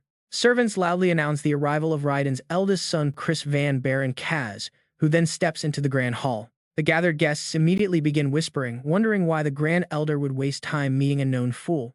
Another guest scoffingly replies that the young man merely looks like a spoiled playboy. Overhead, Chris listens to their gossip with amusement. He proudly tells himself that being this handsome has its price, imagining himself covered in a sparkling main character glow. Mary eagerly agrees with his assessment, but their vanity is cut short when a maid carrying a tray of drinks passes by. Chris immediately asks if that is wine on her tray, and she hesitatingly questions if the young master is even of age. She swiftly pulls the tray back, refusing to let him touch a single glass before pouring him a completely different drink.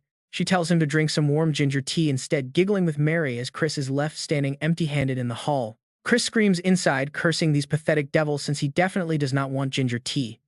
Just then, a booming voice rings out, announcing the arrival of the young lords and ladies. As the grand doors slowly creak open, a crowd streams in, led by a handsome guy, dressed in dazzling royal attire. This is Eskid, the second young master of the family. Right behind him is Juvelian, the eldest daughter. Following them is Jupian, the stylish short-haired second sister, and bringing up the rear is the third young master, Eskid. The four of them march into the main hall as Chris watches closely. He wonders if that crazy eldest young master skipped out, thinking about the mysterious guy with long white hair before shifting his gaze. He looks at the man in front of him, wondering what he will say. This is the guy who dragged Chris's honor through the dirt. But in the end, Eskid simply struts right past him without a single glance. Chris fumes silently, cursing the bastard for not even daring to look him in the eye after what he did. Chris realizes he is basically nothing more than a tiny ant to him. Suddenly, a strange, nameless floral scent wafts over as Juvelian walks past him. Chris watches her walk away, evaluating her. He recalls the warnings Marion gave to Juvelian, but ultimately, he does not sense anything unusual.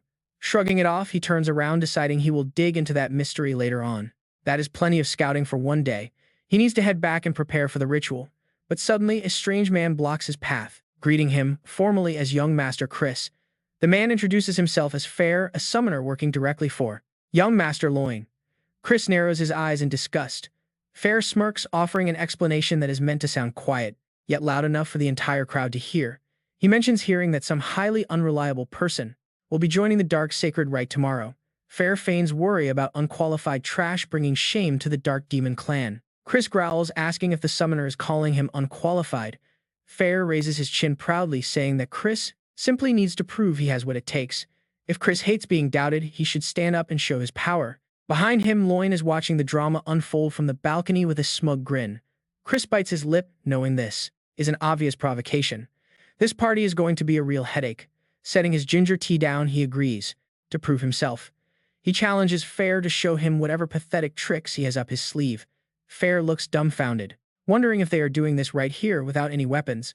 Chris scoffs, asking if Fair really thinks he needs gear against trash like him. Fair grinds his teeth, warning Chris that he will regret his arrogance.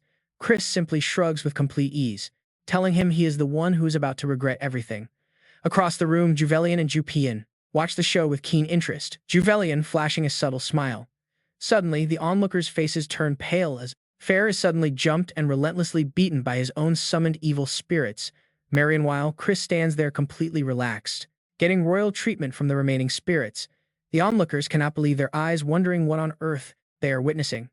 Just moments ago, the summoner Fair confidently waved his hand to summon the evil entities, challenging Chris to survive them. But with a single flick of Chris's finger, the beasts immediately turned on their own master. Chris calmly snacks on seeds while an evil spirit gives him a shoulder massage, leaving everyone utterly baffled by how he seized control so fast. Once the foul creatures vanish, Chris stands up, mocking Loin by asking if that pathetic display was truly the best the direct heir of the Dark Demon clan could do. Loin sees with pure rage, but Chris keeps pushing, telling him to issue a proper challenge if he has a problem. Loin quickly shifts the blame, lying through his teeth that this entire incident has absolutely nothing to do with him. Chris sighs, even an idiot wouldn't buy that garbage, but he lets it slide. Meanwhile, a battered Fair groans on the floor, desperately calling for his master. Having made his point, Chris turns on his heel, promising to see them at the Dark Sacred Rite. He internally brands Loin a coward, promising to teach him some respect next time. On the morning of the Dark Sacred Rite, Chris can barely keep his eyes open. Allure rushes over, asking why Chris is so relaxed after causing a massive scene yesterday. Chris simply asks why the kid showed up despite the warnings. Allure calls him completely crazy for treating the Dark Sacred Rite so lightly. Just then, Loin struts down the stairs in his official uniform. Seeing him, Chris clenches his fists silently, telling the brat to enjoy his last moments. A voice suddenly booms, asking if everyone has gathered yet. A short assistant butler holding a magical staff appears, bowing politely. He introduces himself as Sebastian, the assistant butler in charge of the main estate of the family. Sebastian promises to guide them to the holy grounds. With a tap of his staff, a dark, bottomless pathway suddenly opens beneath their feet. Allure gasps in shock. Is it really underground? Does Chris have any theories of his own? Could this be some kind of illusion magic creating an imaginary space? Sebastian leads the way down, moving half the distance in a mere blink. The top students scramble after him. Hurry up, he is leaving us behind. Down they go through the hazy, dim corridor. As the path turns semi-transparent, Sebastian stays far ahead while the exhausted kids trail behind, drenched in sweat and struggling to breathe. Something is seriously wrong here. Aren't they supposed to be heading underground? Why is there such a steep, brutal slope ahead? The rugged, uneven ground drains their energy with every step. Scaling these jagged ridges is turning into an absolute nightmare. Yet Sebastian casually urges them forward, keep moving because this ground won't support you forever. No sooner are those words spoken than a candidate loses their footing. They plunge into the bottomless abyss, leaving behind only fading screams. The survivors gasp in sheer horror. What is happening? Sebastian ignores their panic entirely. Since they are already running late, he decides it is time to pick up the pace. True to his word, he vanishes in a cloud of dust, leaving the students choking. Soon enough, another weakling slips and falls. Loin runs ahead, mocking the fallen as worthless bugs who cannot keep up. But then he catches sight of Chris pushing forward. Loin is utterly flabbergasted. How is Chris not sweating at all? Sensing his shock, Chris taunts him, "Oh, out of breath already. Turns out you are all talk and no action. As a noble family heir, you really should be doing better than this. Didn't they feed you plenty of premium elixirs?" Loin grits his teeth in pure rage. Looking back at the struggling group, Chris smirked. Aller's crowd looks ready to dissolve in their own sweat. What absolute fools, their sheer ignorance only makes their bodies suffer. Running like headless chickens in an illusionary space is just a waste of effort. He, however, is barely flexing his stamina. With a simple spell modification, navigating this place is effortless. Up ahead, Sebastian glances back at the frontrunner, secretly impressed. He must be the famous young master, Chris Sebastian realizes with a grin. Much later, they arrive in a massive grand hall. Beneath shimmering chandeliers and glassy wave-patterned walls, only 4 candidates remain standing, gasping for breath. Allor looks up in disbelief. "How are you completely fine?" Chris smirks. "That is why you should train your body instead of relying on magic beasts." Suddenly, a glowing crystal floats into view and a warm, welcoming voice begins to echo through the grand chamber. Wisps of pure white light brush past their shoulders, guiding their gaze toward a mysterious girl shrouded in shadows. "As you may know, this is the sacred ground where pure dark energy flows without end. We call this place the Dark Sanctuary. I am Ryu, the overseer here. Welcome, noble ladies and gentlemen." She then proceeds to explain their ultimate objective. "Your goal today is to claim the legendary pure darkness of the 3rd-rank Demon King, the primogenitor of the Dark Demon race." With a swift wave of Ryu's hand, glowing light arrows weave across the floor, stopping right at their feet. 4 distinct pathways open up from the center of the hall, one for each remaining candidate. Ryu continues her explanation. "However, the dark energy is limited, and the magic beasts lurking inside will test whether you are truly worthy of it." Chris raises a hand, so it is basically a race to see who reaches the prize first. Ryu nods in agreement. "Quite perceptive, young master Chris." He then asks if direct conflict between candidates during the trial is allowed. Ryu explains that since their paths are separated, they should not cross, but if they somehow do, they must avoid fighting. Wasting time on combat only gives the other candidates an advantage. Above Ryu's head, a projection starts counting down. The number 4 appears quickly, shifting to a glowing red 3. Ryu warns them to prioritize their own safety. The counter drops to 2. All eyes are on the countdown as tension rises in the air. As the number 1 flashes, Loin springs into his starting stance, and everyone dashes forward like bullets. Wishing them luck, Ryu is left alone in the hall with Sebastian, who tries to spark a friendly bet. But before he can even finish his sentence, she vanishes. Sebastian stomps his foot in frustration at being ignored. Down the pitch-black corridor, candidates are already sprinting for their lives as glowing, bloodthirsty eyes emerge from the shadows. A fiery wolf monster growls, spitting embers.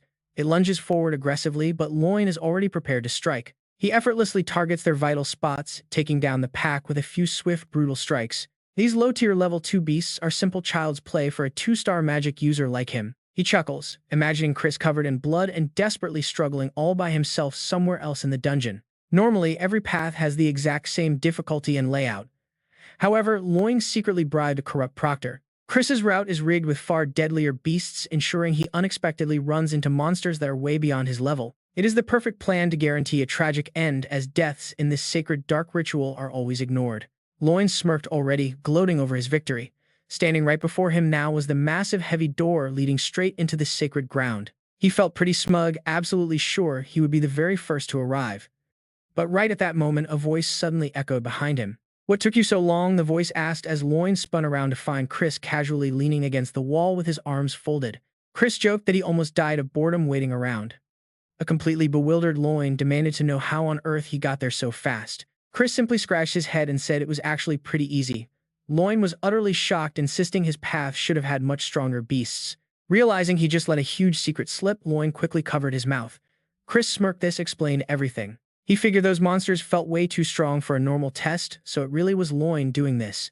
Chris cracked his knuckles with a grin. Loin snapped back defensively, demanding to know who Chris thought he was. But Chris just lazily waved his hand to dismiss the shouting. He pointed out it was just the 2 of them here, so no need for fake politeness. Loin grimaced, instantly summoning dark, thorny rings. Calling him an arrogant bastard, Loin ignored the strict taboo against candidates fighting during the ritual.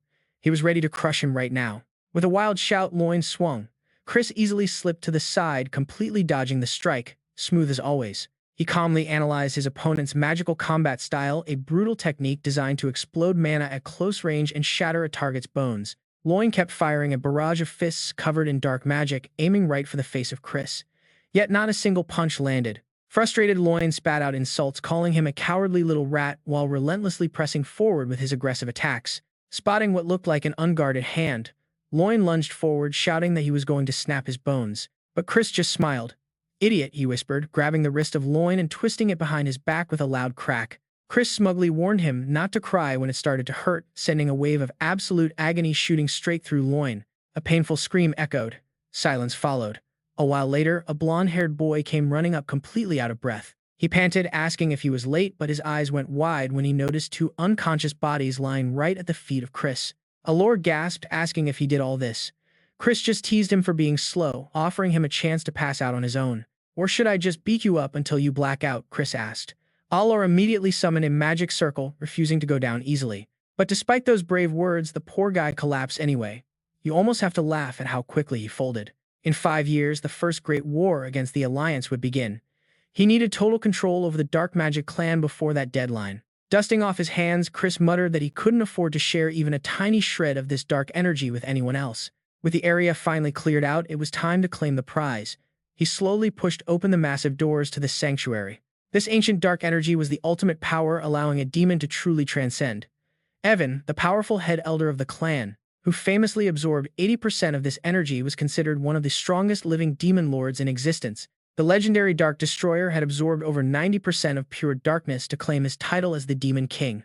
So if he could absorb 100% of that pure dark energy, he would easily surpass even the great demon emperor himself. Standing before a massive floating orb of dark purple energy, Chris reached out, letting the raw power flood directly into his body. Back in the meeting hall, the elders stared in utter disbelief, shocked that every single candidate besides Chris had been eliminated. It was a massive crisis, especially since the young Master Loin was now in critical condition after his defeat. One of the proctors speculated that Chris must have cheated, perhaps by using some kind of forbidden magic tool. The knight beside him nodded in agreement, demanding a thorough, deep investigation into how a weakling pulled this off. But the young lady sitting across from them scoffed, saying there was absolutely no need for an investigation. Jupian coldly pointed out that the bastard probably would not even survive long enough to touch this sacred energy anyway. He had been inside for 2 whole days, and unless he was miraculously absorbing all that immense power, something was wrong. She argued that he was most likely crushed to death by the sheer mass of the concentrated dark energy. After all, even the Grand Elder had a strict limit when absorbing it, so there was no doubt Chris was dead. There probably was not even a corpse left of him, she said confidently, standing up from her seat. The elders watched Jupian leave, unable to say a word. Outside, she bit her lip, swearing to kill him herself if he survived. She vividly recalled that awful day at the square, watching her father fall in battle against the Alliance forces. After that tragedy, she and Loin were adopted by their uncle, the Count, which made their position in the family highly unstable. Since Loin had failed to absorb the dark power, their hopes of securing the family inheritance were basically ruined. Jupian walked away with a heart full of burning rage, quietly swearing to make Chris pay for what he did. He brought this disgrace upon himself once again. In the hallway, a young maid gossips about that completely useless guy. An older maid waves her hand, saying he is probably dead by now. It is a fitting punishment for a greedy fool. They turn to look toward the window where Mary sits, whispering, "Look at her, that loyal spirit is still waiting for her master to return, but it looks like she is about to meet him in the afterlife instead." Hearing those cruel words, a sudden blast of power shoots forward, tearing a hole in the sack on the maid's shoulder. Mary hovers directly above them. Her heart always races while waiting for her master, but if they keep sticking their noses into her business, they will be the ones tormented by her, and she will turn them into bound spirits under her absolute control. Do they understand? Mary's face turns terrifying as her mouth stretches wide all the way to her ears. The two maids shriek in pure horror and run for their lives, screaming that they understand. Baron Mary looks up with teary eyes. She silently prays for him to return quickly. A man who keeps a lady waiting is not cool at all.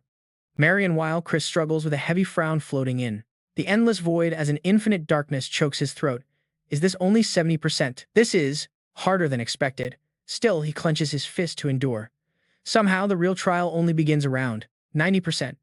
If he absorbs too much and exceeds his limits, his core will shatter, and he will die here before the real battle even begins. Suddenly, Chris has a realization: the dragon heart, a glittering organ made of pure gemstone. Dragons have the absolute largest capacity for their cores. If only for a few minutes he could mimic its structure. Chris closes his eyes, focusing entirely on this crazy plan. Power slowly channels into his heart, but the intense strain damages it heavily. Chris cries out in agony, telling himself he must stop. Immediately, as this is his absolute limit, suddenly, a voice asks if he needs help and a blue light flashes taking shape right in front of him. Staring at the demon, Chris wonders how Mephistopheles could possibly be inside this space. Mephistopheles explains that a demon's power allows them to commune with darkness, making this effortless for her.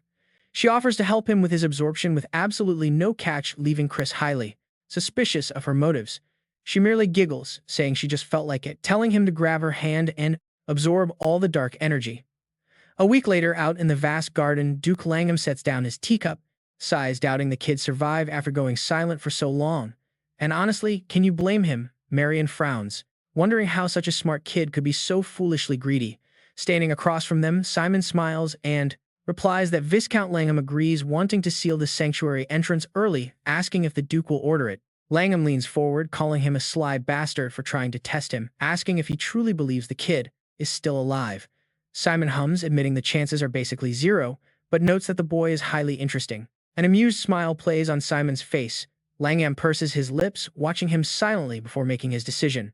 Give it one more day, keeping the gates open just a bit longer. Marion sighs in relief, and Simon bows to obey. Suddenly, a violent explosion rocks the area, shattering the stone walls. Chris clutches his chest in agonizing pain as a voice calls out, extending a hand. He is told to grab her hand before it is too late. Gritting his teeth, Chris refuses the offer. Mephistopheles mocks him, pointing a finger and scoffing that a weak human like him has no right to choose. He growls in anger, glaring at her, asking if she forgot one crucial detail. Oh, he's about to turn the tables. Suddenly, the space around Chris violently erupts with power.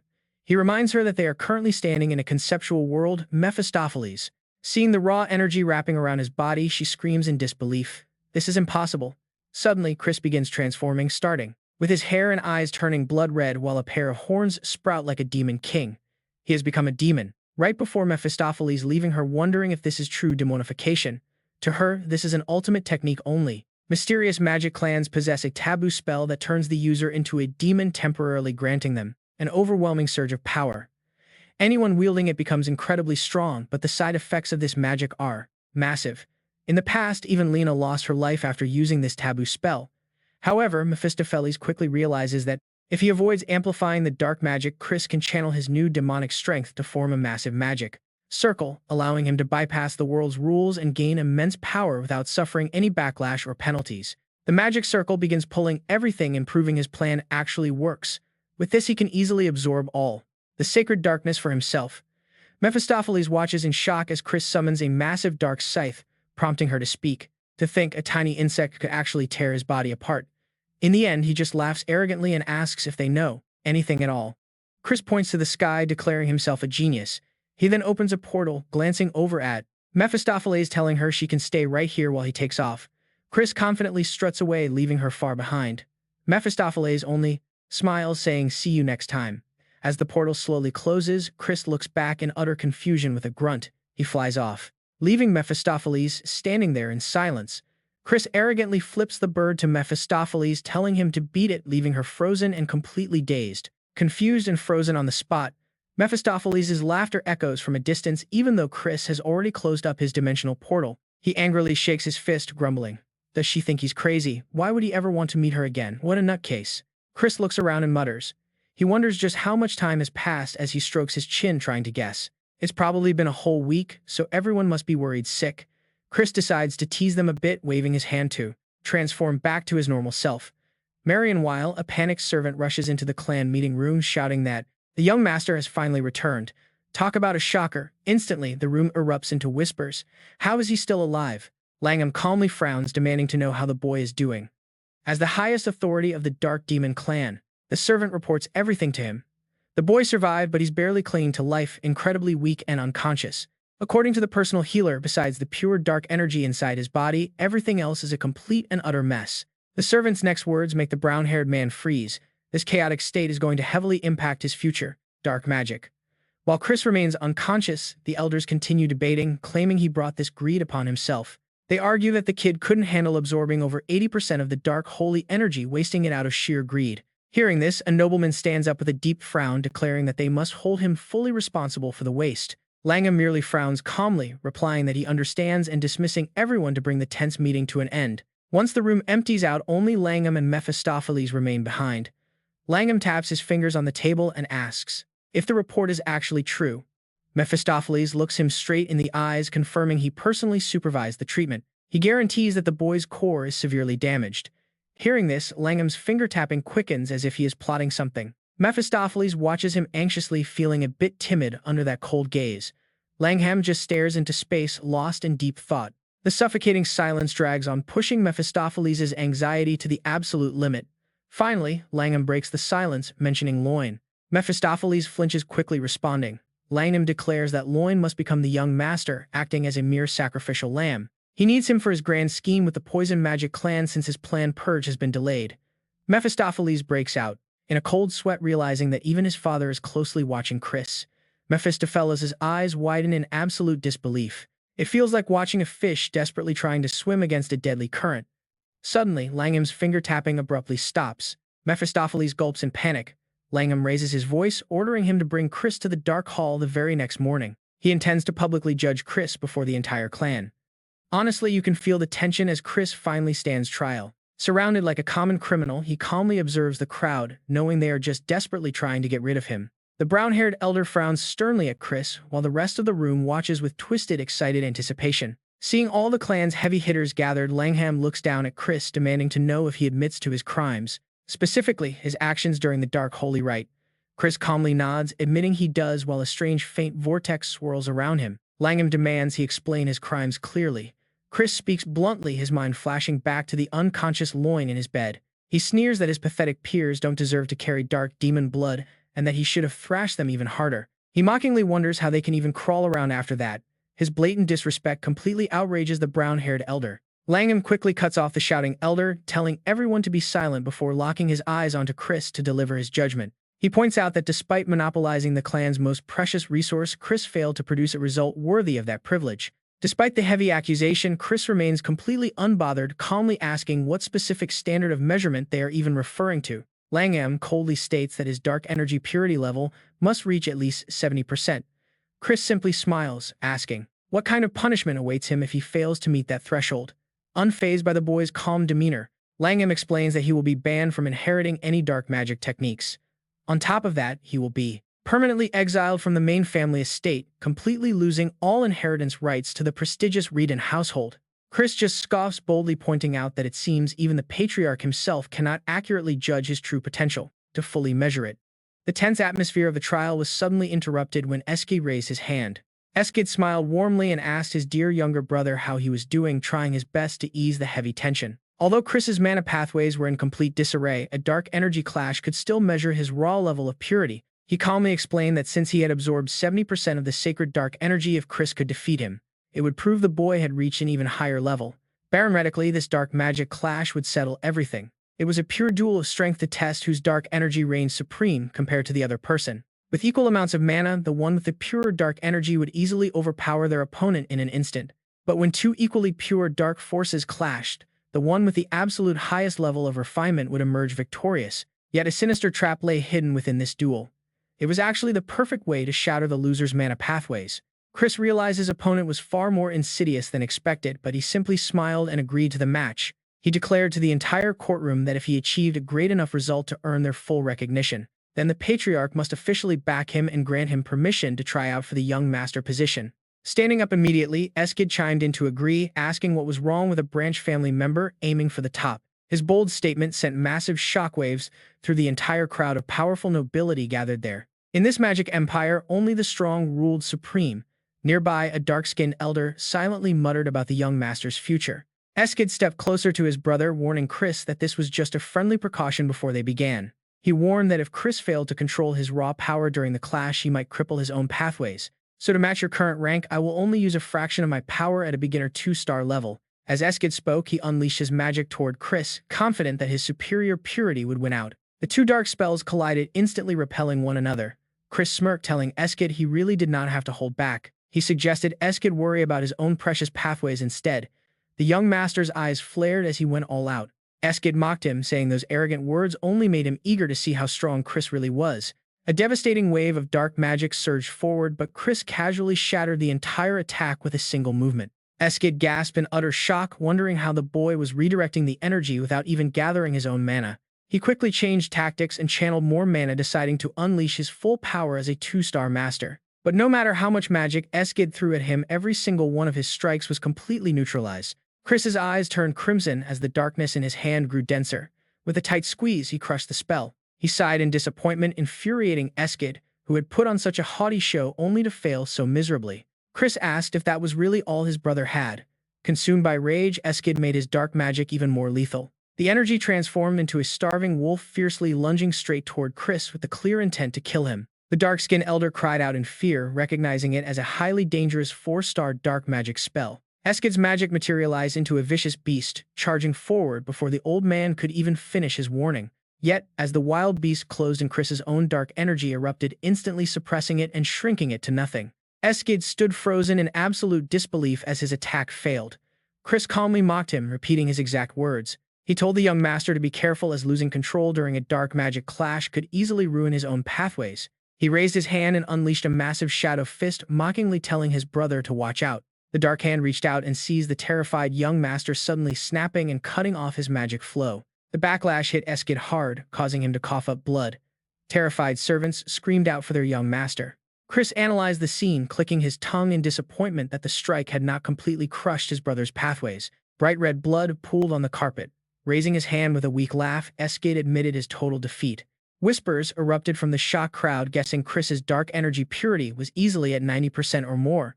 With 90% purity, Chris smiled and asked if he now had the right to become the young master. The patriarch Langham remained silent, his clenched fists trembling as a terrifying wave of bloodlust filled the room. Tapping his fingers on the table, Langham coldly agreed to let him take the young master's trial as promised. However, he pointed out that no branch family member had ever been allowed to take this test before. Patriarch Langham speaks up, announcing that as the clan leader, he will randomly select a trial for Chris. Seeing this, Chris silently realizes that the patriarch is planning to hand him a trial that is completely impossible to pass. The old man declares that his qualifications will be evaluated on 2 distinct fronts, and first, he must prove his raw talent. Langham continues, declaring that after that, Chris must achieve a spectacular feat worthy of the title of Young Lord. He asks himself how to prove his talent while walking down the hallway, stopping to aim for the 3-star rank in 3 months. He naively asks if that is really all, claiming that as a genius, this challenge should not be too difficult for him. Hearing Chris say this, Langham frowns in pure confusion, stating he will wait to see what he achieves in 3 months. Later that evening, in his private room, Eskid sits quietly opposite Langham, who softly admits that he is very disappointed. Hearing those words, a terrified Eskid replies that it was completely his own fault for underestimating Chris in the first place. Eskid recalls the backlash he suffered, adding that his spiritual core was damaged and they must eliminate him before he becomes a threat. Langham reassures him, saying not to worry since Eskid knows exactly why they must never absorb more than 70% of pure dark energy. He compares it to absorbing high-purity dark energy, explaining that the process itself is already incredibly difficult. But upgrading the quality of that energy is even more brutal as the difficulty level increases exponentially. In other words, reaching the 3-star rank will take many times longer than it does for anyone else. Langham then asks, making Eskid grit his teeth in frustration, "What do you think happens when Chris has absorbed 90% of that dark energy?" Langham glances at his teacup and lectures him, saying no matter how gifted Chris is, that wall is impossible to climb. While Mary happily sets down a plate of food, saying news of his spectacular performance has already spread throughout the entire mansion. She excitedly praises Chris, gushing over how amazing and charming he was, making her little heart flutter with love. Blushing, Chris tells her to stop because it is embarrassing, but she looks at him, thoughtfully reflecting on her feelings. She confesses that while waiting for him to return, she finally realized how much she actually missed her young master. Every single day without him felt like a painful eternity, causing Chris to suddenly widen his eyes in surprise. At that moment, Chris recalls a memory of Lena worrying about him, asking if he got hurt anywhere during his battle. Lena had teased that with his insane speed, getting hurt was impossible, though Gianna shyly insisted on checking him anyway. Gianna asked him to hand over his arm, prompting Lena to joke that she should just admit she was worried. Gianna loudly denied it, snapping that the only one actually worried was the hero Evan, leaving Evan completely flustered by her words. Chris instantly smiles at the memory, thinking about how long it has been since he last felt such genuine warmth and comfort. After escaping a hellish family that only wished for his death, his entire past life had been filled with blood and slaughter. Yet even through all that suffering, there were always warm hands patting his shoulder and comrades standing right by his side. He had encountered truly kind souls back then, and looking at Mary now, a deep wave of gratitude washes over him. Finding the courage to say what he never could in his past life, Chris looks at her and gently thanks her. Mary gasps in utter disbelief, blushing deeply as he sincerely expresses his gratitude for her loyalty and waiting for his return. She smiles shyly, teasing that he has finally understood her true feelings, nearly crying tears of pure joy in this moment. She adds that her heart is racing, but an embarrassed Chris retorts, reminding her that she does not even have a heart. Mary cheekily responds with a line that makes him break a nervous sweat, claiming her heart was stolen by her young lord long ago. Laughing the awkwardness off, Chris offers her a special reward for waiting, proposing that they go take a nice stroll together. Surprised, Mary asks if he is actually being serious, and he looks at her warmly before softly confirming it with a nod.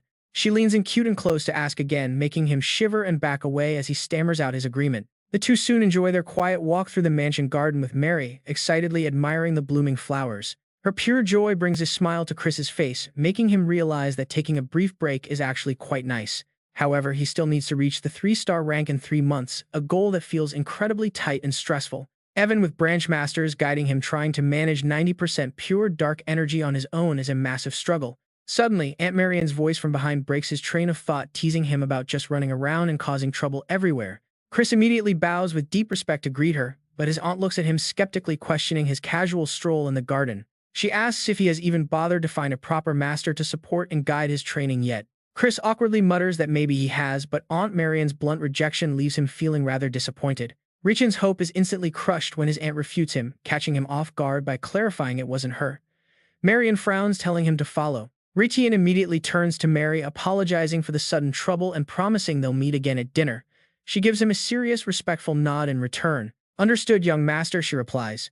His aunt then leads him down the long corridors of the DH mansion, Marian quietly guiding Richien further downstairs. Right beneath the staircase, Richien finally speaks up, admitting he has no idea who this master is, but he deeply appreciates her kindness anyway. However, Marian responds with total indifference, calmly stating she doesn't think this is something he should be thanking her for at all. He can only offer a polite, obedient nod in response.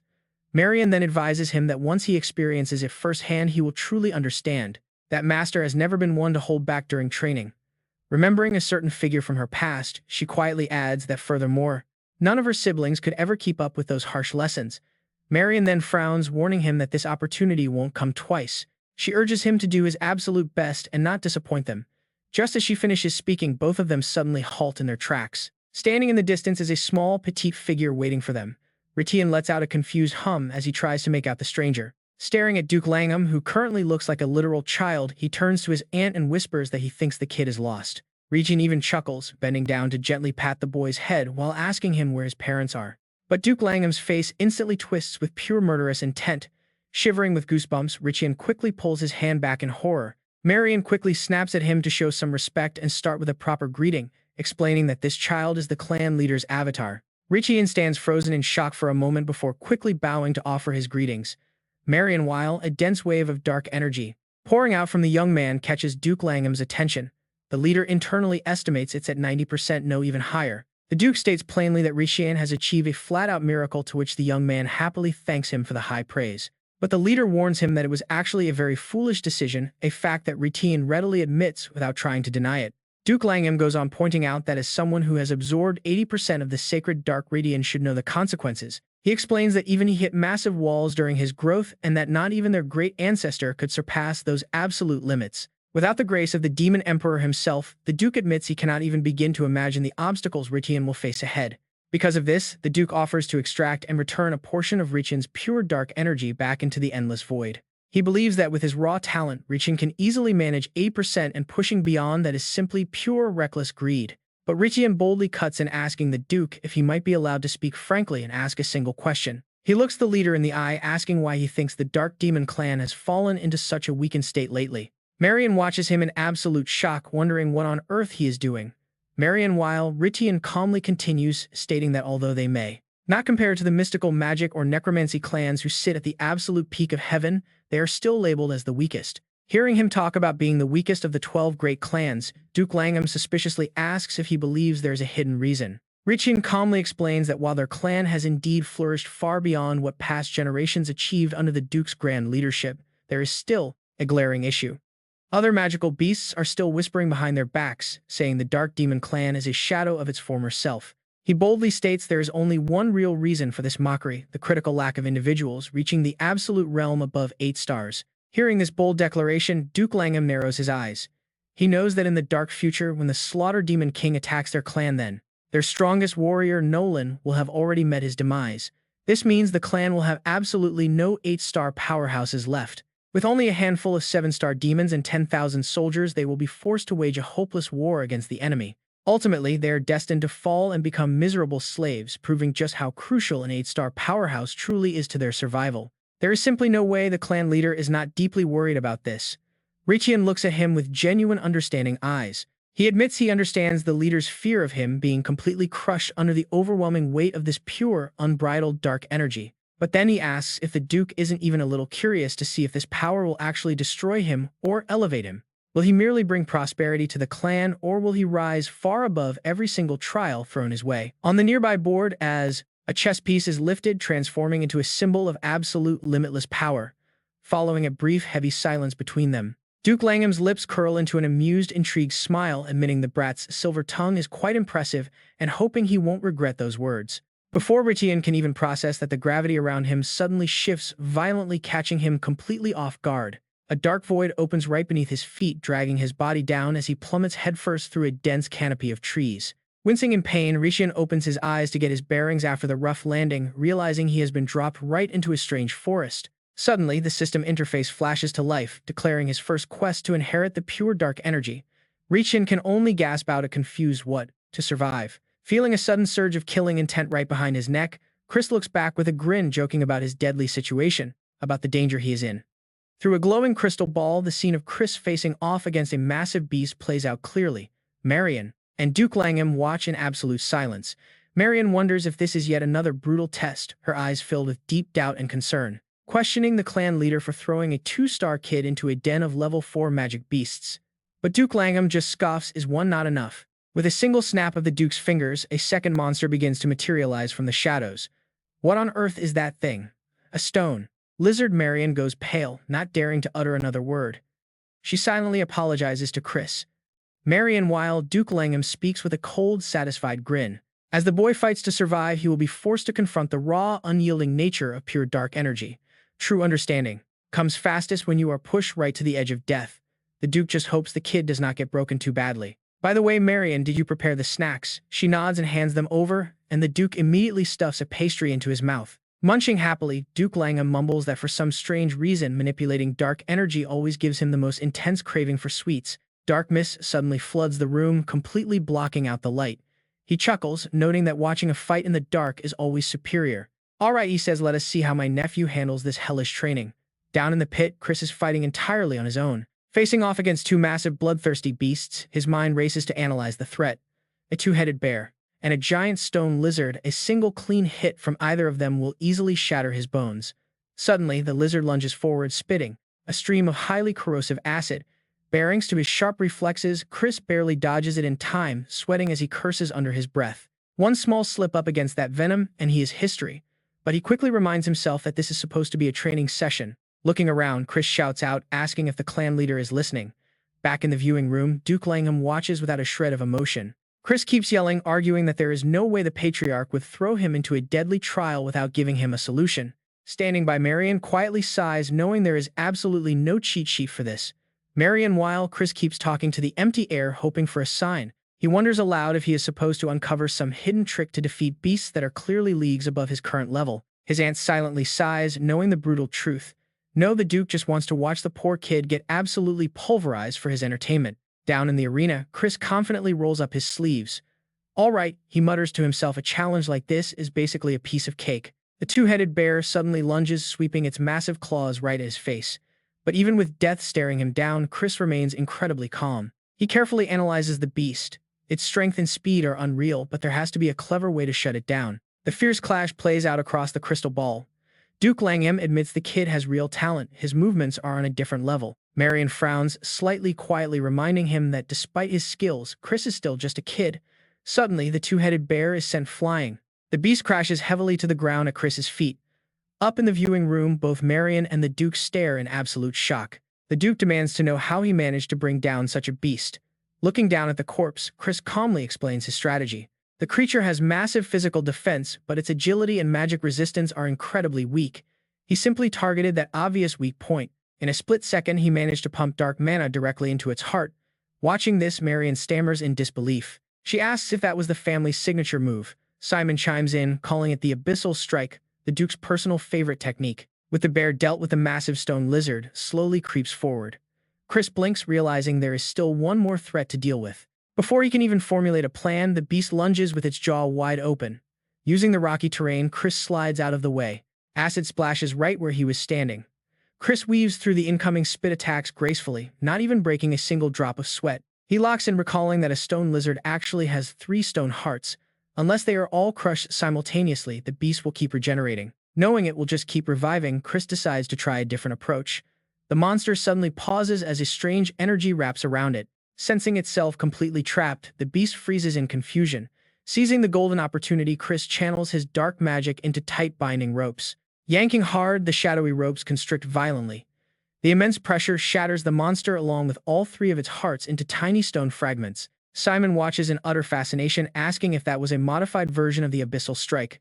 Duke Langham grumbles in annoyance, trying to see. He grumpily tells them to move because he cannot see. He asks Marion if she taught the boy that move, but she quickly denies it. The Duke agrees, noting that such a complex technique is not easily copied. Simon chuckles, highly impressed by the young prodigy. He jokes that at this pace, they might not even need to teach him dark magic.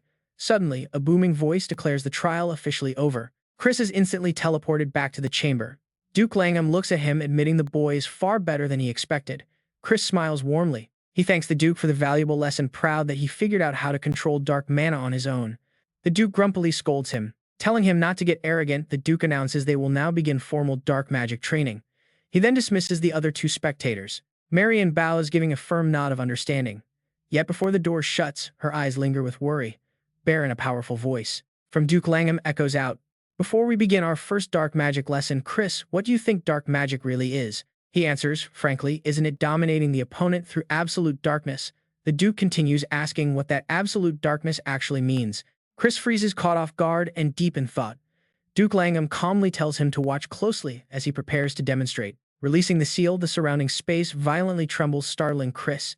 This place serves as the ultimate sanctuary for all darkness. Go on, climb those deep winding stairs where 12 abysses lie in wait. O Black Crow, seeking wisdom, accept this power and praise its glory. Devour the Lord submerged in shadow. As Langham chants, a massive surge of dark energy begins to condense at his fingertips. The power solidifies, shaping itself into a pitch-black sword of pure shadow.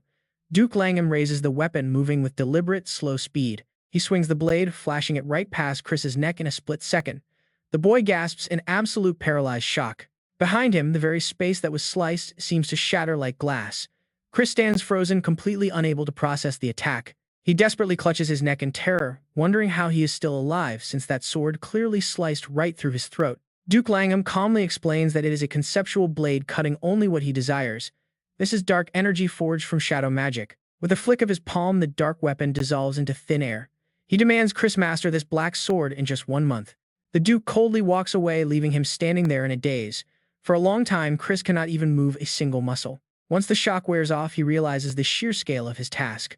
Soon, he is training tirelessly, running laps around the courtyard. Sweat pours down his face with every single stride. He drops down to do push-ups, pushing his body to its absolute limits. He rips his shirt off, showing off a perfectly ripped, muscular body. But wait, this is actually just in Chris's wild imagination. Looking at his actual skinny self, he sighs he really needs to bulk up. Shaking it off, he gets right back to work. There is no time to complain, only time to train. Stretching out his hand, a raw pulse of dark energy erupts outward. The black mist begins to condense, taking a physical form, but the moment his fingers brush against it, the structure destabilizes. It shatters and vanishes. Mastering this is definitely going to take some real work. He has lost count of how many attempts this is. Even when he gets it right, the sword lasts less than 10 seconds. It is nothing like the Duke's legendary terrifying weapon. That sword possessed a pure, terrifyingly primordial dark essence. Climb those deep steps, the 12 abysses await you, Crow of Wisdom. Accept and praise it. Chris is convinced there is some deep hidden secret locked inside that bizarre cryptic chant. 1 month later, Marion quietly guides the way with a lantern, following Duke Langham through the dark corridors. The Duke looks back. He notes that the boy has surely failed enough by now to understand his limits. Marion, why do you look so worried? She asks if there is truly no faster way, reminding him that they only have about 2 months left before the successor trial. Duke Langham remains completely calm, assessing the situation. Given the volatile nature of the dark energy the boy is trying to absorb, growing any faster is simply impossible. Evan, if he tries to force it, he will only crash into a massive brick wall. It is far better to build a rock-solid foundation first. But as they arrive, Chris suddenly spins around, sensing their presence. He greets them warmly, saying he figured it was about time the Duke showed up. Both Langham and Marion are absolutely stunned. Chris bows low, expressing his deepest gratitude. He thanks the Duke, explaining that because of his profound guidance, things went incredibly well. He managed to reach 3 stars much faster than expected. Right on cue, the dark energy sword in his hand quietly vanishes. Scratching his head, Chris sheepishly admits that maintaining the weapon's physical form is still a major struggle for him right now. Sure, it took him a whole week just to manifest the blade, but he realized that was just the empty shell of the technique. That cryptic chant about 12 abysses, did it mean the black sword must actually contain every single attribute of mana? Langham is completely floored by this kid. He did not just meet expectations, he shattered them by replicating the legendary sword. He even grasped the hidden purpose behind the test. Normally, it takes a genius, an entire year of brutal training, just to manifest a basic blade. Understanding the 12 forms of mana to awaken a true dark weapon usually takes someone an entire lifetime. Yet Chris did it in 1 month. The Duke realizes this kid is a total monster. Chris suddenly sighs as the sword vanishes. Could this boy be the ultimate hope waiting at the end of this cursed dark path? Duke Langham lets out a subtle, proud smile. He tells Chris to prepare himself for tomorrow, warning him that the upcoming training will be on a completely different level of intensity. Chris smiles with pure anticipation, shouting back that he has absolute faith in the Duke's brutal yet legendary training methods. As the door shuts, Chris's excitement boils over. Having cleared his very first major hurdle, he decides it is finally time to celebrate. Spotting shelves lined with expensive bottles, he eagerly rushes over with a huge grin on his face. This is going to be good. Chris feels incredibly lucky to be sipping such expensive wine, something he never even dreamed of before. He figures it is best to drink it, somewhere private. But then a sharp female voice rings out, making him instantly flinch. "Chris," it is Mesa, looking incredibly annoyed. Arms crossed over her chest in pure judgment. Drinking in broad daylight, same as always, huh? He silently wonders who she is. A 3-star demon. Judging by her eyes, she does not look like anyone from the Black family. Chris asks casually if she knows him, making her brows knit together. "What did you just say?" A sudden shout catches Chris completely off guard, sending him tumbling backward. Her guard steps forward to whisper, "Princess, please let us go. You do not need to waste your time on trash like him." Meanwhile, Chris just sits there completely dazed and clueless. Chris grumbles in annoyance. What on earth was that? Is she kidding me? Who is she to act so incredibly rude like that? Sebastian quickly runs over to help him up, holding his wine. He explains that she is Princess Misa of the Poison Clan, leaving Chris stunned. Chris mutters to himself, "The Poison Clan, please tell me she is not my fiancée." Sebastian quickly corrects him with a grim expression. "To be precise, she is your ex-fiancée." Chris rubs his head, watching her leave. He sighs quietly, realizing things are about to get complicated. Misa continues walking away with her guards, her face twisted in anger over the frustrating encounter they just had. Suddenly, a childhood memory flashes back. A line of ants crawling in single file.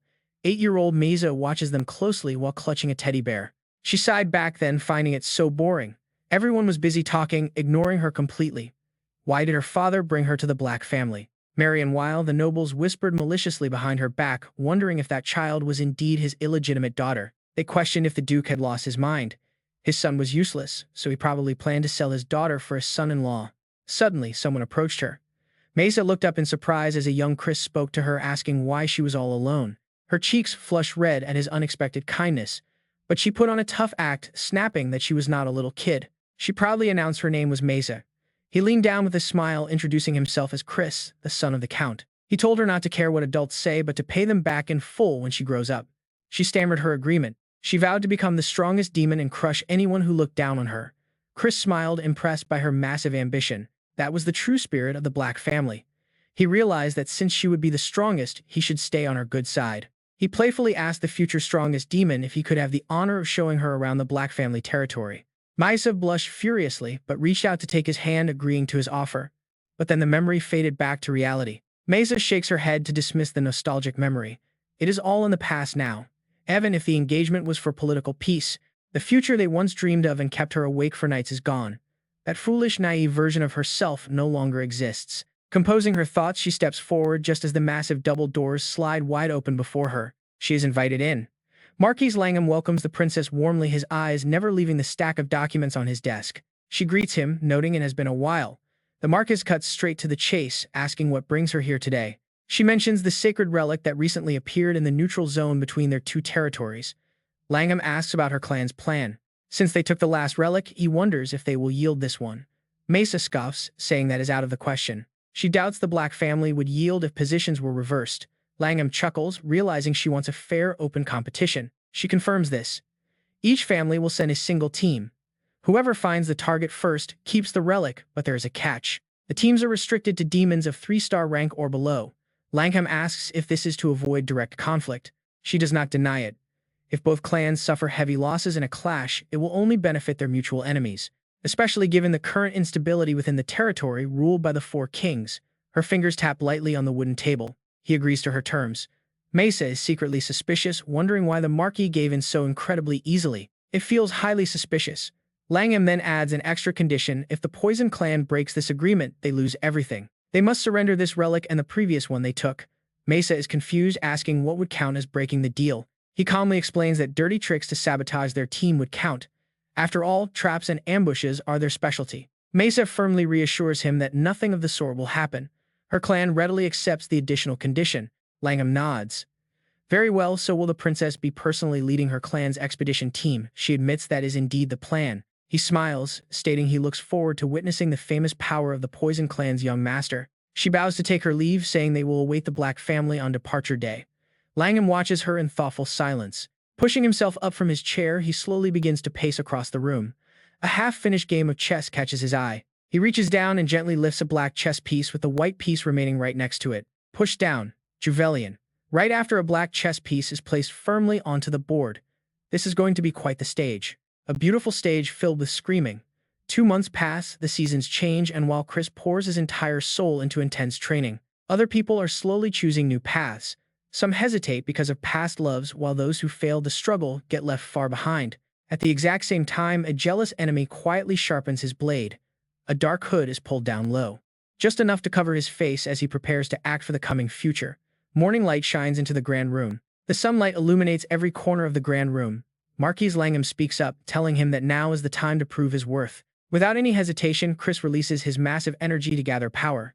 Shocked screams immediately echo through the room, along with the dark, jealous face of Eskid from the Black Sword. Chris quietly thinks to himself that this face is absolutely priceless, remembering Duke Langham's warning.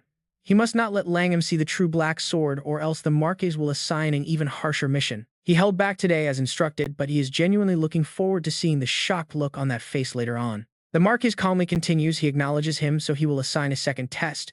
They are about to send demons to find a holy relic that just appeared in the neutral zone. The Poison clan will also participate, so if he succeeds, there he will be recognized as the successor. Chris frowns, thinking this sounds a bit too easy. He asks if he must do this alone. The Marquis says no, he will join the unit led by the second Princess Juvelian. This mission was originally Loin's a rare chance far beyond his current status, so he should consider it a massive honor. Chris ponders for a moment and accepts the order. He quickly turns to leave while Eskid's face grows increasingly ugly. He tells his father that he's worried Chris will succeed again. Langham reassures him, saying there is no need to worry. Everything is going exactly according to plan, and to just be ready when his time comes. Surrounded by lush, vibrant greenery, Chris's uneasy thoughts start drifting. He had hoped his rival would be sent on a life-threatening mission, yet he still has a pretty bad feeling about this. Langham's strong reminder suddenly flashes back. This was originally Loin's mission. Come to think of it, what actually happened to Loin in the original timeline? Originally, the chosen successor was not Chris but Loin. Yet he never heard anything about Loin during the Great War. Suddenly, a playful voice asks if he wants to know. A gentle hand caresses thick, soft fur. The voice tells him to keep petting or else she won't tell him. Chris sighs in absolute helplessness. Lena playfully continues, explaining that the demon curse conflict over the holy relic was between the Dark Clan and the Poison Clan. It was a secret event unknown to the outside world. Even though the Dark Clan's forces were completely wiped out during the expedition, the Poison Clan also suffered massive losses. Yet for some reason, both sides remained completely silent. Most importantly, this event sowed the seeds of a disaster. Lena asks if Chris still doesn't understand why. Lena explains Loin died at the hands of his own son, Marquis Langham. Without that betrayal, the Blood Fiend King could not have easily conquered the Dark Clan. So in the end, this cursed expedition accelerated the entire era of destruction. This wiped out army Chris realizes that the one on the death list isn't Loin, the one destined to die is him. Truly, this is no simple test but a deadly trap laid by Marquis Langham.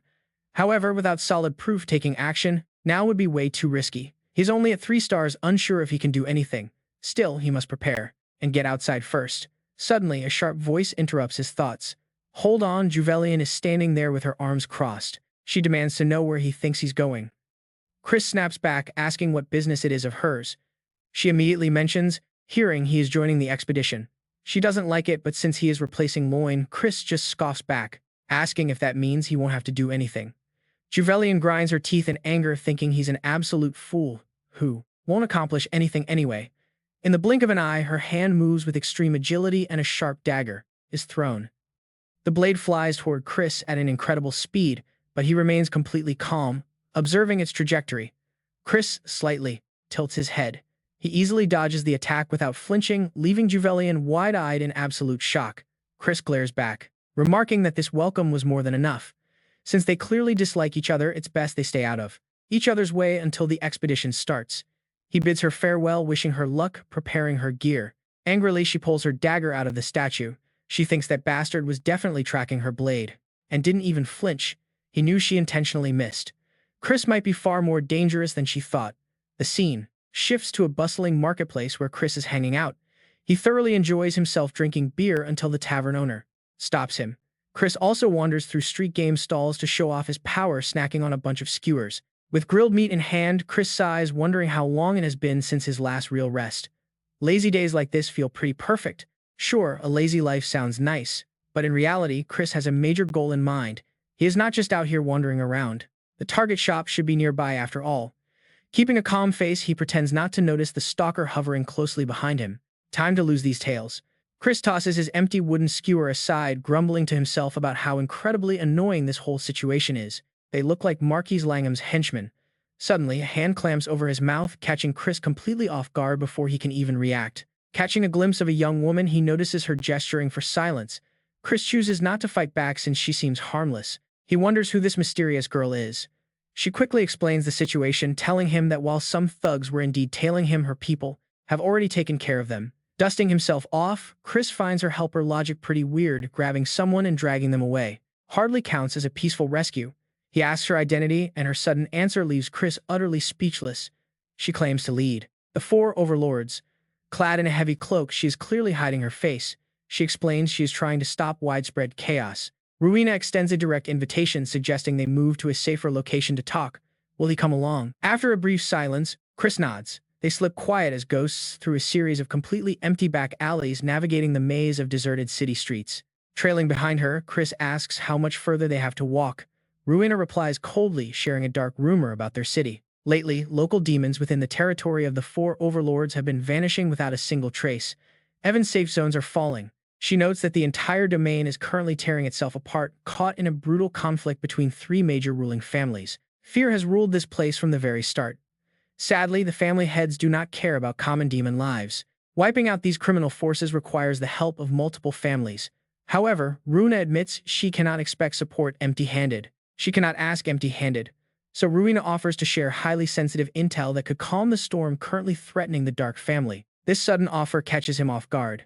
She has information that could calm the storm brewing inside the powerful Dark family. Her footsteps halt abruptly. Relying on her exceptionally sharp information network, Rowena delivers a piece of news that leaves him stunned. Marquis Langham is actively conspiring with a high-ranking elite from the Poison clan. This revelation sends a jolt through Chris. Their primary objective is to assassinate Princess Mesa of the Poison clan, a plot that even he could not have anticipated. With both of them targeted, the conspiracy goes deeper than expected. Rowena notes that if both families lose their key leaders, the masterminds will gain total control. It would trigger a massive collapse of the balance among the 12 demon clans. An even greater tragedy would follow, which is why she is asking him to thoroughly prepare for the upcoming relic expedition. Rowena pulls back her heavy hood, revealing a remarkably pretty face framed by flowing, mysterious, deep blue hair. She adds that she wants him to become the official successor of the Dark family and stand against those threatening peace. Listening to her lay out the facts so confidently, Chris cannot help but feel a sudden wave of quiet admiration. She even knows that the relic expedition is his key to inheriting the family. Her information network is truly impressive. However, despite her grand expectations, Chris does not jump at the offer. He wonders why he should trust her blindly. Without solid proof, he suggests she put up collateral if she wants his full cooperation. This suddenly leaves Ruina quite flustered. She stammers, showing she has nothing to offer, which earns her a dismissive look. Chris tells her to scram if there is no collateral. Panicking, Ruina quickly searches her pockets for something of value, pleading with him to wait before he walks away. She holds out a glittering object, though it still does not shine quite as brightly as Chris's eyes at that moment. Whether the deal was successful remains a mystery as he bids her farewell. Before walking away, Ruina turns back to watch him go. Walking alone on the stone brick tiles, she is accompanied only by her own long shadow, but then it begins to warp. An eerie conversation begins as she asks her shadow why she cannot simply reveal her true self to him. The shadow morphs into a giant menacing demon. It tells her that keeping her distance is strictly for her own safety. If Chris is put in danger and utters her name, things will only spiral out of control. She quietly agrees. The demon advises her to watch from a safe distance for now. It stares closely at her as her hair turns a fiery red. Pulling her hood back up, Ruina whispers her understanding. Meanwhile, Chris is casually strolling down the busy streets. He cannot hide his happy grin while holding a powerful black VIP card, feeling absolutely thrilled with this turn of events. This ticket grants him entry to the Dark Auction House, a highly secret underground market trading in rare relics and smuggled beasts. Only high nobles or verified extremely wealthy buyers are ever granted entry. Holding it, Chris recalls his past struggles. Back then, even the hero's elite party struggled immensely to get their hands on a single pass like this. Without a card, getting inside would be a massive headache. But wait, he looks closely at the bottom of the black card and notices a tiny line of text. It is some random name, Jacqueline, one he has never heard of before. Remembering what Ruina said earlier, the Marquis is apparently conspiring with a high-ranking member of the Poison Clan, but Chris does not trust people easily.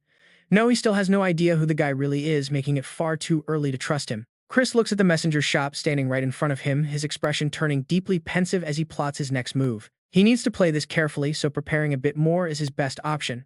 Chris approaches the clerk and speaks to him. He wants to send a messenger pigeon. The clerk happily replies, "Of course, just write down your message here and I will send it off." His elegant handwriting fills the paper, which is then securely tied to the messenger bird. Chris watches as the pigeon takes off, soaring high into the sky. That task is finally crossed off the list. Now it is time for his main objective in visiting this bustling market.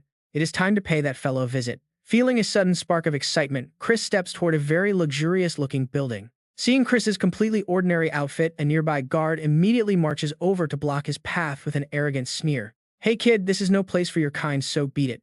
But Chris is already wearing his identity-concealing mask. He calmly pulls out that highly powerful black card and asks, "Even if I have this?" The guard gasps, his eyes widening in absolute shock. His attitude pulls a complete turnaround. He bows with deep respect. "Please forgive me, you are a crucial guest, walk this way." Chris leisurely strolls inside. Once through the doors, the interior reveals itself to be unbelievably grand and luxurious. He looks around, taking in his surroundings. A man dressed in a sharp suit approaches to welcome him, though he feels something is off. He greets him, "Welcome, are you Lady Jacqueline?" Without batting an eye, Chris shamelessly serves up a blatant lie. "That is right. Today I am Jacqueline. That is my decision. Is there a problem?" The clerk's face turns cold, feeling completely mocked. That sounds incredibly fake since he clearly has a man's voice. Still, he keeps his composure and politely says, "It is nothing." Chris gets straight to the point, asking to see the branch manager.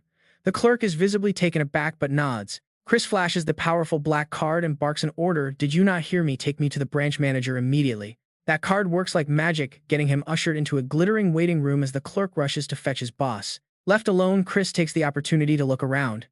Everywhere he turns, pure gold and ultimate luxury gleam back at him. Everything here is top tier, living up to the prestigious name of the Udon Guild. And let me tell you, this guild is absolute massive. They are a giant standing head-to-head with the Alliance, a terrifying force that completely dominates the black market. They control practically all trade routes in the Dark Empire. People say if Udon cannot acquire something, nobody else can. Just then, an elegant figure enters the room.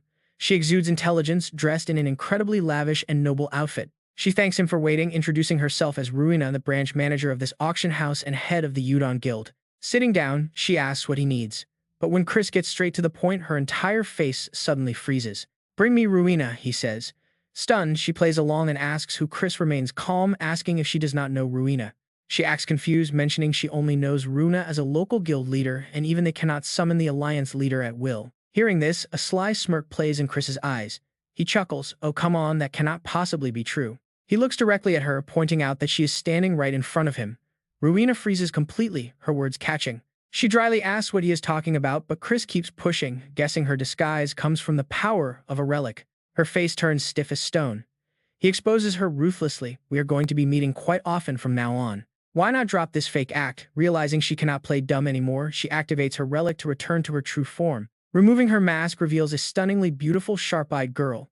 She demands to know how he found out, but Chris only smirks. He remembers their old grudge from his past life, specifically, how she swindled him out of all his money back then. He silently thinks about how much trouble she caused him in his past life, but Chris was no easy target either. He made sure to pay her back tenfold, leaving Ruina crying and screaming at him, calling him an absolute blood-sucking bastard. He snaps back in an annoyed tone as the head of the Udon Guild, using such a trashy relic. Are you not ashamed? The disguise effect is completely terrible. She is in utter disbelief that her precious mask is being insulted like this. That is simply impossible, she stammers. Secretly, Chris is laughing his head off, thoroughly enjoying his own little trick. He was bluffing, of course. How could he actually break the disguise of a genuine holy relic? He puts on a clueless look. Oh, or maybe your face is just too big for the mask to cover. Ruina glares at him, snapping that is definitely not it. She immediately fires back, pointing out that he is not Jacqueline either, especially since his real name is currently blowing up across the Dark Empire. Right, Ruina's gentle look was gone, replaced by a sharp edge. Everyone talks about her refined style, but this is different. With behavior like this, she is far from elegant, snatching a stolen identity to sneak into a member-only business zone. If she gets kicked out, she shouldn't complain. But Chris merely sighed. He refused to show any sign of weakness. Who's threatening whom here? Want me to spread rumors about an alliance rat doing shady business in the Dark Empire? She could only grit her teeth. Looking at the shameless bastard in front of her, Ruina asked what he wanted from her. And just like that, he got loaded with gold, jewelry, and rare medicines. Waiting by the exit gate, he grinned. Chris was practically glowing with looted treasure. He relished the memory of Ruina's pained expression when she handed them over. Fine. She had agreed to provide the gear as requested. Chris wore a smug, villainous smile. Absolute perfection. One little clash and he got exactly what he needed. He remembered her shocked, wide-eyed look. Absolutely priceless. Clash. Let's be real, this was straight-up blackmail, yet Chris skipped away whistling. Hey, it is for saving the world. She should thank him. Still, Chris knew this scheme wouldn't boost their raw strength. It was just a tactical move. But at least they could derail Marquise Langham's plans. Meanwhile, the scene shifts to the training grounds of the army. Sparring soldiers worked hard. Chris was strolling past them fresh from his successful little trip, completely relaxed. Jupi, in training in the yard, glared at him. Hey, she called out, where do you think you are wandering off to? Seeing him stroll back so casually, she told him they deploy the day after tomorrow. Time to start practicing. He scratched his face, coldly declining. No thanks. He was exhausted from playing around and wanted to rest. He fully intended to be completely useless, just like Loin. Why bother practicing? His silhouette faded as he walked away. They could go ahead and sweat. The red-haired companion shook her head at the brat, but Jupian sighed bitterly. Just leave him alone, she muttered. Her companion was annoyed, but Jupian kept her gaze completely cold and indifferent. He doesn't deserve this chance, so let him go. If he fails, it is his own loss. Honestly, even she wondered why he acted so stupidly. Time passed, shifting to a bright sunlit research lab. Chris stood beside a disguised Ruina. Good job, he said, looking at the leaves in his hands. She asked what he planned to do with all these plants. Chris replied bluntly that it was none of her business. Is there anything else? Ruina didn't answer, instead slamming a wooden box onto the table. There. Inside, she revealed a golden frog and a strange, jet-black object of unknown origin. It looked incredibly crude, but Chris didn't mind. He was in no position to be picky anyway. Before leaving, Ruina warned him that she didn't care what he was scheming, as long as her secret identity remained safe. Chris confidently assured her, saying he would see her soon. She grimaced, muttering she never wanted to see him again. But Chris knew exactly how to trigger her. Playfully, he called her Ruina, then dropped a massive bombshell.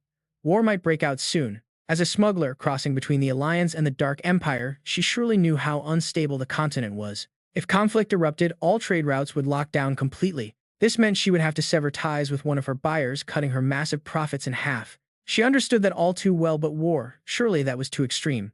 It wasn't a game. Chris smirked at her naive outlook, asking if she truly believed that. He laid out logical arguments that stunned her. Looking at the latest rumors coming from Daman, his warnings didn't seem far-fetched at all. Ruina fell silent. Deep down, she knew it was true, but tried to ignore it. The atmosphere there had been tense lately. Several powerful, influential noble houses were actively pushing for war with the Alliance. It was a terrifying prospect. Ruina had previously reviewed a deeply worrying periodic report from the Guild showing severe and growing instability across the Four Kings territory. The demon civil war had ended, scouts were probing alliance forces and smugglers were seeking alternative routes. Tension between the Demon Blade and Demon Soul clans was also escalating. Snapping back to reality, she slowly asked why he was telling her all this. Did she expect a lowly merchant to halt an entire war? Chris immediately dismissed that idea. Of course not, he laughed, leaning casually against the window. He wore the confident, ambitious grin of someone destined for greatness. Do you want to sponsor me instead? I will make a peaceful, war-free future a reality. Rowena was still skeptical, asking how he could possibly manage that. Chris began detailing his strategic calculations. For any territory to launch a full-scale war, they absolutely required assets. His path lies through the southern demon kingdom, home of the Hugh clan. But if Chris can become the heir and prepare for war, they might just avoid the absolute worst-case scenario. It is also Rena's only real chance to keep her profits intact, without them being cut in half. Chris firmly extends his hand to close the deal, asking if she is in or out. Rena hesitates for a moment, staring intently at his outstretched hand. She looks up into his glowing red eyes, and thinks to herself that those eyes do not belong to a liar. Sensing his immense talent, Rena silently decides that investing in him is actually worth a shot. The agreement is quickly finalized and they shake hands. Fine, she says, with a warning glare, but if you betray my trust, even once, I will end this immediately. Chris assures her that he is a man of his word, but inwardly he smiles. He has plenty of reasons to use her. Chris wears a smirk that is hard to trust while wishing her well, silently calling her a greedy money grubber. By now, dusk has fallen and Chris is still diligently grinding those leaves into powder. Looking at the pile on the table, he smiles faintly, and notes that if a high-ranking member of the Poison Clan is involved, he should definitely prepare an antidote, just to be safe. Chris is slightly anxious since it has been a while, hoping his brewing skills are not too rusty. As the medicine simmers on the stove, Chris's mind drifts back to his past life with a legendary medical family, hearing a woman scolding him. She called him a brat as past life. Chris sat sweating and fanning the medicine pot. Eller watched leisurely, telling him the fire was too weak. She calmly corrected him, reminding him that certain medicinal herbs only unleash their true potential when boiled over a blazing flame. That was Eller, the 26th generation of the prestigious medical family. Chris panted heavily, yet his focus remained entirely on her health. Shut up and lie down already, he urged. Chris clearly remembers the first time they met on a blood-drenched battlefield. During the First Great War, Eller was incredibly young, yet she was forced to step onto the battlefield. It was because the blood-fiend Demon King had slaughtered her entire family. Her family was the finest of the Alliance's 7 great clans. Naturally, their legendary medical expertise made them a thorn in the Demon King's side. Tragically, she could not escape her grim fate either. She fell beneath the blade of the Demon King. Back in the present, Chris tirelessly fans the boiling pot of medicine. Chris works without a single complaint. Alar, looking weak and pale yet holding on to her fierce pride, stares intently at him. You are a strange one, she notes. It is baffling how Chris recreated her clan's sacred medicine based on mere sketchy descriptions. Why did it take so long to meet someone like him? Chris playfully teases her, asking how the great medical family can be called holy when even their master is this sickly. Ilar coughs roughly and scolds him, calling him an insolent brat. The only reason she survived the Demon King's brutality is her own medicine. Suddenly, she coughs up thick crimson blood, staining the sheet. She insists she cannot just lie around while countless people continue to writhe in agony across this hellish world. Eller's voice cracks with bitter sorrow, lamenting that her legendary family line has to end so tragically with her. Chris turns his head, offering quiet comfort. Clinging to the past is utterly useless, he says firmly, telling her to focus on resting. Eller weakly points toward a stack of thick, dusty books, encouraging him to look through them. Despite the agonizing pain, she urges him to take the manual. It contains her clan's secret techniques, with only a fraction surviving the war. Seeing her suffer, Chris rushes to support her, urging her to rest. Eller desperately grasps his hand in her weak helplessness. She begs him with a look of pure desperation, asking him to save those who are suffering in her stead. Only then can she finally close her eyes in peace. Chris stands in heavy silence, completely speechless as she looks up, asking if he will accept her request. Chris bows deeply, asking with utmost sincerity if he may call her master. Her tears flow like a sudden spring thaw, sobbing that she is barely fit to be called a decent teacher, let alone a master. Under her careful guidance, Chris quickly gains renown. Eller proudly tells him that she certainly chose the right disciple. Snapping back to the present, Chris still hears her parting words echoing in his mind, naming him the 27th generation of their medical lineage. He tried his best to fulfill Elar's wishes. Since the sacred text was badly damaged, he could never fully master their medicinal key art, yet he traveled battlefields to honor his promise, eventually earning the title of the Battlefield Saint. Now, having successfully brewed a pair of highly potent antidotes, Chris looks up and wonders where his master is. He hopes she is living peacefully somewhere, swearing to fulfill his promise to her in this new life. The scene then shifts to a majestic white castle under a clear blue sky where a carrier bird flies in with a message. A butler delivers the news to the lord, announcing that young Master Chris has sent a letter. The old lord is absolutely thrilled. He beams like a child, glad to finally have news. According to Mary's report, Chris has safely secured the Black Heart. It was exactly as expected. Chris opened the letter with curiosity, wondering what it said, but after reading it, his entire body froze. Chris paused, his eyes widening. He called over his servant, who quickly bowed and answered, "Yes, milord." Chris smiled, ready to support his son. Ready to support his son. It looks like he had to prepare a few things for his boy. Marion, while at Mount Betchy on the border, between the Shadow Clan and the Poison Clan, Chris looked at the people behind him and strictly ordered them not to move alone. They had to move in groups of 2 or more. The squad quickly acknowledged his orders, but then Jupian hesitated to speak. Chris did not even let her finish before quickly cutting her off. He was going alone. Jupian narrowed her eyes, glaring at him. Glaring sharply, she asked what he meant.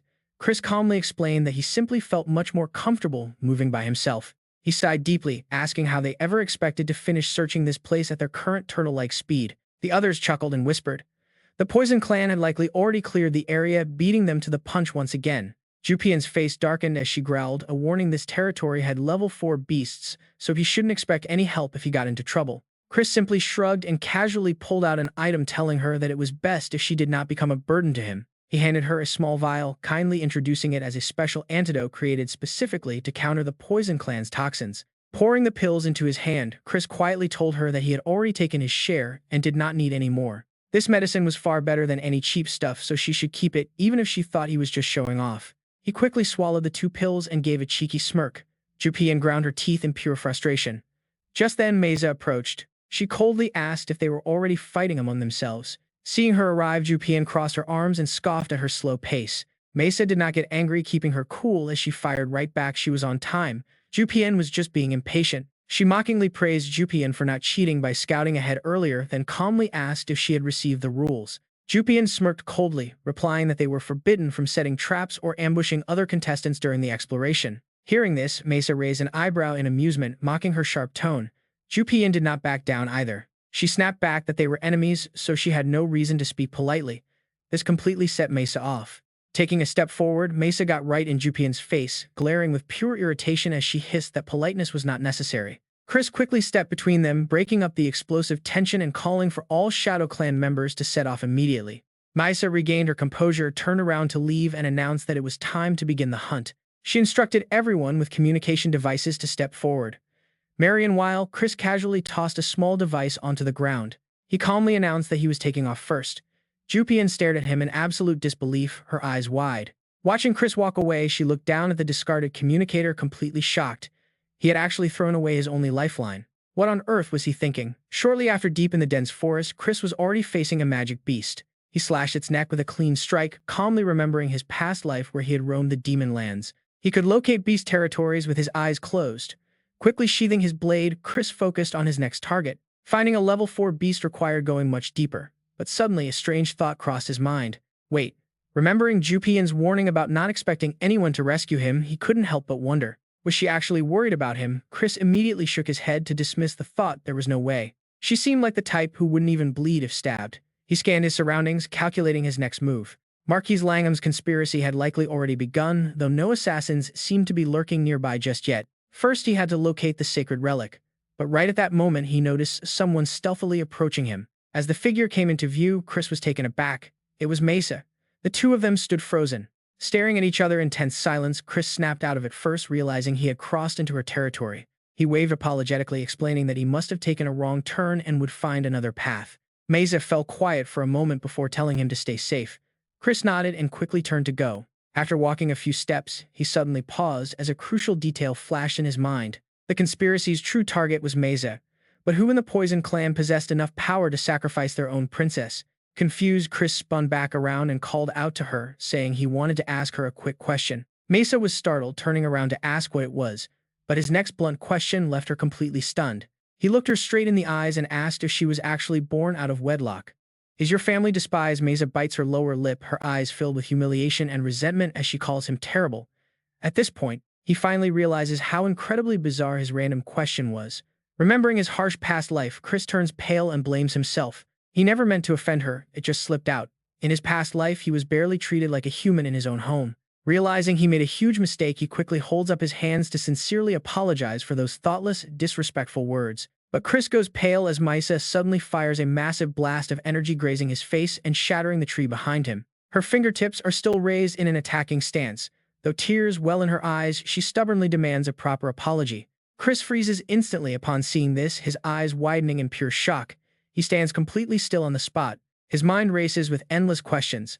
Look at her, seeing her intense rage. This clearly is not some simple, everyday family feud. To find out the real goal, he needs to track down the mastermind behind this conspiracy. Chris sighs in heavy worry, knowing she will remain in constant danger until then. Evan joining the Poison Clan's expedition is no guarantee she will survive. He finally makes a silent decision. They must buy some critical time until reinforcements arrive. Once his plan is set, Chris quickly tries to change the subject, asking if she is breaking the rules. Mesa glares back in utter shock. What did he just say? He bluntly points at the tree behind them, stating that the damage is clear proof. Looking at the smoking blasted wood, Chris speaks with a calm, teasing tone. Since she attacked first, the sacred relic belongs to the Hay clan. Is he wrong? Mesa goes quiet for a second, slowly pulling a hidden weapon from her bag before answering with a cold no. Misa holds up 3 glass vials filled with a strange glowing green liquid, her voice icy cold. For insulting her family, and for the humiliation she suffered after their broken engagement, she declares with a sharp, lethal gaze that this is self-defense. Instantly, Mesa aggressively hurls all 3 vials straight at Chris. He is completely caught off guard by her sudden attack, staring wide-eyed as the deadly projectiles fly right at his face. Chris quickly reacts, raising his arms to block the impact. But the vials shatter anyway, releasing a bizarre energy. Hit by the mist, he drops to his knees, coughing violently. Mesa calmly looks down at Chris, casually explaining that he has just been infected by her signature blue flower poison. With a simple snap of her fingers, she warns that the poison will explode, spreading toxic venom through his veins. She demands an apology, but he flatly refuses. Holding 3 more vials of blue flower poison, her voice turns threateningly sharp. She orders him to beg for his life, throwing the remaining vials onto the ground and commanding the poison to activate. Amidst the dense, swirling, toxic smoke, Chris remains calmly kneeling. But then a strong hand suddenly reaches out from the fog. Chris lunges forward and locks his fingers with Mesa, bringing his face incredibly close to her shocked, wide-eyed gaze. Looking into her eyes with a calm red glare, he softly rejects her command, saying he cannot possibly beg for mercy. As he speaks, his poisoned body miraculously recovers back to normal, yet he keeps himself leaned in close to her, whispering that she truly deserves her dangerous reputation as the deadly little poison witch. Though Mesa blushes and goes silent, Chris playfully asks if it is true that this poison causes excruciating near-death pain until the antidote is taken. Misa quickly pulls her hand back to create some distance, frowning deeply, as she claims only she has the antidote. Chris calmly asks if she has ever heard of the legendary divine doctors. Without even waiting for her reply, Chris explains that he created his own special medicine inspired by their famous techniques. He pauses thoughtfully, pondering aloud if he should call it the ultimate cure-all antidote. Mesa is completely baffled and glares at him in annoyance. Before she can finish asking what nonsense he is talking about, Chris swiftly strikes the back of her neck. With that swift blow, Mesa's eyes slowly close as she falls unconscious. Chris casually catches her limp body. Looking down at her, his expression softens as he gently promises to save her after she gets some rest. But she is completely knocked out and cannot hear his vow. After knocking Mesa unconscious, Chris binds her tightly to a nearby tree. He then searches through her belongings and pulls out her communication orb, examining it closely. Chris quickly activates the orb, watching it float up with a soft blue light as his fingers type rapidly. He begins sending a mysterious message.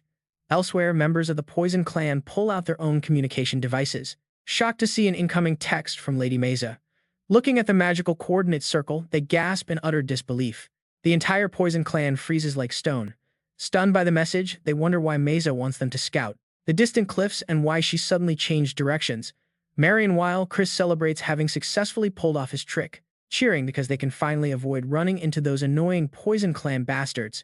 Sometime later, in another part of the forest, a shadow darts swiftly through the forest. It is Chris skillfully taking down a demon beast with ease before leaping onto ancient tree branches. He uses the massive branches to build momentum. In his mind, Chris is constantly recalling those demonic relics and constellations. Those entities grant power. They have been hidden for ages or have just fallen from heaven as if challenging the mortal realm. They dare mortals to even attempt to wield them. The relic discovered this time is likely the Sunset Talisman. Chris speeds through the forest, lost in thought. According to the talkative Shadow J, that item was once discarded because its power was vague. That is until Marcus Langham figured out how to use it after 2 years of research, bringing a heavy, bitter sigh. It is the very same research that cost Sir Noah his life. Now Chris's eyes harden with determination as he vows. He will not let Noah die even if saving him only delays the end of the world. But mid-flight he suddenly halts. He stops, looking down in pure shock. Sensing something below, Chris immediately drops to the forest floor, his eyes landing. His gaze falls instantly on a torn, mangled branch. Chris gently lifts the shredded leaf, examining it closely with great care. Suddenly, he spots a long trail of mysterious footprints. Why are there footprints in this dangerous demonic zone? This is a place where absolutely no one is supposed to survive. Chris swiftly uses his stealth power to go invisible. He follows the tracks because a relic cannot walk on its own. Crouching behind a bush, he watches. A figure ahead demands to know if the Black family bastards have arrived. A subordinate respectfully reports, "Not yet, sir." The green-haired leader growls in annoyance, complaining about how much longer those damn turtles are going to take while Chris watches. From the shadows, Chris realizes their energy belongs to the Poison Clan, and one of them is already at 4 stars. He eyes the cloaked figure on the right, estimating the woman in front to be around 5 stars, then shifts his gaze. He looks at the fully masked man on the left. Chris notes, this one does not carry Poison Clan energy at all. Who is this masked stranger? His core is completely murky. Meanwhile, the green-haired leader grinds his teeth, cursing Mary. He calls her the source of all their troubles, stating that no one would miss her if she died. Chris listens, analyzing the situation. Based on the man's tone, he is likely a direct descendant of the Poison Clan. He realizes this is a struggle for succession. Nearby, the completely cloaked stranger sighs, suggesting they wipe out the pests. The green-haired leader snorts and mumbles it had better be they already agreed to hand over the relic anyway. He glances down at the mysterious red box on the ground, quietly wondering what kind of relic it actually is. But he dismisses the thought, noting that once Mary is dealt with, the relic becomes Langham's problem anyway. With that, the green-haired leader coldly orders his men to find where those bastards are hiding, and his subordinates comply. As his lackeys vanish into the forest, the green-haired leader leaps onto a nearby tree branch. Chris watches him closely. He silently calculates his move. Only the dumb-looking leader is left, likely a 4-star. Chris could easily take him head-on. But why cause unnecessary trouble? He purses his lips with a scheming look, realizing he needs to steal the relic quietly. Just then, Chris hears a strange noise and spots 3 blue monkeys swinging nearby. A brilliant idea flashes in his mind. With a sly grin, he knows exactly what to do. Meanwhile, the green-haired leader sits on his branch, yawning sleepily. Before the sleepy leader can even close his mouth, a strange gooey substance drops right onto his head. Looking up, the leader spots the monkeys and asks in disbelief if that was actually poop. High up in the canopy, the monkeys under Chris's control screech and mock him. The green-haired leader completely loses his temper. He hops madly and shouts that those damn monkeys will pay for this. He falls right into Chris's trap. The leader chases after the screeching pests, and Chris quickly slips out of hiding and dashes toward the relic. Reaching the mysterious box, Chris grins mischievously, reaching into his pocket to pull out a little trick for them. He reveals a necklace adorned with a green gem and slowly puts it around his neck, looking highly satisfied. Who says this tool is only good for sealing demon beasts? Chris recalls Count Tiraman's proud introduction of this specific item. The summoning stone can hold demon beasts up to level 4. The magic activates instantly. The moment the necklace is secure, the stone emits a brilliant purple glow, opening a mysterious magic portal. As the magical rift opens, Chris reaches into the mystical space, carefully rummaging through his stored items to retrieve. He pulls out a replica red box looking identical to the real relic box resting right there on the ground. He smirks cunningly at the fake box Ruina gave him, which he polished to look completely brand new. With zero hesitation, Chris swaps the dummy box for the real Sunset Talisman, successfully pulling off the ultimate heist. He grins to himself, knowing they are only chasing a fake. Staring at the decoy half buried in the dirt, Chris breathes a sigh of relief. Mission accomplished. With the diversion set, he quickly opens the real relic box. He wants to see what happens next now that he has intervened. But the moment he sees the contents, Chris freezes in disbelief. His heart races as he takes a deep breath, completely shocked by what is inside. He recognizes it instantly. It is the Twilight Amulet. Meanwhile, Mesa slowly opens her eyes after being knocked out. She panics upon finding herself tied up, shouting out in confusion. Baron, she pauses, slowly recalling the incident. She remembers Chris whispering to her about the poison hemlock bead. Realizing he is the one who tied her up, tears well in her eyes as she calls him a coward. Mesa struggles, furiously screaming in rage. How could he treat her like a joke without even apologizing? Her heart aches with anger and betrayal. She feels like she is just a plaything to him, but as she writhes in distress, a figure approaches. It is Melon, who greets her with a friendly smile, asking if she is the Poison Clan princess. Mesa stares at her with deep suspicion, refusing to answer and asking who she is instead. Meanwhile, in another part of the forest, Jupian's men search the area while she stands alone lost in thought. She stares at the antidote bottle Chris gave her earlier. Her red-haired subordinate watches her speaking up hesitantly. He purses his lips and voices his confusion, asking why she gave that man an extra dose of antidote. Jupian freezes. That is a good question. Why did she ever choose to trust that absolute bastard anyway? Just then, a nearby subordinate rushes over to report that they have found nothing on their side. She nods, acknowledging the report before quietly asking the red-haired man if the other squad is still searching. He respectfully confirms that the other team is indeed still combing through their designated area. He asks with concern if young Master Chris will be fine on his own. Jupian just shakes her head. She tries to banish thoughts of Chris in danger, brainwashing herself that his survival is his own business. Whether he lives or dies, he brought it on himself. Suddenly, another subordinate runs over in a hurry. He reports that they have found this sacred relic, and Jupian rushes over to the spot immediately. Coincidentally, it is the fake decoy Chris left behind.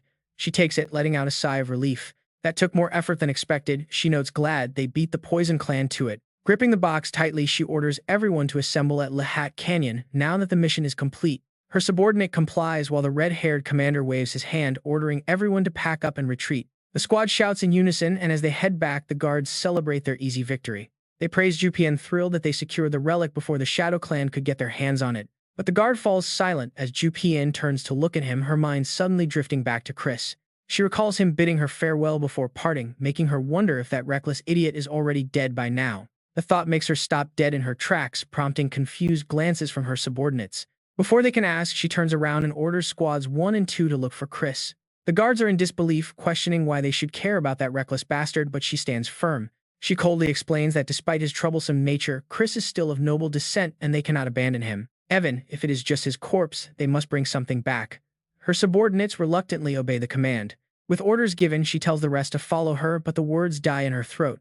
The cliff before them suddenly shatters, sending a deadly rain of heavy boulders down upon the completely unprepared squad. One guard barely dodges the falling debris, frantically asking what is happening as the rocks seal off their exit. The massive rockfall completely blocks their path, leaving the panicked squad wondering if their exit has been permanently sealed. Suddenly, mysterious green smoke begins to rise from the high cliffs, and Jupian instantly spots the danger. She yells for everyone to stay alert, warning them that they have walked right into a deadly ambush. As the toxic green fog pours down from above, the guards inhale it, their faces turning pale. It is poison. Up on the cliffs above, a group of cloaked figures watches the chaos unfold. Observing the poisoned troops trapped below, their leader sighs, declaring that it is all over for Jupian's forces. The squad collapses to the ground. The assassin captain remembers stealing Maze's ultimate poison, the blue flower, right from her lab. Since he stole it directly from her laboratory, no one will suspect a thing, and the blame will fall squarely on Mesa. Landing smoothly on the ground, he secretly notes that pulling this off near the Shadow Clan outpost is pretty risky. But to wipe them all out in one clean sweep, this is his best shot. Standing up, the captain looks around. His shifty eyes calculate his next move, planting the sacred relic right inside Maze's lab. But just as he plans this, suddenly, a figure nearby swings a weapon at him. The captain is stunned, staring in shock as it flies straight toward him. He easily dodges the strike, raising his sharp clawed hand to declare that he has no choice but to kill her. Staring mockingly at Jupian, he sneers in a condescending tone that she is really not a worthy opponent anyway. Jupian trembles, gripping her sword tightly as she spits out in pure rage, calling him a pathetic coward. "Shut up, you coward," she screams. Cold sweat covers her face as she suddenly senses his massive, terrifying energy flow. This guy is at least a 5-star demon. Completely fooled, she bitterly blames Mesa, cursing her for stabbing her in the back. The assassin captain sneers, declaring in a bone-chilling voice that he will end her quickly, completely, painlessly.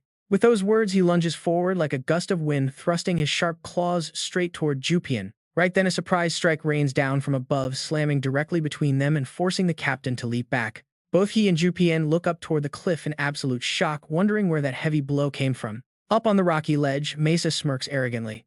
The two down below immediately recognize exactly who has arrived. Wait, is that Mesa and Melon too? The captain instantly finds himself in a tight spot, wondering why they are here. Seeing Mesa casually glide down, he grows incredibly frustrated. He specifically ordered his spy to lure her away from this canyon. What on earth went wrong? Just seeing Melon standing right beside her makes the captain's jaw drop even lower. That is the vice-captain of the Black Sword Knights. Leaping down, she smiles and warmly praises Mesa's quick reflexes. The princess is as agile as ever, she says. Mesa blushes slightly, telling her to stop acting so overly friendly. Mesa then glares at the captain, demanding his identity. "How dare you use my blue flower to frame me?" she snaps. But the captain shows absolutely zero fear, mockingly sneering back at them as if he holds all the cards. He mockingly asks if they still don't know their place and suddenly whistles loudly to signal his hidden allies. Instantly, two more cloaked figures materialize right behind him. Maisa quickly pulls out 3 bottles of blue flour. "So you brought backup," she mutters. Melon draws her heavy blade, smiling with genuine amusement at the situation. 2 3-star demons and 1 5-star Melon notes, "They definitely outmatch us." Jupien's face turns completely pale. She bitterly states the harsh truth: whoever is behind this knew they lacked top-tier experts and they are finished. Just as panic sets in, a loud shout suddenly echoes through the canyon. GTN appears high on the cliff. "What a crazy coincidence meeting you here," he calls out. Mesa and Jupien look up in disbelief at the familiar voice. Staring up at his familiar and incredibly cheeky smirk, they both call out his name in absolute shock. GTN squats calmly on the rocky edge, rubbing his chin and playfully teasing them despite the extreme danger. He asks if they missed him, making Jupien's face turn red as she furiously snaps back that there is absolutely no way. Meanwhile, Mesa glares and warns him that they will definitely talk later, while the assassin captain just scoffs loudly. Scoffing, the captain asks if this is their touching pre-death reunion, mockingly wondering if one more weakling will somehow save them. Mesa stays silent, her expression turning dead serious as she silently admits that his arrogant claim is actually right.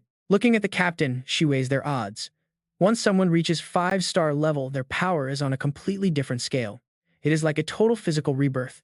Evan, if all 4 of them team up, defeating him is still highly unlikely. The captain glances up at GTN, snorting mockingly. He asks if gaining just 1 star made him this arrogant. "You act like you are an 8-star powerhouse or something," he sneers. Up above, GTN slowly activates a summoning stone. Reaching into the magic space, he calmly remarks that only absolute fools would come up with such a cheap, trashy plan. A second later, GTN looks down at them and tells everyone to catch what he is about to throw. 3 bizarre objects land right in their hands, leaving them completely baffled. He just smiles calmly at their confusion. He explains that these holy relics will boost everyone's power by a full level. But seeing Mesa's annoyed face, GTN raises his eyebrows and asks if she does not want it. She tightly grips a golden frog, her face turning pale. She screams, "Of course not," but before she can finish, Jupien puts on the shawl and her eyes light up. Wait, this thing is completely overflowing with mana. She feels totally re-energized, laughing in pure delight and cheering aloud. Is this the true power of a holy relic? It feels like a 6-star jump. Chris stands there completely dumbfounded. His mind halts in utter confusion. He definitely did not give her anything that strong, so he has absolutely no clue. What is this terrifying thing? Marion, while Melon puts on the necklace he gave her and narrows her eyes in sheer awe. She coughs hesitantly, telling Chris that the activation method for her new item is actually quite strange. Melon remembers when Chris handed her a slip of paper earlier, telling her it was a secret message from Chris. On that paper, Chris's bold handwriting delivered some shocking news. "Melon, someone is targeting our expedition team. I prepared a holy relic for you. Help the Poison Clan princess and her group." As for the activation method, well, back to the present. Melon wonders where he got these things as Chris slowly stands up. He gives a vague reply, saying he is just taking advantage of an idiot. Either way, he must leave now. Melon flinches loudly, reminding him that he promised to duel her once this whole mess is over. But Chris just walks away, waving a dismissive hand. He casually bids them goodbye, speaking in a teasing voice. He tells them to try not to die before then. Mesa is completely flabbergasted, asking if he is really leaving. Watching Chris disappear into the distance, she turns pale with rage, cursing him for being such a heartless bastard. If someone speaks to you, the least you can do is reply. Jupien squeezes her potion bottle, eyes sparkling. She defends Chris, saying he surely has a plan. Misa looks at her with total disbelief, completely shocked. Why is she suddenly defending him, and what is with that dreamy look on her face? Marion, while the captain smirks. The assassin captain mockingly asks if they really think those little toys are going to save them. Instantly, he takes a stance as a terrifying wave of energy erupts. Jupien's face darkens, sweat dripping down. Black steel, true chi. Misa falls silent while Melon smirks, the same thought flashing through all of their minds. This is a destructive power only 5-star masters can control. But the very next second, Melon steps forward. She points her massive blade straight forward, smirking as she repeats the words of her young master. Melon recalls her past duel with Chris. He always told her that star levels do not decide the winner. The arrogant will only be crushed by their own pride. Jupien also smirks, her eyes filled with determination. She agrees completely, wanting nothing more than to crush these arrogant fools with raw, unadulterated strength. Melon shoulders her massive blade and leads the charge, asking the princesses if they are ready to begin. Jupien manifests her sword and urges Mesa to move. Mesa looks hesitantly at the golden toad in her hand. She finally closes her eyes and places it on her head, pulling out 3 blue bottles to go all out. She charges forward playfully, suggesting a bet on who can take down an enemy first. Melon is down. She claims the one with the black spear. Hearing this casual banter, the enemy captain grinds his teeth in rage. He curses their sheer arrogance, immediately swinging his hand to unleash a barrage of sharp, deadly claws. Melon laughs with excitement, parrying a claw. Right then, the captain leaps high into the air to ambush her. Melon's sharp senses kick in as she quickly turns around. Lightning fast, he is already right behind her. With a cold glare, he slashes down, but Melon is no pushover and instantly raises her weapon. The claws collide with her blade, making him click his tongue. Still, he keeps his stance. He shakes his head, admitting she is not bad at all. But then he stomps down and leaps up again. Moving fast like the wind, the captain immediately throws a flurry of sharp claws downward to completely overwhelm her. Melon cannot dodge them all, and one sharp claw pierces straight through her arm, spraying blood everywhere. The captain lands firmly on the ground, mocking her as nothing more than a useless bug. He calls her nothing but pathetic rubbish. But Melon just grits her teeth and laughs, her eyes completely unflinching. She mocks him, asking if he is really a 5-star master, since that last attack felt like a mere tickle. Enraged by her words, he charges forward. Melon stands her ground, quietly waiting for the perfect moment to strike. Right before his claws can tear her apart, she deftly dodges out of the way and grabs the captain by the face. Melon quickly channels her power, letting loose a massive wave of energy that completely engulfs him. The captain trembles in agonizing pain, utterly shocked as he wonders how on earth he could be affected by a level 4 curse. Melon smirks with a fierce glint in her eyes before tossing a bomb. This sacred relic does not actually boost her physical strength. Melon pulls out the necklace Ritian gave her, whispering a demonic chant. It amplifies the power of the curse, using her very own blood. Realizing her plan, the captain grimaces as he takes the blow on purpose, demanding to know she did all this just for that. Melon simply smiles with amusement, asking him how it feels. Without another word, she swings her blade, dealing a brutal, heavy strike. The captain takes the full force of her strike, coughing up a mouthful of thick metallic blood from the agonizing wound. He finally collapses to the ground as blood sprays from his deep wound in a horrific arc. His nearby subordinates watch in absolute terror. They scream out for their captain. Seeing her opponent distracted, Jupian immediately points her sword forward to seize the opening. She raises an eyebrow, warning them in a chilly yet thrilled tone to keep their eyes on her instead. Their fight is far from over. Meanwhile, the sky grows dark over another forest where Richian wanders around, calling out loudly. He asks if they are done playing hide-and-seek yet. Scanning his surroundings, Richian smirks and mocks his hidden opponent. He wonders if they are hiding on the cliffs for a sneak attack or if they are just terrified of losing to him. Right on cue, a cloaked, masked figure materializes behind Richian. The stranger's face is hidden, but his eyes gleam with pure, chilling bloodlust. Richian simply smiles, casually turning around to face the masked man. He places his hands on his hips, totally unfazed. He starts chatting casually, admitting he has been wondering why the man's core energy feels so incredibly dark and gloomy. The figure remains silent as Richian questions him, further pointing out that he does not seem to belong to the Poison Clan. So why is he working with them? Seeing the lack of response, Richian calmly picks up a small stone from the ground. He mutters that if the silent stranger refuses to talk, then so be it. Richian smirks his hand firmly, gripping the stone. With lightning speed, Richian flicks the pebble straight at him. The assassin tilts his head, just in time to dodge the sharp projectile. Richian does not stop firing stone after stone. The cloaked figure moves with incredible agility, dodging almost every single shot. But a split-second slip-up is all it takes. One sharp stone flies true, and before he can react, it strikes his mask. It cracks the mysterious mask. Richian calmly points out that whenever the man gets tense, his right shoulder tends to rise. And when he is distracted, his field of vision narrows. Richian chuckles, coldly warning him that those are terrible combat habits. He should really fix them. The crack on the mask splits wide open, completely exposing the assassin's secret identity to Richian. With his cover blown, Eskid decides to stop hiding. He removes the shattered mask, revealing his handsome face underneath. Fresh blood drops seep from a shallow cut on his cheek. Eskid's mind flashes back to a previous conversation with Langham. Langham had coldly ordered that while the Poison Clan handles Jupian and Mesa, Eskid must personally hunt down Richian if he flees. He remembers his father's strict warning that absolutely no one is allowed to survive this mission. Looking at the mess in front of him, Eskid curses under his breath. Things have gotten incredibly complicated. Jupian's unit has not been wiped out yet, and Melon has unexpectedly joined the battlefield to mess things up. Eliminating the entire exploration team is now highly uncertain. If Eskid kills Richian under these chaotic circumstances, people will start investigating. Since he was not present at the manor during the incident, he will easily become the prime suspect. That means his father will also be dragged into this disaster. Back in the present, Richian folds his arms with a smug look. He mockingly asks why Eskid suddenly went quiet, teasing if he is scared. Eskid remains silent, keeping his expression neutral. He silently summons his weapon, deciding it is better to eliminate Richian first and handle the consequences later. He points it forward. He points his sword forward, ready for his next big move. Chris secretly breaks a sweat but still acts tough. Deep down, he feels this is more like it. On the other side, Eskid fiercely swings his sword while Chris charges up his own weapon. Chris decisively slashes forward his cold, sharp blade, halting Eskid's heavy attack. But suddenly a chill runs down his spine. The cold sensation behind him instantly grabs Chris's attention. He spots Eskid's clones charging at him frantically and his body briefly freezes.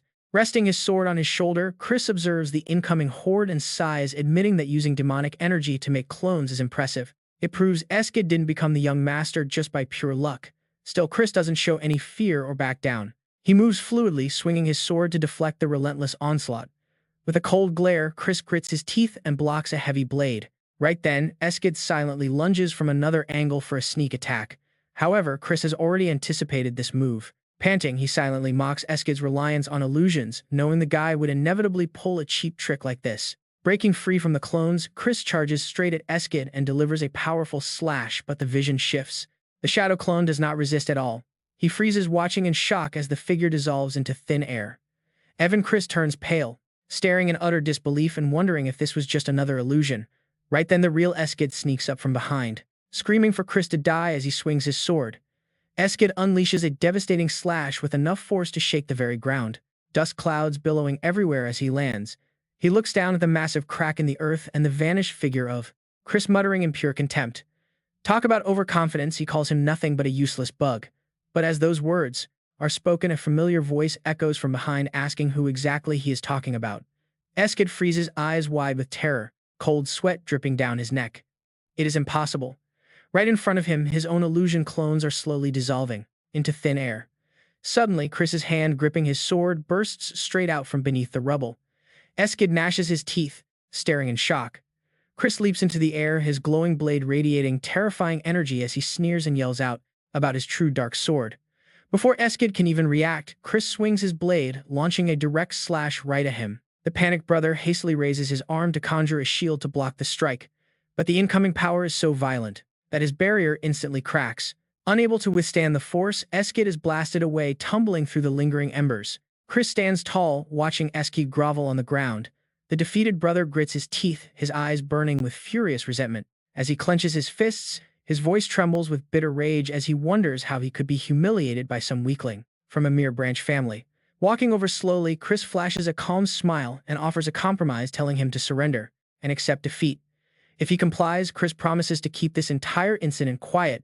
He shrugs his voice, steady but heavy, reminding Eskid that Marquis Langham would face serious trouble and family slaughter is definitely not something they should be boasting about. Eskid freezes, his eyes darting away in panic. He wonders how his brother could possibly know the entire plan, realizing he must eventually silence him to avoid future threats. But since he cannot do it now, he has to wait for another chance. So Eskid looks up, trying to play along.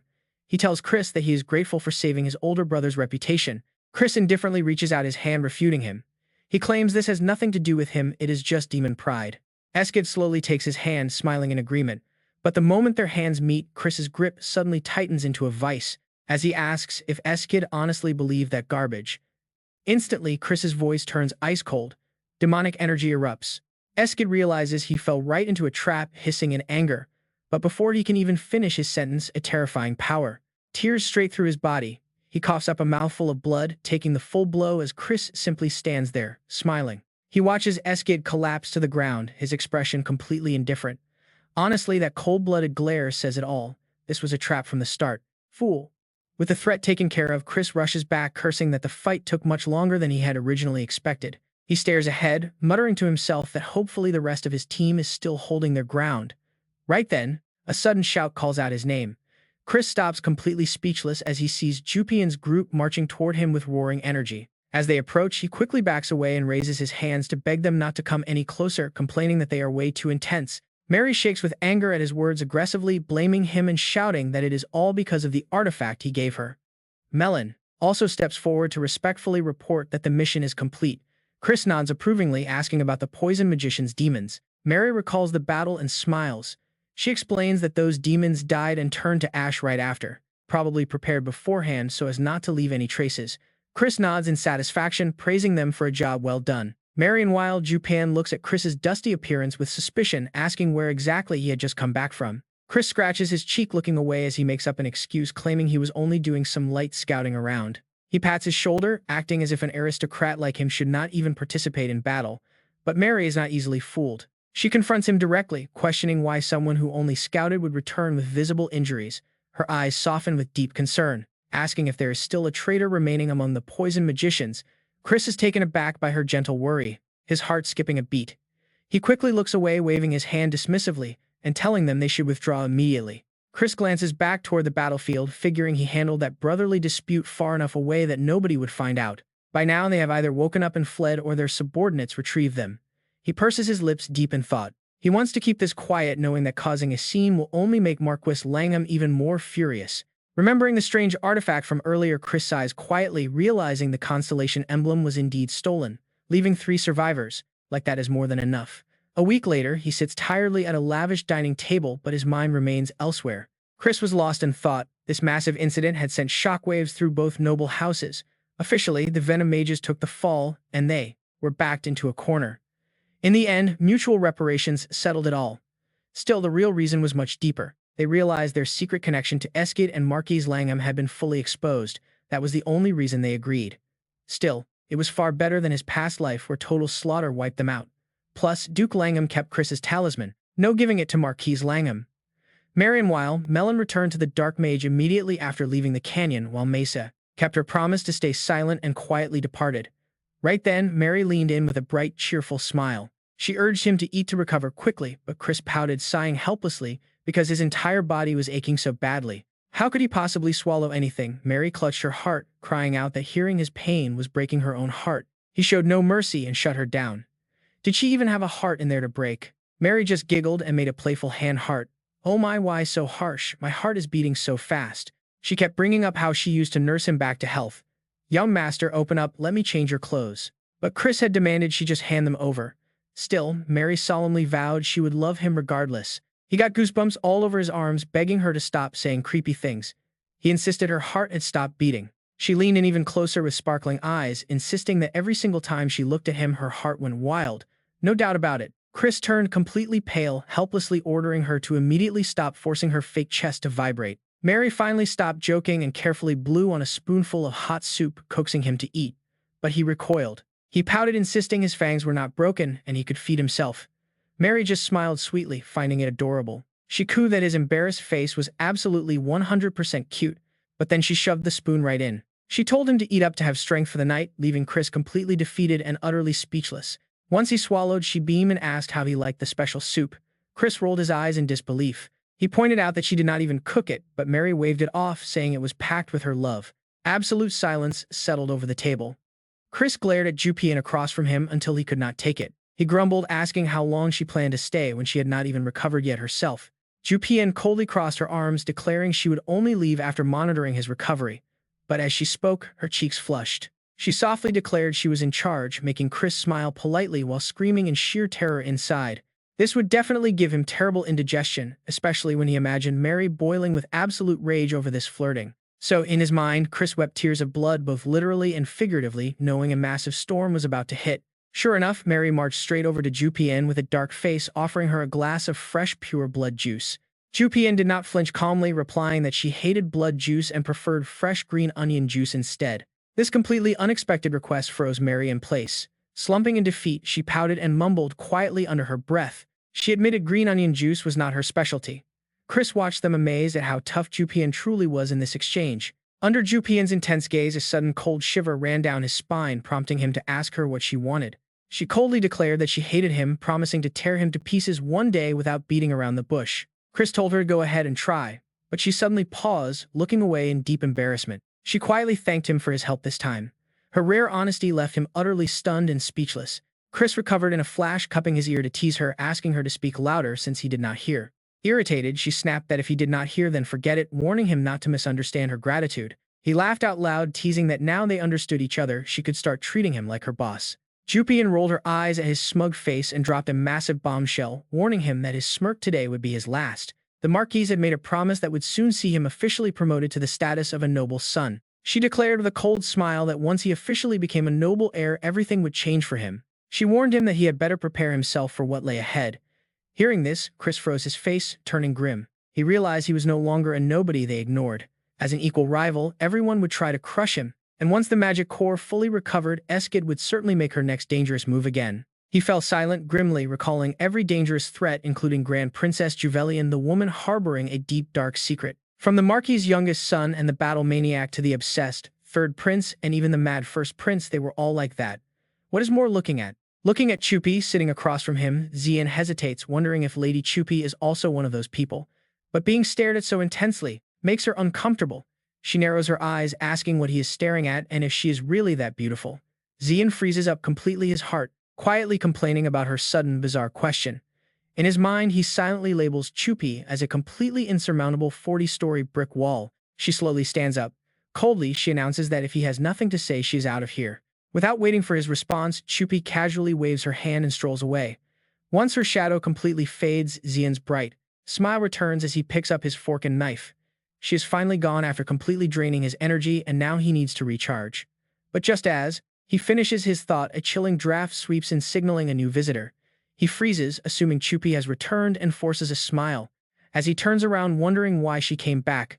But the moment Xian lays eyes on the newcomer, his face stiffens in utter disbelief. He stares at the visitor, hesitantly calling out Mesa's name, while Mesa uses her magic to float there in absolute stun. Surprise. Xian's eyes lock onto her as she stands a few steps away from his table. She crosses her arms and speaks, softly asking if he is all right. Xian offers a strained smile and replies that he is fine, after which the room falls into a heavy, awkward silence. The three of them simply stare at one another, completely silent, as Xian begins to question himself. He wonders why on earth she has shown up again, hoping she did not come because he tied her up earlier. Suddenly, Mesa breaks the awkward tension, announcing that her father wants to meet him. Xian can only stare in shock as the image of a powerful man flashes in his mind: Duke Home, the master of the Venom Demon clan and an 8-star demon lord. He wonders why such a giant would want to speak with him. Still, Xian throws on his cloak and walks alongside Mesa down the grand hallway, where she curiously asks how he possibly knew a conspiracy was being orchestrated. Xian simply responds with absolute calm that he has his own private sources. His answer leaves Mesa speechless in silence as she recalls a prior conversation with Melon. She remembers Melon introducing himself as the vice captain of the Black Wolf Knights, explaining he was acting under orders from young Master Xian to infiltrate. Back then, Mesa had yelled in absolute fury, demanding to know how Xian dared violate the rules of their grand expedition. But Melon did not back down, quickly explaining that his young master had asked him to support her and the Venom Demon clan to deal with the threat. Mesa had been left utterly stunned. Now back to reality. She looks at Xian, arguing that if he knew about the plot, he should have just warned her instead of tying her up. Xian gently answers she would be in danger. If the traitor is within the Venom Demon clan, the successor becomes the prime target during their power struggle. Hearing this, Mesa halts in her tracks. She asks in a trembling voice if he truly does not suspect her at all. She admits she is deeply in his debt. Xian's eyes widen in surprise as Mesa looks up and thanks him for saving her expedition group. Xian calmly responds that she is a highly important figure in his plans. Upon hearing this, Mesa feels her entire. Suddenly, her body heats up and her face blushes a charming shade of pink. She softly mutters a confused question while placing a hand on her cheek. Confused by her own reaction, she tells herself that they are already over, but Chris cuts her off mid-thought. He casually suggests they become future political partners instead. Mesa is stunned, but he ignores her flustered expression. He asks if she is worried about their complicated past, offering the deal without showing even a hint of embarrassment. He assures her that he has no intention of reviving their old engagement, causing Mesa to freeze up completely. Chris's eyes gleam as he stares directly into her eyes, promising her they will remain strangers from here on out. In the quiet, empty hall, one person desperately lays out his proposal, while the other struggles to keep her composure. Unsure of her sudden reaction, Chris wonders, why the silence? Suddenly, Mesa's eyes turn sharp and cold. Her intense glare forces him back. Totally confused, Baron Mesa flashes a deadly smile, her eyes wide with menace. She loudly agrees to the partnership for the sake of both families, leaving Chris completely baffled by her sudden shift. Wondering if he said something wrong, he watches her walk away. Misa then addresses her father, announcing that Chris has arrived. Her voice echoes toward the broad back of a tall man who is currently staring out of the window. The tall figure turns around to welcome them. This powerful man, none other than Duke Home himself. His stern expression instantly melts into a pout as he complains about her, calling him the family head instead of father. Misa quickly clears her throat and reminds him to behave in front of their guest. Duke Home just chuckles softly, Admitting he got a bit carried away, he warmly invites them to dinner, having prepared her favorite venison. Maisa politely accepts his invitation. Bowing deeply, she respectfully takes her leave, leading us straight to the next scene. "Excuse me," she said, leaving. Rithian quietly noted how close the father and daughter were getting, lost in his own thoughts, unable to believe that the formidable Duke Hoam was actually such a doting father. Mesa had already stepped outside, yet she still couldn't help but steal one last glance back at the room. Rithian then politely addressed Duke Hoam with a respectful greeting. The Duke spoke in a serious tone, noting that Rithian had apparently grown up quite a bit. He continued speaking with a much colder and heavier delivery, warning that he still wanted to tear Rithian apart for what he did to his daughter. The threat made Rithian break into a cold sweat. Duke Hoam then regained his composure, adding that without him, Mesa would have suffered a terrible fate, so he would let it go. Rithian looked up, asking why he had been summoned there. Duke Hoam began questioning him, demanding to know his connection to the divine doctor. On the testimony stone, Rithian had claimed he bought the medicine at an auction, but they strictly monitored all auction house goods. His voice grew sharper and firmer. No divine doctor medicines had appeared recently, so how could he explain this? Stunned by the question, Rithian could barely speak. He hesitated momentarily, then blurted out the truth, claiming he made the medicine himself because he was a total genius. Duke Hoam frowned, asking if that made any sense, since brewing an antidote required a perfect understanding of the toxins. Rithian stubbornly insisted that as a genius he could understand anything just by reading books. Hearing this, the Duke chuckled softly, noting that since Rithian committed no crime, they couldn't interrogate him. Rithian sighed in relief, glad to have escaped. He then asked if they were finally done. Duke Hoam quickly cut him off, stating the real business was just beginning. In a calm voice, he offered Rithian a spot in the Poison Demon faction. Rithian froze. Meanwhile, in a dark, candlelit room, a man sat in his chair, deeply focused on his writing. The surrounding air was completely silent until someone suddenly burst through the door. It was the fire-blood flower, Jezia. The red-haired Marchioness looked incredibly anxious, stepping quickly toward the desk. "Lord Marquis, what on earth happened?" she demanded, asking if it was true that young Master Chi's Manacor was completely shattered. She was certain Rithian was the culprit. Marquis Langham merely kept writing calmly, telling Jezia to lower her voice. Crossing her arms in frustration, she asked if a thug like him would actually become the young lord. She raised her voice, demanding if he planned to let the Black Demon clan be disgraced. Langham remained silent. Jezia grew even more arrogant, sneering that both he and Eskid had failed anyway. With cold, sharp eyes, she promised to personally deal with the scoundrel, reminding him that the first young master title belonged to their son. Marcus Langham finally looked up, his face completely cold and unbothered. He calmly told her she could do whatever she pleased. His voice hardened slightly as he made it clear that he would not interfere. Finally, the day of the young lord inauguration ceremony arrived. Rithian strode through the massive hall, looking sharp in his off-the-shoulder cloak and formal attire. Flying alongside him, Mary showered him with praise, giving him a proud thumbs-up and calling him a true master. She declared that the suit suited him perfectly, proving her man was truly on a different level. Rithian, however, quickly cut her off, questioning that comment. Suddenly, a familiar warm voice called out to him from behind. Rithian turned around to find his father politely welcoming him. His father smiled, praising his appearance and saying he looked quite impressive today. Rithian respectfully thanked him. Just then, Thon ran up to them, stuttering out a greeting. He congratulated Rithian on becoming the young lord. Rithian smirked, telling him to stop using cheap abbreviations before he bit his tongue. Thon quickly corrected his speech. From a distance, they saw a girl approaching, and Rithian's father recognized her as Lady Mesa. He turned to Rithian, asking if he had already apologized to Mesa about the broken engagement. Rithian quietly answered that he probably had, while mentally recalling the sour face Mesa had made. Rithian's father beamed with excitement, declaring that a gentle girl like Mesa was incredibly rare.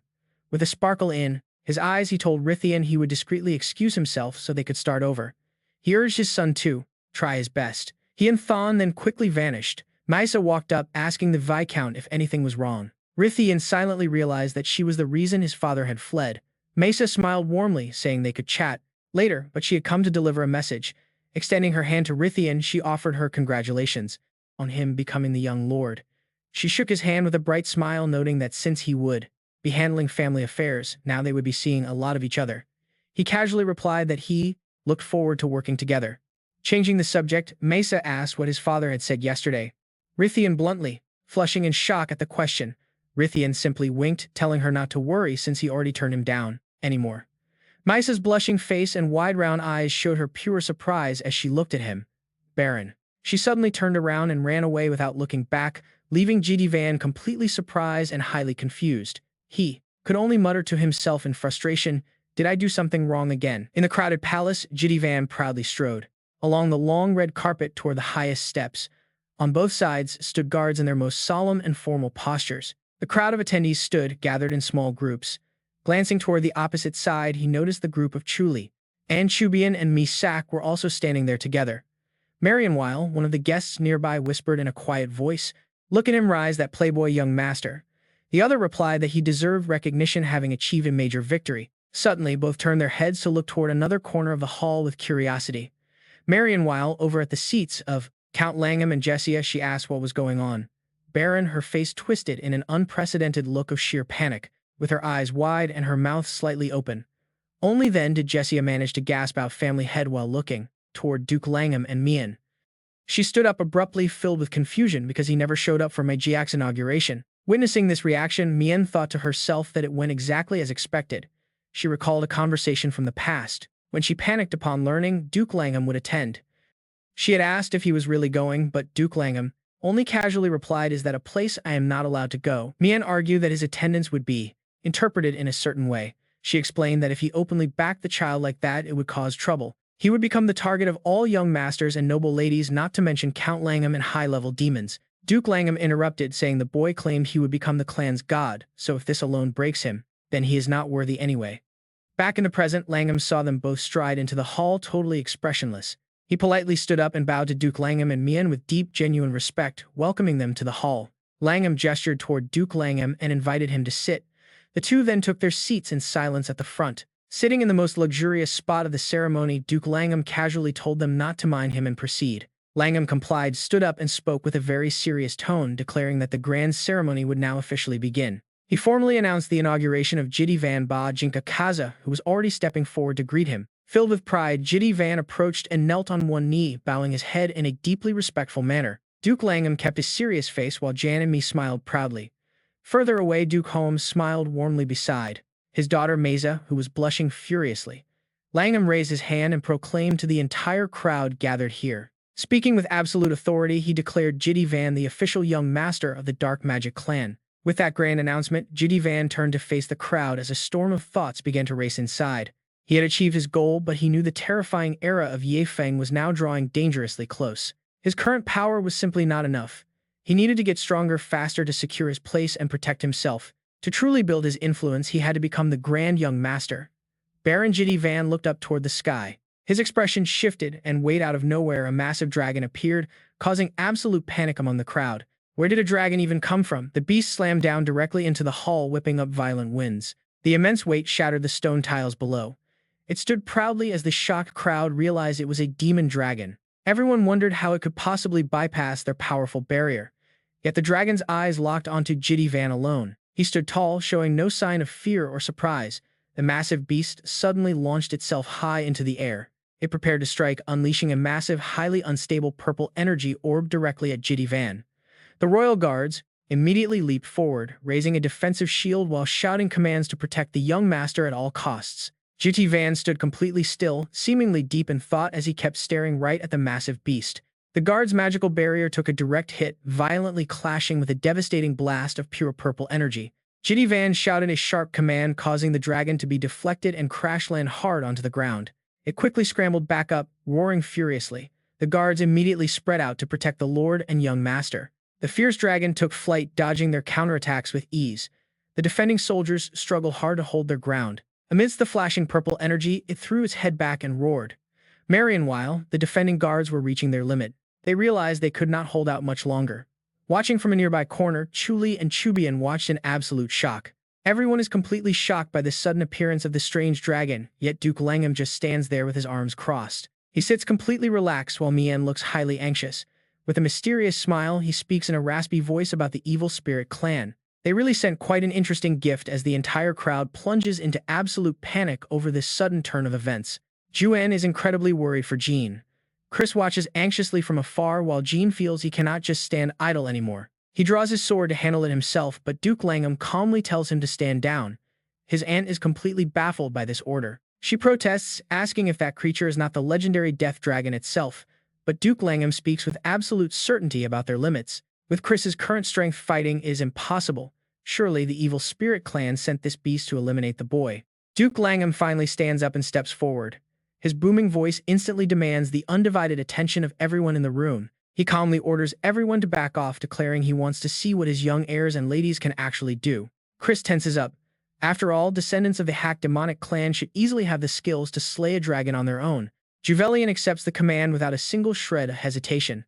Misek looks over in sheer terror, but there is no time to think. Juvelian instantly charges down like a bolt of lightning.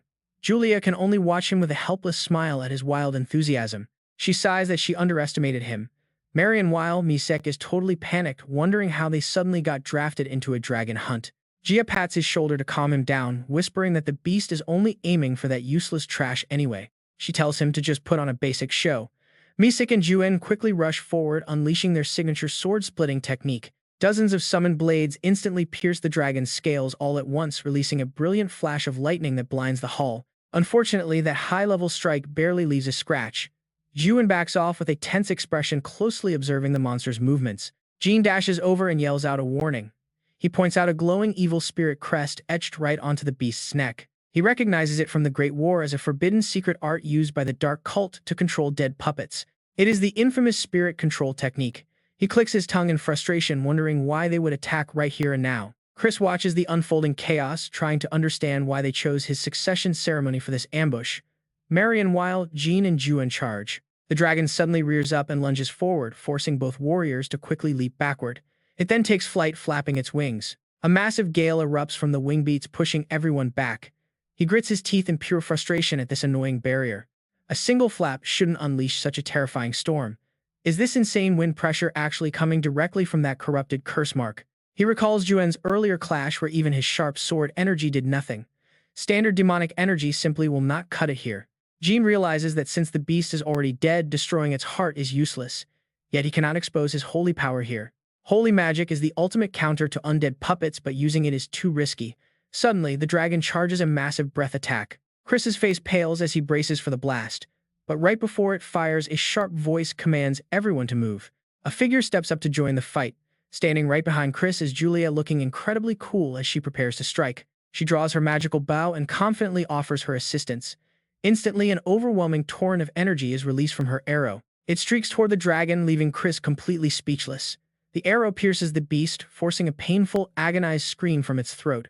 The massive dragon crashes down, clutching a severe wound on its chest. With the threat neutralized, Julia smoothly lowers her magical weapon. Jean stares at her with deep admiration. Her skill is on a completely different level compared to any warrior he has seen. Was that a 5-star rank attack, or perhaps even higher? Jean grows highly suspicious of Julia's secret combat abilities. Rumors said she was only a 4-star warrior, yet this display suggests otherwise. Is this the secret power his master warned about? The spectators gasp at the sheer density of her demonic energy. Juen carefully recalls the moment she drew back that bowstring. A massive wave of energy had condensed in an instant. He wonders if Juvelian even realized the true depth of her power. He cannot comprehend why she would hide her true capabilities. Is she perhaps trying to guard herself against the other heirs? It is incredibly rare for a dark magic user to master archery. Yet Julia quickly hides her power behind a gentle smile. She congratulates Chris on officially becoming the new young master. Jean can only stare back in mild disbelief. He politely thanks her as servants rush forward to clear the massive beast's corpse. The crowd begins to whisper amongst themselves. Guests wonder if rival clans are already making their move against the family. Jean silently listens to their gossip. They whisper that he will face a brutal road ahead. Suddenly, a familiar voice speaks up from right behind him. She remarks that this chaos simply proves how formidable Chris truly is. A figure steps forward, drawing everyone's eyes. No other successor has ever achieved such greatness. With a confident voice, Melon declares her complete support for him. Keeping her previous promise, Melon drops to one knee with absolute sincerity. She looks up with shining eyes. She loudly pledges her absolute loyalty to young Master Chris. Witnessing this, two nearby onlookers begin whispering to each other. They wonder why Melon of the Black Wolf Knight Order, who never bows to any young master, would do this. Chris is thoroughly surprised by her sudden support. Crouching down to her level, he smiles warmly as he greets her. He admits he owes her a huge favor. Melon smirks, asking if he will still keep his promise to duel her. Chris laughs, warning her that she might regret that decision later. As they chat, someone slowly approaches from behind. A noble youth calls out to Chris, asking if they can offer him their full support as well in his journey. Looking up, Chris wonders who they are. The youth introduces himself. Kaysen, the eldest son of Count Tiraman. Surprised by their unconditional backing, Chris listens as Kaysen explains that his father sent this as a special congratulatory gift. Hearing this, Chris chuckles, thinking that it is typical of the Count. Kaysen then suddenly says cheerfully, also he has a favor to ask. With a broad grin on his face, Kaysen drags Alois forward by his collar, presenting the young boy to Chris. Chris crosses his arms and smiles at Alois, asking if his companion Karajab is doing okay. Alois grumbles in response. After telling Alois to mind his manners, Kaysen suddenly drops a massive bombshell that leaves both of them completely stunned. He declares that Chris is now his new master. Alois obediently agrees. He has no choice. With a bleak and dark future ahead, Kaysen hopes that by serving Chris, the young boy can learn a great deal. Alois tearfully looks at his brother, while Kaysen politely asks if Chris would allow him to serve by his side. When Alois frantically protests the decision, Kaysen points out that their family has never had close ties to any nobles.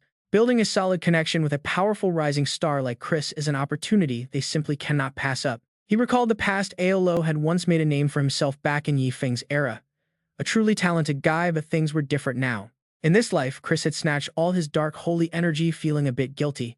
Standing behind him, Chris suddenly spoke up, sure, but there was a catch. Chris's face turned devious as he smirked, telling him he must call him master from now on. Hearing this, Aolo felt a loud bang explode in his ears. He was too shocked to speak. Melon and Kaysen could only give a helpless laugh. While Aolo was about to scream, someone stepped up from behind. Please forgive our late arrival, young master. This is just a humble token, but we have brought gifts to celebrate your success. Sitting high above Duke Langham and Mian listened to the noisy crowd. Evan, the house of Earl Owen, brought gifts, and so did Langham Christen's household. Giddy watched with tears of joy, seeing that Chris was slowly earning the trust of the dark magic clans. At this rate, Giddy thought he might truly become the grand young master.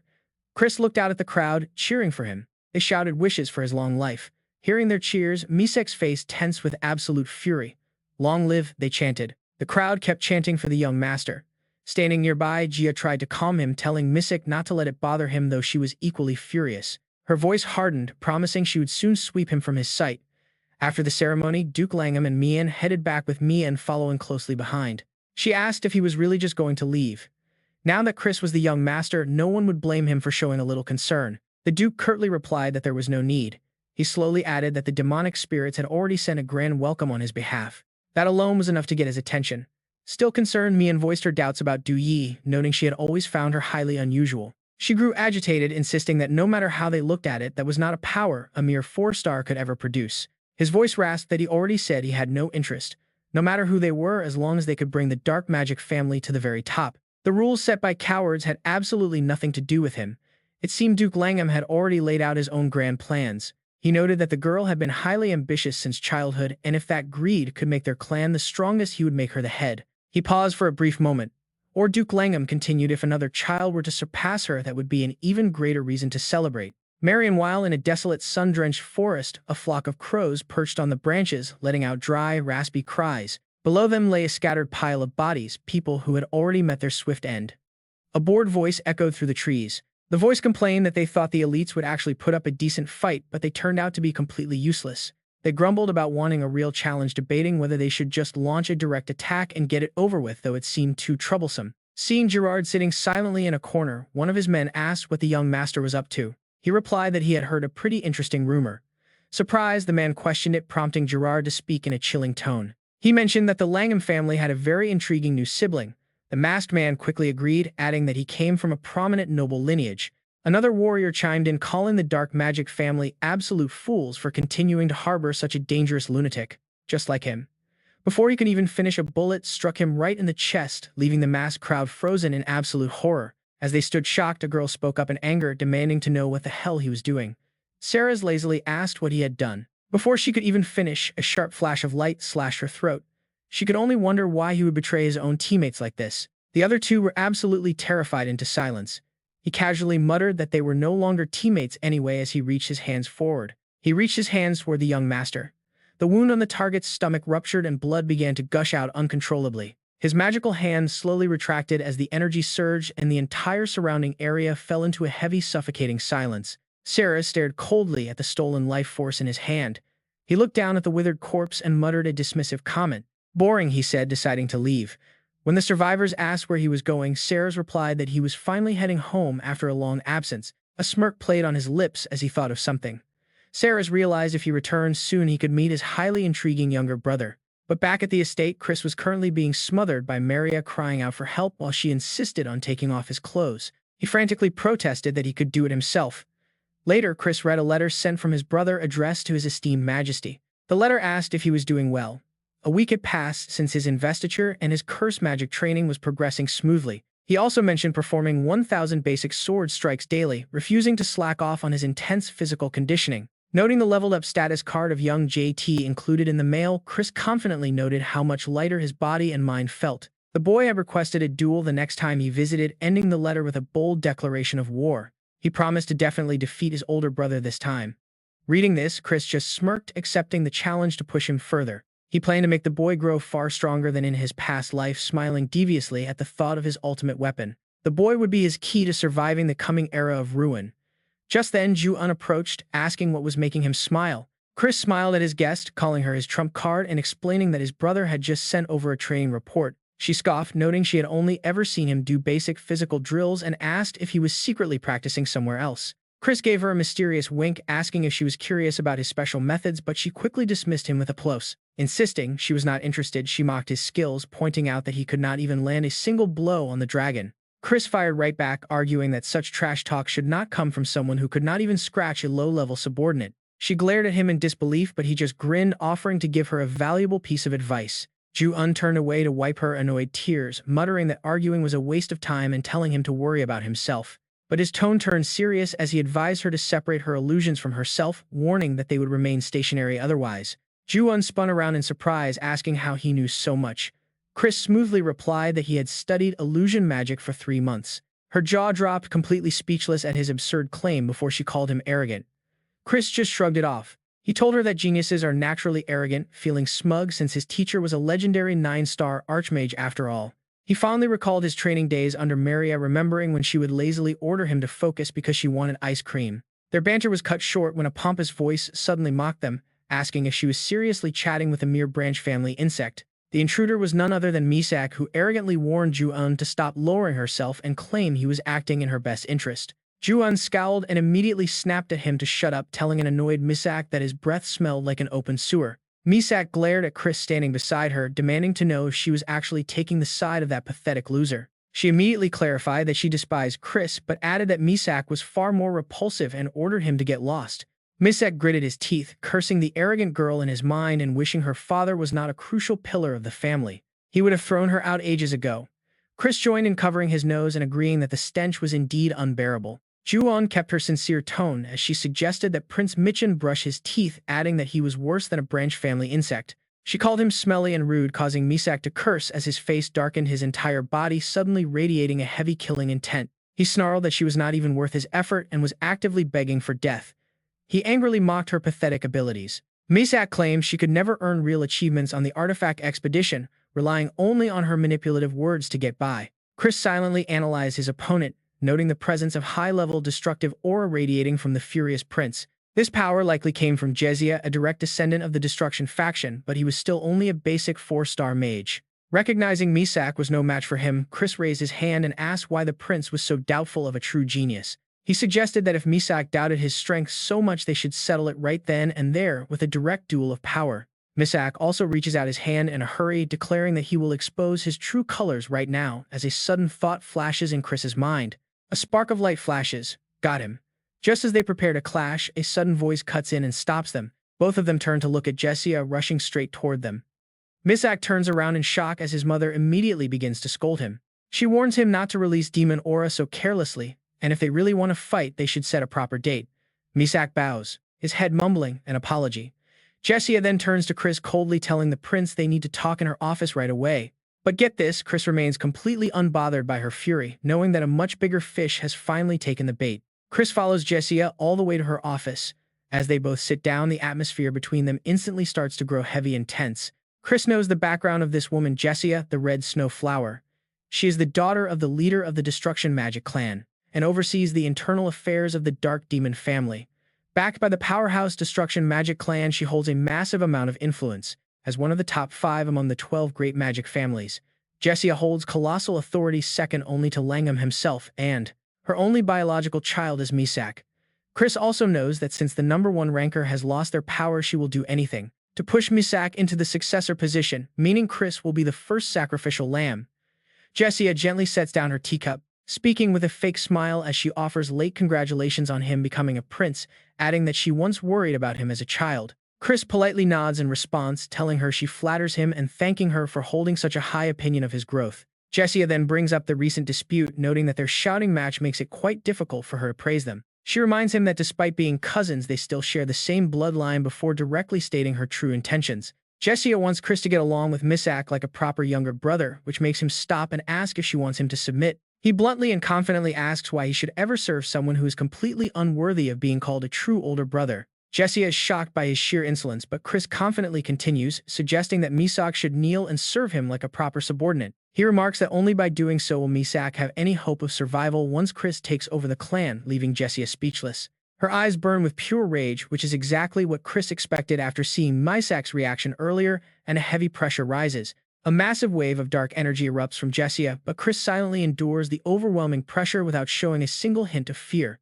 He stares back with absolute confidence, knowing that while she has the power to destroy him, she simply cannot afford to do so. Since he is now a prince, taking his life would severely weaken their clan and trigger a massive conflict between the families. Realizing she is cornered, Jessia suppresses her anger and brings up the fact that Misak wants to challenge him to a duel. She asks if he will accept the challenge as a proud prince, using his new title to trap him into the fight. Chris simply flashes a confident smile and readily accepts, leaving Jessia visibly shocked as she tries to maintain her composure. She promises to send the exact date of the duel through a servant, but before letting him leave, she has one more trap. Jessia decides to assign some trainers to Chris, claiming it would look unfair if Misak wins without Chris receiving any guidance. Chris watches her with determination, fully prepared to play along with whatever schemes this mother and son have cooked up. Standing up, he politely bids her farewell, but the moment he steps out of the office, he finally lets out a sigh of relief. Absolutely, everything is playing out exactly as he anticipated. Chris stretches his arms, realizing his peaceful, lazy days are officially over. But of course, Chris is ready for the storm.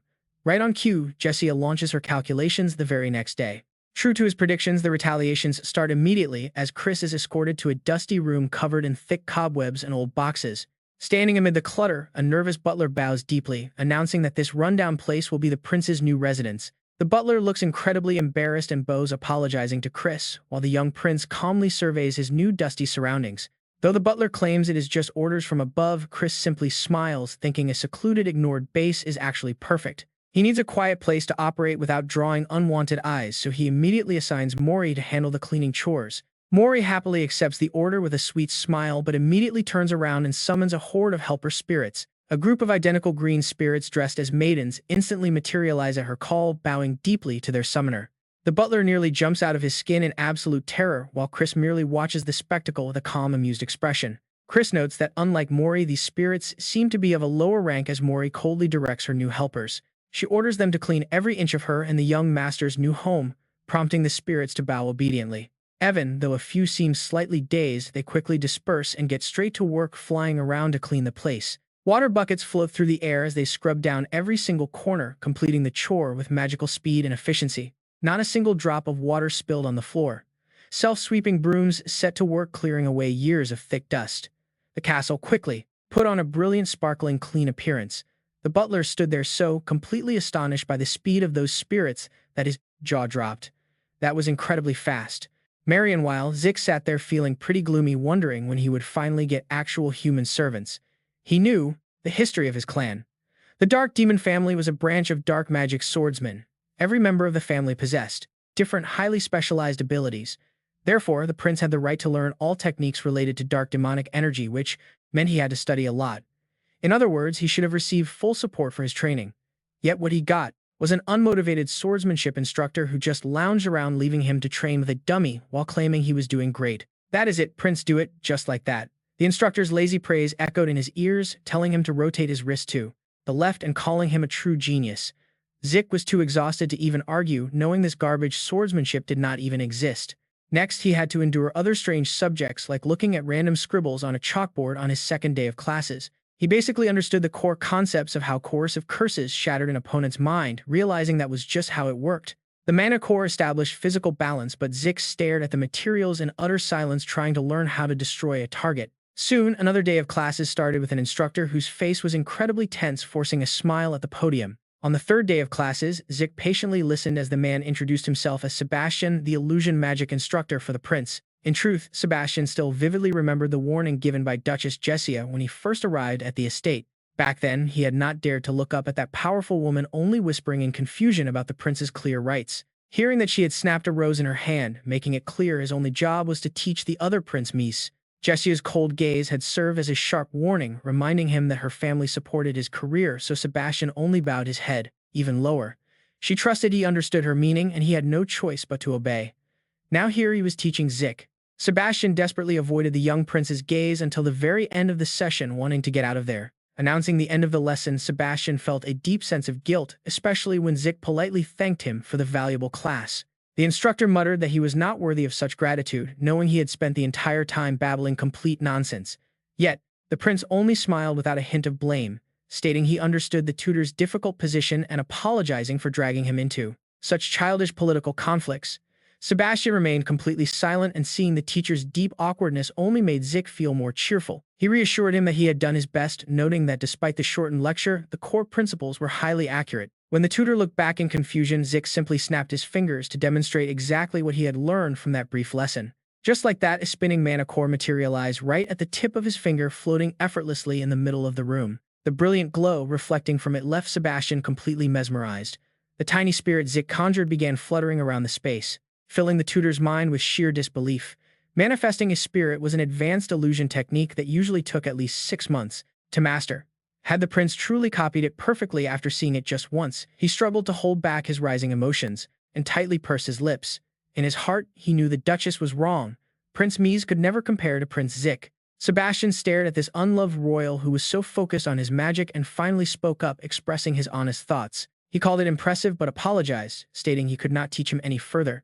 Naturally, Zik did not blame him. Relieved, Sebastian still felt a pang of pity, so he decided to show the boy one last beautiful illusion, lighting up the entire room. The magnificent display left Zik astonished, recognizing it as a 5-star illusion, while the embarrassed tutor let out a soft cough. He jokingly complained about losing control of his power today, looking incredibly proud of this new student he had just met. Praising Zik for a job well done, Sebastian admitted he had barely taught him anything, which only made Zik appreciate him more. He looked warmly at his tutor amidst the drifting, glowing lights, offering a sincere thank you for the truly wonderful lesson. Meanwhile, a new day arrived at the massive estate.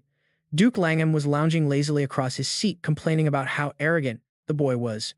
He grumbled that it had been so many days, yet Zik had not even bothered to visit since becoming prince. Marion calmly approached, pointing out that Zik would soon be facing off against Meech, and he had promised to win without any help. He advised the Duke to wait a bit, but Langham was still deeply annoyed, muttering how that brat thought he could beat Mies alone. As the two debated, Simon suddenly stepped through a spatial portal, carefully carrying a small, elegant box in his hands. He announced that the young master had sent a gift, opening the lid to reveal a batch of handmade candies resting inside. Simon added that Zik made them as his grandson and wanted him to try one, prompting Duke Langham to pop a piece right into his mouth. So young, yet instead of training, he is just trying to brown nose. But the moment the candy reaches his mouth, the space around Duke Langham warps. An anomaly erupts before the Duke can even finish grumbling. He was ready to teach the boy a lesson right then and there. His red eyes widened in alarm. It is an illusion. Suddenly, the surroundings morph into a chaotic war zone of smoke, fire, and shouting. Voices scream to destroy Nguyen, saying the Black Demon clan will only fall once he dies. The Duke witnesses his younger self fighting. Duke Langham is taking on an entire army single-handedly in his youth. He stands proudly atop a sea of blood and corpses. The morning sun gleams off his face and armor drenched in fresh blood. This is a glorious victory for our proud Black Demon clan. Children from the castle run out to joyfully celebrate the triumph. They cheer for their leader Nguyen Yen as the clan flag is raised. The family crest flutters high in the wind as they chant for the clan. Suddenly, Duke Langham snaps out of the vivid illusion. The dream of his glorious past fades as the voices of those around him pull him back. Lady Marion looks on anxiously. She quickly apologizes, saying she never expected him to hate this sweet so much and promises to punish whoever dared to make it. But his response catches her completely off guard when he declares how pleased he is. Both attendants are left in absolute disbelief. Duke Langham chuckles, stroking his chin. He admits the boy is incredibly gutsy, thoroughly amused by Chris's clever little trick. For the prosperity of the Black Demon clan, the kid managed to read his deepest thoughts and weave them into that majestic illusion. Duke Langham also feels a profound physical change in his body after swallowing the candy. To make things better, the aura of this pill is definitely the legendary pill of a renowned physician. It is a rare medicine capable of extending a person's lifespan. He wonders how the boy secured rare ingredients that even Saemun could not find. Right then, Saemun approaches with a delivery. He presents a letter from the young master. Duke Langham opens the closely written page to see what else he wrote. Chris writes a humble apology in case the gift displeased him, asking the Duke to forgive his clumsiness as an inexperienced young man. The Duke grows increasingly pleased as he reads on. The boy writes about trying his best to live up to his expectations. The boy even vows to make him proud during the upcoming duel against Mayak. Duke Langham bursts into a hearty laugh that startles his attendants. He passes the letter over to his two stunned servants. He asks if they are sure this was a personal gift from Chris. Seong politely confirms that it is indeed a personal gift from his grandson. Duke Langham smiles warmly, deciding he must return the favor. As a grandfather, he must offer a gift of equal value. He makes a sudden decision that leaves Marion utterly shocked. He announces that he will personally attend the match between Chris and Miak, wearing a bright, youthful grin on his face. He believes a good grandfather should witness how much the children have grown. Marion, while Jessia is absolutely horrified by the news. Her servant reports that the old family head is actually planning to attend. She cannot believe her ears and flies into a rage. The servant confirms that the Duke wants to see his grandchildren's progress with his own eyes, though no one knows why he made this sudden choice. It is an unprecedented move for the old man. The entire household begins to gossip about this incredibly rare occurrence. Evan, the rival spirit demon clan, is keeping a close watch. The lady calmly turns to Langham, who is lost in thought. No one expected the old Duke to show this much interest. Meanwhile, Jessia is secretly cursing the old man in her mind. First she had to deal with the annoying Count, and now Miak is involved too. Her face darkens as her thoughts spiral. But then she realizes this is the perfect chance to crush the boy right in front of the Duke, proving his judgment is worthless. She eagerly anticipates a bloody spectacle when Chris finally falls in battle, promising herself that she will personally tear his body to shreds. As the sun sets over the scheming noble estate, Chris places his practiced sword down on the table with a weary sigh. He is completely sick of these useless classes, feeling like he is wasting precious time that he simply does not have. Taking stock of his current situation, he wonders why the Spirit Demon clan is suddenly making such bold moves. Sending their 4 dragons to the inauguration was a clear warning. He knows various hidden factions are currently tracking his movements. It is obvious that the masterminds behind the chaos have already noticed his existence. He must proceed with extreme caution. Unfortunately, closing the massive power gap between them right now is simply impossible. His fingers tap slowly as he thinks. He realizes he desperately needs a powerful weapon to protect himself until he can grow strong enough to face them. Staring at his hands, he decides his only option is to rely on his true black sword. With a swift motion, a dark purple smoke swirls around him. He summons the dark blade, unleashing a flurry of attacks on a wooden dummy. But maintaining this form for even a single minute completely drains his mental energy, although the strikes leave incredibly deep gouges behind. The dummy's head is completely sheared off. Still, in a high-intensity battle, maintaining this power for 60 seconds is a luxury. As Chris stands there lost in thought, a bright light suddenly flashes behind him, catching him off guard. He had to reach the same level of effortless control that Nox used to have, but while Simon was still struggling and stuck without any answers just how to pull it off, Silage suddenly tore through the void and jumped out with a gleeful grin. "My dear young master, I heard you're currently cornered and getting tortured in every possible way, right?" The man's mouth started running the second he showed up, babbling on about how there's less than a month until the competition and wondering if self-training is really a good idea. Simon was startled out of his wits by Silage's sudden intrusion. Why was this guy getting weirder by the day? Simon wondered if this bizarre man was truly the legendary mentor of the Blood Shadow Legion's commander. Simon wasn't amused in the slightest by his bright, blooming smile, asking if he had just come there to mock him. Silage crouched right down beside him, claiming he would never dare do such a thing before honestly revealing that the family head was extremely pleased with the young master's gift. Simon wasn't all that surprised, calmly replying, "Is that so?" while Silage grinned, baring his long, sharp fangs, and asking if he would keep up the good work. Simon confidently replied that he obviously wouldn't, prompting Silage to offer a helping hand. Since those self-proclaimed instructors seemed like a bunch of lazy slackers, he asked if Simon wanted to take this chance to learn about hemomancy, promising to teach him everything from the ground up, but the young master instantly shut him down flatly, refusing that it wasn't necessary. But as Silage was enthusiastically trying to persuade him to accept his guidance, a sudden surge of dark red energy rushed toward them. It would be such a waste when he could help make him the ultimate blood demon. Silage's passionate pitch was suddenly cut short by the abrupt arrival of that mysterious energy. He glanced over in the direction of the crimson aura and gave a playful smile, noting that a guest would likely be looking for the young master very soon. Silage then gave a polite bow, apologizing for bothering him and taking his leave with the hope that in the upcoming battle, Simon would show him some truly spectacular entertainment. Simon could only sigh at how the eccentric professor always came and went, without warning, grumbling about how the man always talked in cryptic riddles. Right then a soft blue light and a gentle voice echoed through the room as Mako levitated forward, clutching a thick stack of documents. She reported that the investigation into Grand Duchess Duya was complete, just as he had requested. Simon immediately turned his head to face her eagerly, asking if she had managed to gather any useful leads. Simon looked over the stack of files Mako handed him and frowned, seeing absolutely nothing that stood out as a solid clue. Most of the information she had gathered consisted of portraits of Duya and various trivial details. The young Duchess was the youngest daughter of Marquis Langham, and his first wife, having lived a life of pampered luxury since birth. The records showed she had never experienced any major trauma in her life. Yet Simon vividly recalled the chilling smile she wore when she fired that arrow, unleashing a power far beyond her rank along with that bizarre, corrupt energy. It was undoubtedly the signature of someone who had formed a dark pact with a demon, yet he had absolutely nothing useful to go on in these written reports. Was it really possible she had sold her soul without any clear motive? No, there had to be some hidden secret that even her own family remained completely blind to.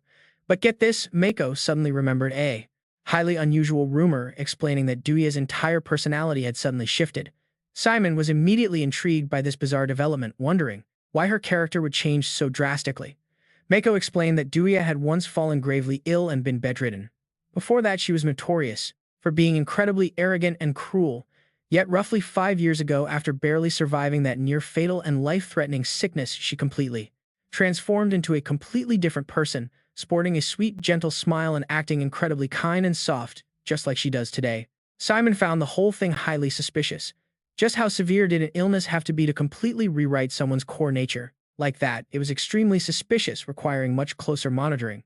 He pointed to a specific record and asked Mako how she had dug up such classified information, noting that even his own aunt was kept in the dark about it. Mako chuckled mischievously, explaining she had simply interrogated the restless spirits wandering around the main estate. Simon raised an eyebrow in surprise, asking if she was actually close friends with the family ghosts. Now, Mako puffed out her chest with pride, admitting they weren't exactly best friends, though her adorable smile quickly contorted into a terrifying expression that looked straight-out creepy. She casually mentioned that since those ghosts wouldn't stop gossiping about her precious young master, she simply decided to teach them a painful lesson. Her confession made Simon break into a cold sweat, muttering about how she had literally beaten the information out of them. Needless to say, after receiving Mako's proper discipline, the ghosts were absolutely terrified of her. She proudly noted that they now followed her every command without question. Simon suddenly pictured the horrific sight of those poor mansion spirits bowing down to her.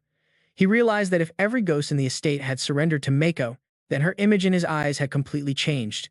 Didn't this essentially make her the undisputed ghost queen of the dark magic household? Now Simon let his mind wander, recalling that the deeper a spirit's lingering resentment was, the more formidable its raw power would become. He looked back at Mako, who was currently standing before him with the most innocent, angelic expression.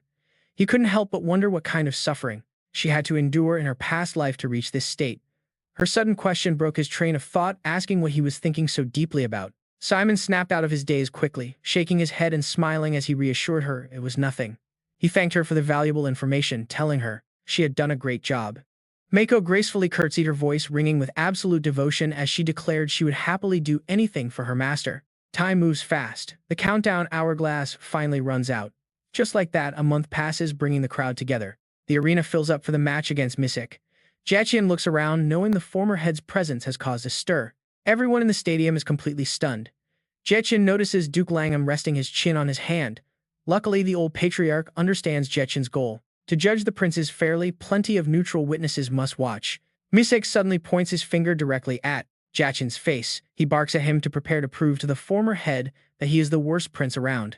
Jachian's calm response leaves his opponent totally speechless. "Shut up, mama's boy," Jachian tells him. "Why do you not just admit his mother helped him with those cheap tricks?" Humiliated, Misek boils with rage. Every duel here is to the death. Unleashing his black destruction magic, Misek vows to send Jachian back home as a headless corpse. The dark pressure begins to surge. Flames erupt around Misek as his dark destruction magic explodes. The immense pressure forces Jachian to shield his face. Jachian is pushed back a long distance. Screaming in rage, Misek strikes first, swearing to destroy him completely. Fireballs rain down from all sides. Jachian calmly draws his true dark sword. With a few quick swings, he deflects them. The stray fireballs explode harmlessly across the arena. While defending, Jaiqian analyzes the spells. It looks like basic elemental magic. Biting his lip, Jaiqian keeps his eyes locked forward. The only difference is the dark curse woven into the flames. Suddenly, heavy iron chains materialize right above Jaiqian's head, catching him completely off guard. He looks up in surprise. Like living serpents, they bind him tight. Wild flames rush along the metal, completely trapping Jaiqian in a massive blaze. His entire body is consumed by fire. Meanwhile, Misek shapes a dark spear, shouting that Jaiqian will regret being alive. Trapped in burning chains, Jaiqian is subjected to a barrage of merciless slashes. The strike slices his body apart. His face is scorched to a blackened crisp, leaving only hollow eyes and a gaping mouth. He looks absolutely terrifying. Misek laughs maniacally, gloating that the reckless brat is finished. But right behind him, a completely unharmed Jaiqian appears. Jaiqian whispers a mocking question, asking if he is having fun. Terrified, Misek whips around to face a magic-cloaked fist. The devastating punch connects cleanly, leaving Misek with no way to dodge. Jaiqian laughs, calling his opponent a complete idiot. How can a 4-star mage fall for a basic illusion learned just yesterday? Jaiqian does not stop his ruthless assault. He rains a brutal barrage of punches onto Misek, who cannot fight back. You see, Misek has a glaring weakness. All of his strength comes from the dark magic influenced by his mother. He completely ignored other essential combat skills. Jaiqian knows that for any dark mage, maintaining a safe distance is just as vital as their raw firepower. In other words, they must be ready for close-quarters fighting. Jaiqian lands a vicious uppercut, sending Misek's spit flying. Did those flattering, useless academy professors ever bother to teach him that Jaiqian follows up with a heavy kick? Misek goes tumbling across the dirt. Bending over, Jaiqian waves, mockingly asking if his mother is going to cry. He asks if he plans to try any harder. Misek's eyes turn bloodshot with rage, screaming that he will destroy him. That insane thought consumes his mind, forcing him to reach for his secret weapon. Misek pulls an artifact from his robes. Glaring at Jaiqian, Misek leaps backward to create space. Gasps echo through the arena as the forbidden tool is revealed. Using magic tools in a duel violates the Duke's rules. Jaiqian's instincts are always right. He knew he had a backup. The desperate coward activates the smuggled magic artifact, triggering the chaotic soul devastation song. Meme watches from the stands, frowning. She recognizes the powerful 5-star dark magic. Blinded by absolute hatred, Misek has completely lost all of his sanity now. He screams for Jaiqian to die. A massive, crushing magical vortex erupts from the tool, obliterating everything in its path. Jaiqian remembers Misek's combat style. He relies purely on raw, uncontrolled destruction. The massive magic torrent rushes in. Jaiqian stands completely motionless like a stone statue. He sharpens his mind, preparing to pierce through the dark abyss surrounding him. He is not simply freezing up to accept defeat. Instead, Jaiqian is calmly preparing to launch his own devastating counterattack. Pushing past his physical limits, Jaiqian raises his true dark sword high. He is ready to unleash a destructive slash. The dark sword splits the roaring vortex clean in half. The diverted magic storms outward, crashing toward the terrified crowd. Spectators scramble away in panic. Min is genuinely surprised by Jaiqian's power. She steps in front of the Duke. She deflects the stray magical shockwaves. Min is stunned that his black sword can condense such a high level of magic. She stares at Jaiqian's confident smirk and resolute gaze from the arena, wondering if he has already managed to tap into dark energy armor. Across from him, Misek staggers, gasping in disbelief at how this is possible. Jaiqian does not offer any mercy, shouting at the fool as he lunges forward.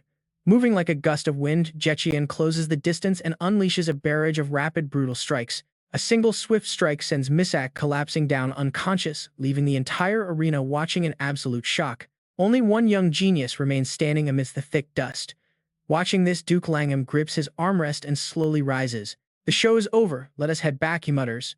May quickly hands him his walking cane, replying with a soft, yes, patriarch. Brushing right past Marquise Jeja, he drops a cold piece of advice: you really should focus more on educating Misek.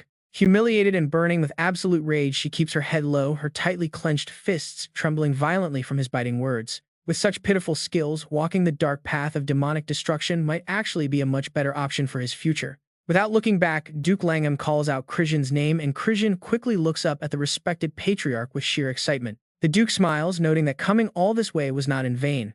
Hearing this rare recognition, Krisian is visibly thrilled. He promises to keep working hard to show even better results that will satisfy the patriarch.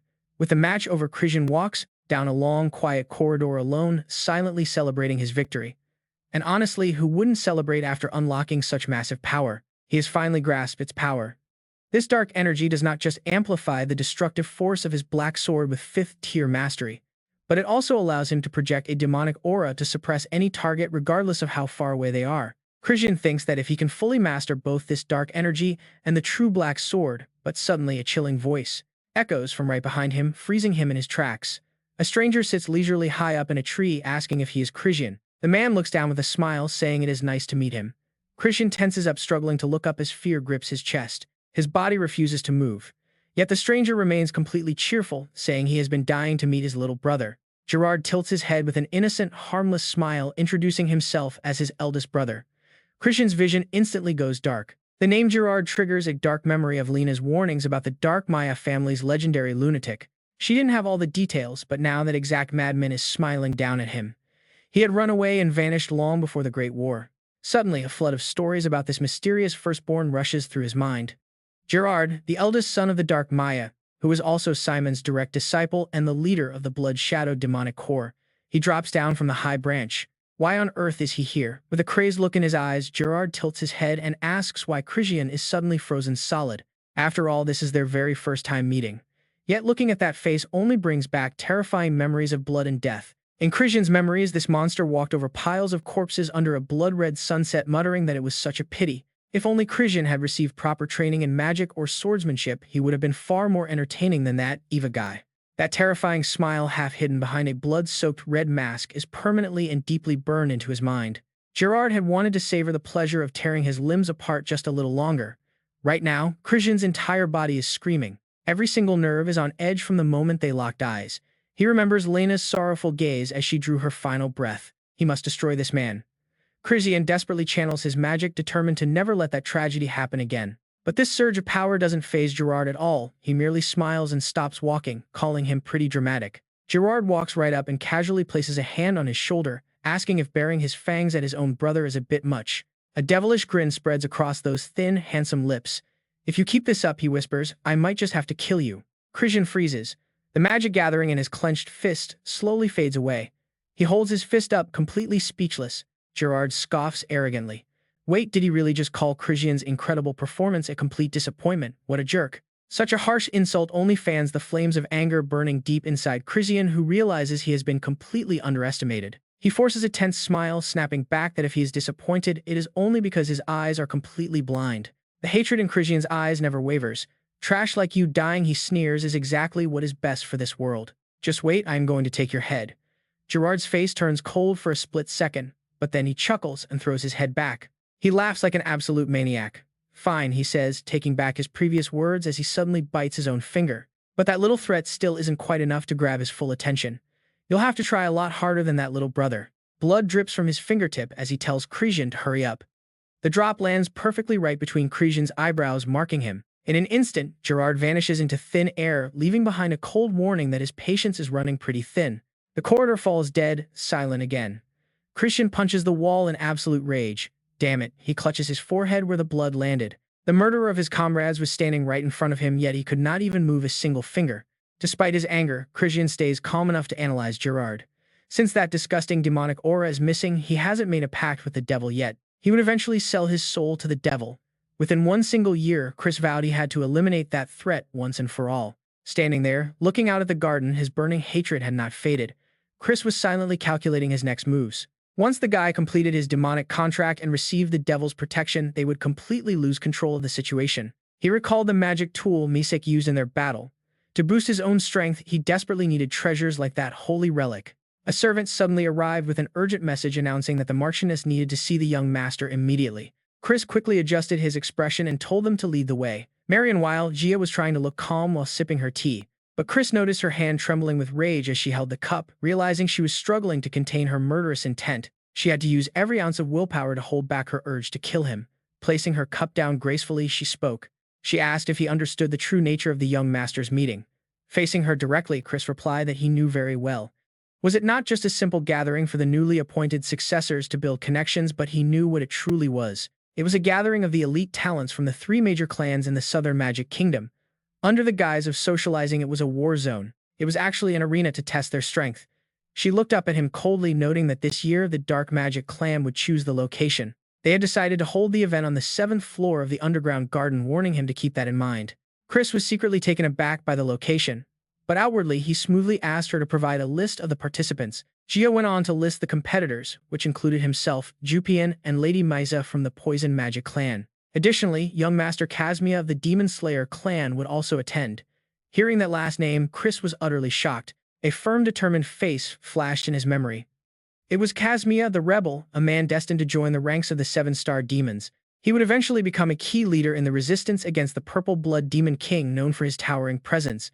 Sitting with them by the campfire always felt gloomy. People remembered that Chris was abandoned by his family when he was young, prompting him to deduce. He speculated whether this sudden gathering was the turning point of his exile, especially after looking closely at this guest list. They were all low-ranking members with absolutely no standing in the family. Why would they choose a perilous underground garden to hold a gathering like this? Chris's eyes gleamed with calculation. This was clearly a deadly trap orchestrated to get him killed. Yet he outwardly agreed, leaving Jessia completely astonished. He stood up calmly, telling her he understood and would start making his preparations. She was left filled with doubt, anxiously wondering if he accepted too easily or if he had already sniffed out her secret. Composing herself, she waved her hand and told him he could leave. But then Chris suddenly spoke up with a grin. He stopped her, saying there was one more thing. What Chris said next made Jessia's face darken with sheer annoyance. He explained that his previous battle with that fierce opponent had completely drained him, stretching out his hand to demand some perks. He demanded a generous budget so he could relax and enjoy himself in the city, making her shake with helpless rage. With his funds successfully secured, he also happened to receive a letter. The next morning, a messenger politely greeted him. The merchant asked if the young master was doing well, promising a special gift that would surely make him happy. They eagerly awaited his visit today. Throwing on a dark hooded cloak, Chris prepared to head out at just the right time. Surviving in the dangerous underground garden required thorough preparation, but he also had his eyes on a legendary relic. This trip was a once-in-a-lifetime opportunity, as a highly powerful hidden relic was waiting there. As the guard opened the massive gates, Chris knew reaching such power would normally take him years of training. Perhaps luck would be on his side this time. He stepped inside and cheerfully asked why he had been summoned. But before anyone could answer, a cold-faced woman drinking tea turned around and asked if he had also received an invitation. Chris broke into a cold sweat upon seeing Rowena, demanding to know what she was even doing in this place. She calmly replied that this was her regular shop, so there was no reason she couldn't visit. Just then, Rowena intervened. The merchant greeted them warmly, teasingly calling him young Master Chris, though he only responded with a sharp glare. He asked if this annoying woman was the special gift they had promised, making Rowena sigh in slight irritation. She explained they only prioritized a single VIP client, but he merely waved his hand dismissively to show his indifference. He told them both to sit down since he actually had a mutual business proposal he wanted to discuss in detail. Rowena was left utterly confused by his casual attitude, while Chris plopped down right across from Rowena and ordered her to sit. She stared at him, asking if he seriously wanted to hold their secret conversation right out in the open like this. Chris grinned and assured her that Rowena was just as trustworthy as she was, even as a quiet voice echoed in his mind. Simply put, neither of them was completely trustworthy. Still, Rowena pointed blankly at herself as he singled her out first. "Let us start with your side," Chris remarked. Suddenly, she looked away. Totally embarrassed by his intense critique, he mentioned receiving a heavy gift during the recent ceremony. Cue the awkward silence. She let out a soft, nervous cough. She congratulated him on officially becoming the young lord of the Purple Dragon, admitting she had not anticipated that option. Nobody expected the Purple Spirit family to act so quickly. Rowena froze. Hearing his words, she was completely stunned. Chris got straight to the point, noting that the situation in Purple King City was turning for the worse. Missing person notices were plastered everywhere, showing that the mysterious disappearances among the common folk were still actively happening. Multiple noble families had locked their gates, cutting off all communication. Total isolation. Rowena could only listen in silence. Sensing a dark plot, Rowena boldly asked why Chris was so incredibly familiar with the city's current state. Rowena picked up on this too, realizing Chris spoke as if he had only just left that very place. Chris quickly explained away their panic, claiming his family simply had an old grudge with the Purple King City. Rowena believed him. She cross-referenced his claims with her own secret investigation, quietly confirming he was telling the truth. If his words held weight, then all the strange events in the city lately finally made perfect sense. Looking over at Chris, she factored in their extreme self-isolation. It was extreme. All of it pointed toward one chilling conclusion. His dead serious expression only solidified her theory that they were preparing for an all-out war with the coalition. As the three of them began discussing deeper strategies, he brought up some troubling rumors coming from the neutral zones. Trouble was brewing along the borders. Chris sighed. He sincerely hoped that his deep suspicions were just overactive paranoia. Ruina chimed in, explaining that security checkpoints leading into the alliance were currently being tightened to an extreme degree. According to her sources, several key trade routes had already been completely shut down, blocking off major travel. Chris nodded slowly. This confirmed that the decree from the Holy Kingdom was finally starting to show its real-world impact. Sadly, they lacked any high-level contacts within the alliance. A dead end. Fortunately, Ruina unexpectedly stepped up to help. She offered to handle it herself, leaving Ruina highly skeptical, until Ruina proudly brought up her unique merchant status. Merchants were the only ones who could move freely through neutral territories, and Ruina gave her absolute word on it. She vowed to uncover exactly who ordered the blockades, and when they started earning an appreciative grin from Chris, he praised her reliability and officially handed the job over, but he immediately brought up another favor to ask. She was visibly annoyed with him, grumbling about how he was planning to shamelessly exploit her help yet again. He looked at them and promised this would be a fair trade, assuring them he had full intention of paying. Ruina remained highly skeptical, teasingly asking if he was just planning to skip out on the bill like usual. Looking unusually confident, Chris promised instant payment before casually pointing his finger right at Ruina, who was quietly sipping her tea. Ruina nearly lost her mind, yelling at him for making massive financial decisions without even consulting the actual investor. She cursed him for being a devious trickster. Yet Ruina actually agreed. She would foot the entire bill. The mere mention of cash cooled Ruina's temper instantly. Money talks. She leaned in, suddenly eager to hear more. She admitted that while the plan was still vague, Chris's track record made it a venture well worth backing. Chris flashed a mischievous smirk, boasting that despite his questionable reputation, his luck had always been top tier. He then dropped a major bombshell that silenced the room, and honestly nobody saw this next move coming. This secret location was the legendary Treasury Garden, a hidden paradise that Gia had mentioned to him just the other day. It was a vault packed with gold and relics, meaning countless ancient beasts and powerful artifacts lay waiting inside. However, security was notoriously tight, making the treasury nothing but an unattainable fantasy for any clueless outsider looking to break in. Under the strict jurisdiction of the Destroyer family, standard thieves stood zero chance of ever laying eyes on it. Evan, so Chris suggested that acting under a complete disguise would instantly flip the playing field in their favor. The mere scent of profit immediately turned Ruina sweet, making her offer financial backing on behalf of her merchant group. She claimed it was all for the Empire, but Chris simply laughed and restated his promise to pay her back. Ruina joyfully waved the offer off, claiming it was completely unnecessary, but Chris insisted she take the payout anyway. He leaned in to whisper the exact target he wanted, causing her confident smile to instantly freeze in place. Lenin's scissors. Her entire face froze instantly. A terrifying vision of the legendary relic immediately flashed in her mind. Lenin's scissors, crafted by that legendary archmage, stand as a pinnacle masterpiece of human magic gear. Their power is easily on par with divine spiritual relics. Ruina sighs, asking if he expects her to find an item worth over 10 million gold. Jethian plays innocent, noting there is no need to search since she already owns it. Hearing this, Ruina gasps, wondering how he could possibly know. He crosses his arms silently, recalling his past life when she bragged about it. Now he simply demands it with a firm tone, insisting he is just borrowing it for a short while. After all, no one is buying it anyway. In return, he promises to bring her back a truly valuable treasure. Ruina hesitates, completely stunned. After some deep thought, she agrees on the condition that he must bring back something incredibly high-end. It cannot be ordinary. It must be something extremely expensive. While the two bicker, only Ruina sits back, calmly sipping tea. Jethian rubs his ears, ringing from her loud shouting. He tells her she is overreacting and promises not to fail. The meeting finally ends, and he returns to his estate. Jethian dives straight back into his grueling training sessions. Step by step, he masters the dark sword.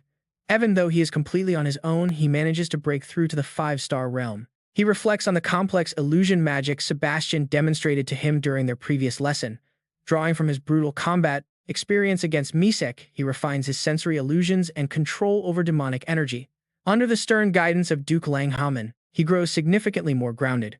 By quickly grasping the flow of the black steel aura, he successfully shapes a far more resilient protective barrier tailored to his own body.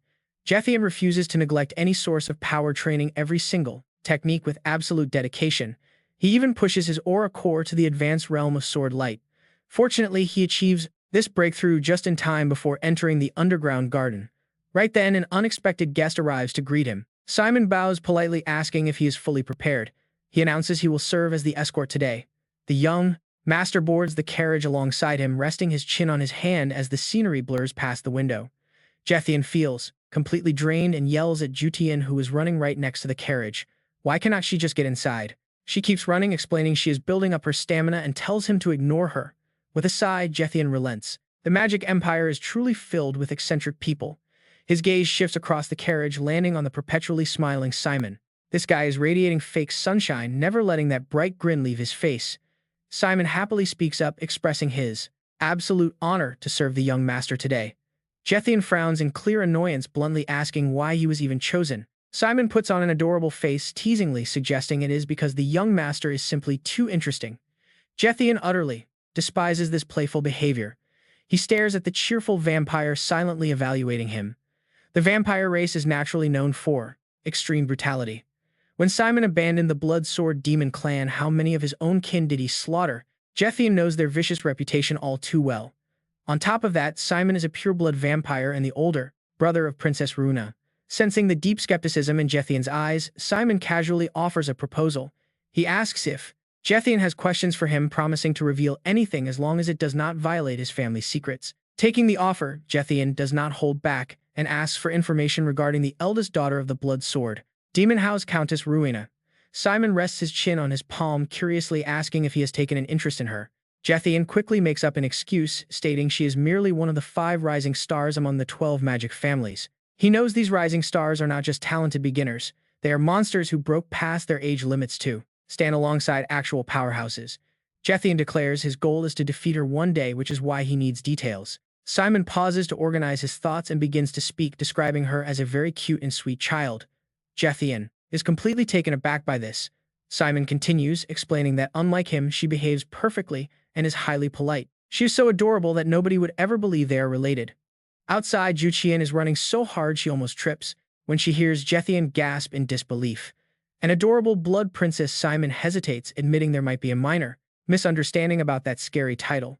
He explains that the city of the dead is a place of endless purges and assassinations. The title only reflects her harsh environment, not her personality. She is not some bloodthirsty killer who loves mindless slaughter. In fact, she still writes him friendly letters occasionally. Jethian imagines him holding those letters while sweating profusely, silently wondering if they are actually death threats. Simon then veers off topic, suggesting that the two of them look quite compatible. Despite their racial differences creating an age gap, their actual mental ages are very similar. He offers to play matchmaker if Jethian is interested. Jethian almost chokes on his own breath, his skin crawling in sheer disgust. Just avoid him and stop talking about such nonsense. Yet Simon remained intensely enthusiastic, insisting he was being completely serious. His attitude only made Chris's blood boil further. He snapped, telling him to stop. Baron Chris began to ponder. Both Du and Rowena were completely outside his calculations. Could Rowena have had her entire personality twisted after forming a contract with a devil just like Du did? Or was she just hiding her truly terrifying nature? Confusion swirled in his mind until the memory of Seon's past death flashed before him. Was Simon's death really that shocking? Chris furrowed his brow, deeply lost in thought. He was sure he had overlooked some critical detail. Right as he was focusing, Chubi poked her head through the window, startling him. She asked what he was muttering about, making him yell in panic. He snapped, telling her not to sneak up on people like that. Chubi clung to the side of the carriage with an innocent look, teasing him for being such a coward. Soon night fell. A heavy gloom settled over the estate as the trees rustled in the chilling wind.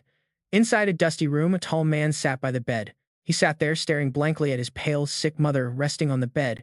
His callous hand gently took hold of her fragile fingers. Filled with sorrow, Katmeyer prayed for her recovery, begging her to hold on just a little bit longer. Just then, the door swung open and Katmeyer quickly stood up as someone marched into the room. Without a single word, the visitor slapped Katmeyer hard across the face, asking with sheer disgust who his brother was. Katmeyer kept his head low, softly apologizing. The man stood hands on hips. Enough, he said. He strictly ordered Katmeyer to carry out an important task at the upcoming grand gathering of the princes. Shocked, Katmeyer asked what he meant, only for the prince to dangle a golden key before his eyes, calling it the gateway to the secret garden. He was told to teleport in the moment the gathering began. Katmeyer panicked, realizing everyone there would die. The prince barked back, snapping that he never gave permission to argue. Katmeyer could only look down in silence. But then came the promise: if he succeeded, they would secure medicine from the Divine Doctor clan. Success was mandatory. If he failed, his mother's medicine would be cut off forever. Realizing he would likely die alongside them, Katmeyer agreed, willing to sacrifice his life if it meant saving his mother. Meanwhile, on a beautiful sunlit morning, Chris and Chubi arrived early and strolled through the lush, vibrant gardens. Gazing at the lavish scenery, Chris felt a sudden rush of nostalgia as memories of his past life flooded his mind. He remembered sneaking in here to find weapons for the brutal war against those bastards and the dreaded Blood Demon King. Back then, it was a dark post-apocalyptic hellscape where he and his comrades fought tooth and nail to survive.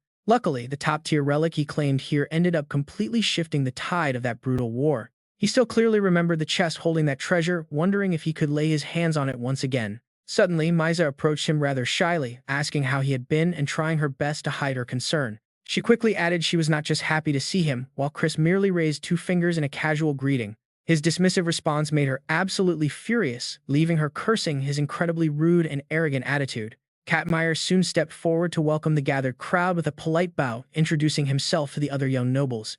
As a late bloomer from the Destruction Mage clan, he explained he was joining the gathering alongside this younger generation. Seeing a familiar face, Chris smiled warmly, pleased to find that Katmeyer's gentle nature had not changed at all. Knowing Katmeyer was someone who valued trust above all, Chris knew he needed to show absolute sincerity. Much to the shock of his 2 companions, Chris offered an exceptionally formal bow and greeted the prince. He introduced himself as Chris von Langhama, leaving Mesa incredibly jealous that he had never shown her such respect. Chubi immediately began to wonder if the prince was incredibly powerful, strong enough to force a thug like Chris to act polite. Chris's polite greeting left Katmeyer flustered as he quickly denied having any sort of grand reputation. He immediately dismissed the prince's modesty, insisting he had heard all about those legendary exploits. Building trust was like fighting a battle, and Chris had already mapped out his very first move. He made it clear he was highly interested in the prince's actions, noting their shared struggles against common enemies. Since both their factions clashed with the Holy Empire, those fighting on the front lines surely faced immense hardships. He pointed out that earning the title of prince so late proved Katmeyer had achieved something truly extraordinary. Katmeyer remained humble, quietly claiming it was nothing more than sheer luck. Watching the two trade compliments left the onlookers completely stunned as Chris pushed further to win him over. Kazmia, who comes from a branch family, is praised so much by Chris that he turns red. He humble brags, asking how he could ever compare. The mysterious prince indifferently plays it cool. After all, for a dark mage, background does not matter one bit. Only true power is what counts. Power and achievements are everything. These words strike a deep chord in Kazmia, cutting straight through his fragile emotional defenses. He instantly flashes back to the cruel words of his own family, calling him dirty trash who does not know his place. They told him he would never be recognized, even as a prince. All his life he was shaped by those toxic, hateful words, simply because he was not born of Grand Duke Bin's main bloodline. Tears well up in Kazmia's brilliant ruby-red eyes. He quickly looks away to hide his sorrow, whispering a soft thank you. Seizing the moment, Chris suggests this meeting must be destiny. He suggests they should treat each other like brothers. This offer completely shocks Kazmia, who cannot believe his ears. Brothers with him. Chris's cheerful voice echoes through the garden. He argues that this Grand Prince gathering is exactly for building deep bonds. Solidifying their connection would bring immense benefits to the southern magic kingdoms. Kazmia hesitates, but Chris is not giving him any exit. Seeing Kazmia pull back, Chris smoothly transitions into a playful trap. If the brother stuff is too heavy, they should just make a bet. Kazmia freezes again at the sudden proposal. Whoever reaches the 7th floor first gets to be the older brother. The catch is that Chris is actually 9 years younger than him. But Chris shrugs it off, acting like it is no big deal if Kazmia lacks confidence. He sighs, expressing pity that he will not get to test his skills against the legendary Kazmia. A perfect provocation. Calling Kazmia a coward works like a charm, and honestly, who wouldn't fall for that? Kazmia snaps and agrees to the game. Chris knows Kazmia absolutely detests losing. Grinning ear to ear, Chris tells him they are starting right now and dives into the path. He yells out that he is taking the lead, jumping straight into the passage. Kazmia quickly leaps in right behind him. This leaves the other two, who have been totally ignored, staring at each other. Jubin sneers, asking Mesa if she wants to be sisters too. Mesa scoffs in disgust, telling her to count her out. Jubin snaps back, saying she is not interested either. Mesa fumes, demanding to know why Jubin keeps speaking so rudely. Neither of them is willing to back down. Jubin squints and drops a heavy truth bomb right there, making Mesa's face turn completely bright red. She points out that Mesa has been staring at Chris this entire time. Mesa flusters, completely unable to keep up with Jubin's sharp logic. Jubin asks if she was planning to challenge him. Mesa points at herself defensively, shouting back to clear her name. Mesa declares that she will be the one to crush Chris. Hearing this, Jubin deadpans, telling her to forget it. Mesa is completely stunned. Since talking gets them nowhere, Jubin decides to throw hands. If Mesa will not back down, she will just beat some sense into her. Mesa gets fully fired up, telling Jubin to bring it on. A total mess. The two girls start brawling like crazy at the entrance. Their chaotic fight even leaves a little bird on the tree looking thoroughly confused. Meanwhile, Kazmia is utterly exhausted, catching his breath. He groans that he never expected this place to be packed with traps. Chris wipes the sweat from his face and grins. Chris suggests they call it a tie, but Kazmia looks up and admits he lost. He looks at Chris with genuine respect. Kazmia whispers that without him he would have died, Suddenly, old memories of crossing these exact traps with past allies flood Chris's mind. Evan, the shallowest levels of this underground garden are highly lethal. But since Chris mapped them out in his past life, he remembers everything. Every single dangerous spot is burned into his brain. That is why leading Kazmia through the barrage of arrows was incredibly easy. He knew exactly when to pull Kazmia back before he could plummet into a deep pit. It was a calculated move. Chris purposely set this up to save Kazmia. Talk about playing 4D chess with people's emotions, it works every single time. Relieved and grateful, Kazmia decides he will call Chris Big Brother from now on. But Chris simply waves his hand to dismiss it. Kazmia is utterly shocked, reminding him of their bet. Chris just chuckles and teases him, asking if Kazmia really thought he was being serious. He reveals the bet was just a friendly excuse to get close. Chris flashes a bright smile and makes a different proposal. He suggests they become friends instead of brothers. This offer hits Kazmia like a physical blow. Friends with someone like him. He has always walked in the shadows, isolated and ignored. This was a dream he never once dared to imagine. But then the grim words of his older brother echo in his mind, recalling the cold key placed into his hands. He was ordered to teleport all the princes to their doom when the time was right. Kazmia clutches his chest in deep agony. The freezing metal of the hidden key burns against his skin, a painful reminder that he is here to send everyone to their graves. Bowing his head, Kazmia declines the offer, stating he is not worthy of such a friendship. He softly apologizes to the prince. Chris immediately picks up on that specific word, worthy, but before they can delve deeper, a sudden loud commotion disrupts them. It seems the rest of the group has arrived. Chris blinks in total confusion as Jubin and Maisa show up in a bizarre state. Another fierce clash broke out, their eyes locking with fiery intensity. "I won, so call me big sister," Maisa gloated, but Chubian refused to back down. She yelled that she was the real winner and accused her of lying. John watched them, completely baffled by how she could reinforce her body without using any magical tools. He spoke up, asking why they looked so ragged when his side had already activated all the traps. Chubian snapped at him to mind his own business, while Maisa dropped her gentle axe, saying it was none of his business. John could only offer a wry smile, remarking that while tough fights build character, both of their personalities were actually terrible, and that poorly timed remark earned him 2 handfuls of pulled hair as the 2 girls vented their anger on John's short hair. "Who are you to talk?" they snapped. He could only squeal in pain, begging them to wait and let go first and finally release him. Katmia watched their playful interaction with a heavy heart, thinking about how incredibly close they all seemed to be. The bickering showed no signs of stopping. "Hey, do you want to go completely bald?" they threatened. Meanwhile, Katmia drifted back into his own thoughts and hopes. If he became friends with the prince, would they ever joke around like that? But the cold key resting against his chest was a cruel reminder. It reminded him that such hopes were pure greed. After all, today was the day they all had to die. That key would lead to a sealed gate covered in thick spiderwebs, instantly teleporting them to floor 17, a deadly level, where only a 6-star dark mage could ever hope to survive. He looked at Chris, who had wanted to be his friend, and silently apologized to Prince Chris, but he had a sick mother to care for and could not disobey his orders. Lost in these heavy thoughts, Katmia completely missed John's mischievous smile. With a sharp snap of John's fingers, a sudden blinding light flared up from the key. This caught Katmia completely off guard. The teleportation gears began to grind and a massive magic circle materialized above them, causing Chubian and Meza to stop bickering. "What is this?" they gasped. Katmia panicked as the key activated on its own from the outside.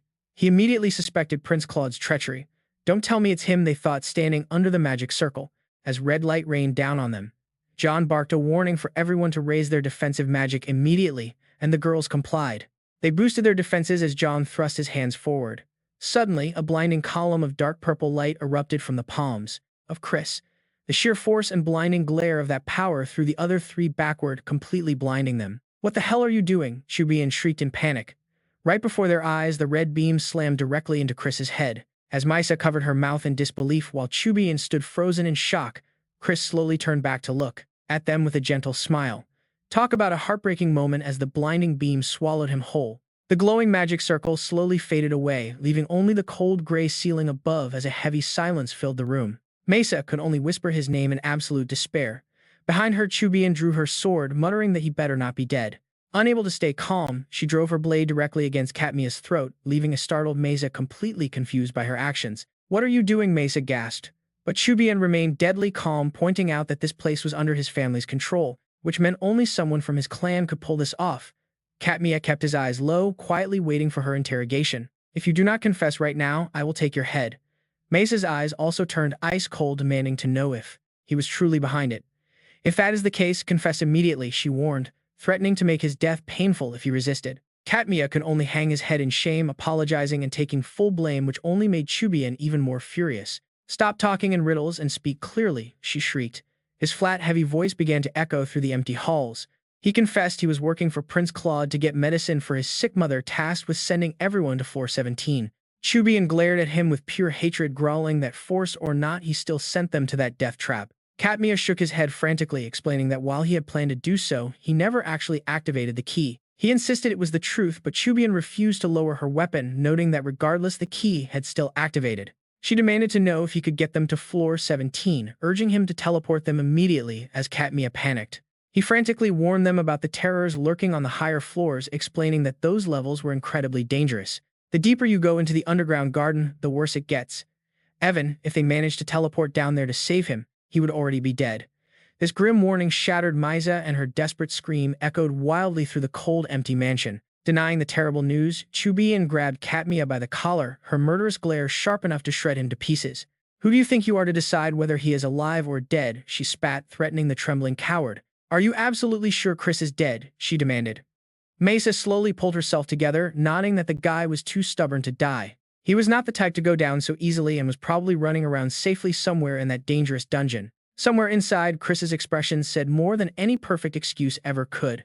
Katmiya couldn't help but remember his genuine warm smile. Damn it, why was he acting like this? He had offered to be brothers first, so why hesitate now? Instead of brothers, what if they became real friends? That memory brought back his mother's warm embrace, urging him to move forward. Letting the first person who ever acknowledged him die? Absolutely not. Katmiya had to become someone proud. His mother wouldn't want to see him cower. Finding his courage, he declared he would go to begging for a chance to make amends. He had to fix his mistakes. But right then, a sudden voice cut through the air, completely interrupting their tense conversation. The massive door to this floor had silently creaked open. They turned, staring straight into the pitch-black darkness. Heading in with just the three of them didn't seem wise at all. Suddenly, countless dark bats burst out, partially blocking their view. A bat, no. It was sound, passing them in a flash. He stopped, admitting he returned because of a bad feeling. But even he didn't expect things to get this bad. Chugai quickly stepped forward. Perfect timing, Chief Butler. He urged Sound to help them find Chris. But Sound remained cool, warning them that the 17th floor was no walk in the park. Evan, for him it was dangerous. Princess Chu Qian grew anxious. "We can't just stand by and watch Chris die." Sound silently calculated the risks. Not gonna lie, the rewards didn't seem worth it, but if their young master died, things would get boring. Sighing with a helpless look, Sound admitted there was no other choice. It was time to join the rescue mission. Katmiya quickly activated the teleportation key to the 17th floor again. Instantly, a glowing magic circle lit up on the ceiling. They stepped into the red light following Sound. He only hoped Prince Chris hadn't crossed paths with the 17th floor boss yet. Facing the feared Tarantula Queen meant certain death for everyone. Meanwhile, just a short while earlier, Chris had already teleported inside. He hadn't expected Katmiya to actually have the key. It made things much easier, though he felt a bit guilty for taking it. Floating through bands of swirling light, Chris navigated the subspace. It acted as a bridge connecting different dimensions. He was surprisingly calm. The theory of spatial teleportation was simple: tear through reality and step into the void. He understood the mechanics perfectly. Once inside the subspace, all he had to do was shatter the barrier to his target destination. Though the surrounding space twisted violently, he remained in complete control. But navigating a void was always full of unpredictable dangers. Unseen variables lurked in every corner. Evan, the most powerful archmages, struggled to calculate precise coordinates in this chaotic realm. Luckily, Chris had sneaked a powerful artifact with him. Reaching into his coat, he pulled out a legendary item. Look at that cheat code item. Lenny's scissors could slice through any spatial barrier, making his crimson eyes flare with intensity. The space ahead of him burst with blinding light. Chris reached forward as a massive tear began to rip open the fabric of reality. As the rift expanded, a brilliant white light flooded the void. Chris leaped forward, ready to plunge straight through the opening. The blinding radiance swallowed him whole. With that single leap, he successfully crossed over to a completely different world. Chris landed heavily on a desolate plain of barren yellow sand. As the thick dust settled, he warily scanned his new surroundings. Standing up, he walked forward. If his calculations were correct, this barren desert was the 27th floor of the underground garden, a dangerous zone designed for 9-star Demon King-class dark mages. He needed to find his target fast. But before he could take another step, wait for it, a crushing pressure slammed down, forcing him to drop to one knee. The spiritual pressure was suffocating. Sweat poured from his face as his vision blurred, overwhelmed by a terrifying power on a completely different level. Evan, his soul screamed in pure terror. Realizing he had to act fast, he unleashed his demonic energy. Long crimson horns sprouted from his head as dark energy swirled around him. His pupils slit into sharp cat-like eyes. In the darkness, a massive shadow loomed, speaking in an amused voice. "What an interesting creature, a mere lowly mortal, yet you possess the power of a half-demon." Clutching his face, Chris stumbled to his feet and desperately looked around for the source. But searching was useless. High above, bound by massive chains beneath a glowing red magic circle, was the true monster. Before the ruler of Gehenna's fourth floor, everyone else was a mere fool. Chris's mind raced, analyzing the legendary rulers. Outside of the primordial archdemons of the first three floors who controlled concepts like death and destruction, this entity was top tier. He stood among the absolute strongest demons in existence, a being far superior to Mephistopheles of the seventh floor. This monster possessed the raw power to wipe out entire nations. Evan, with most of his strength sealed away, he remained terrifying. A single wave of his hand could flatten a country, and the red magic circle above only added to his menacing presence. The demon sneered, calling Chris a rare source of amusement in his boring immortal life, demanding to know his name. Chris clenched his shaking fists, letting out a mocking smirk.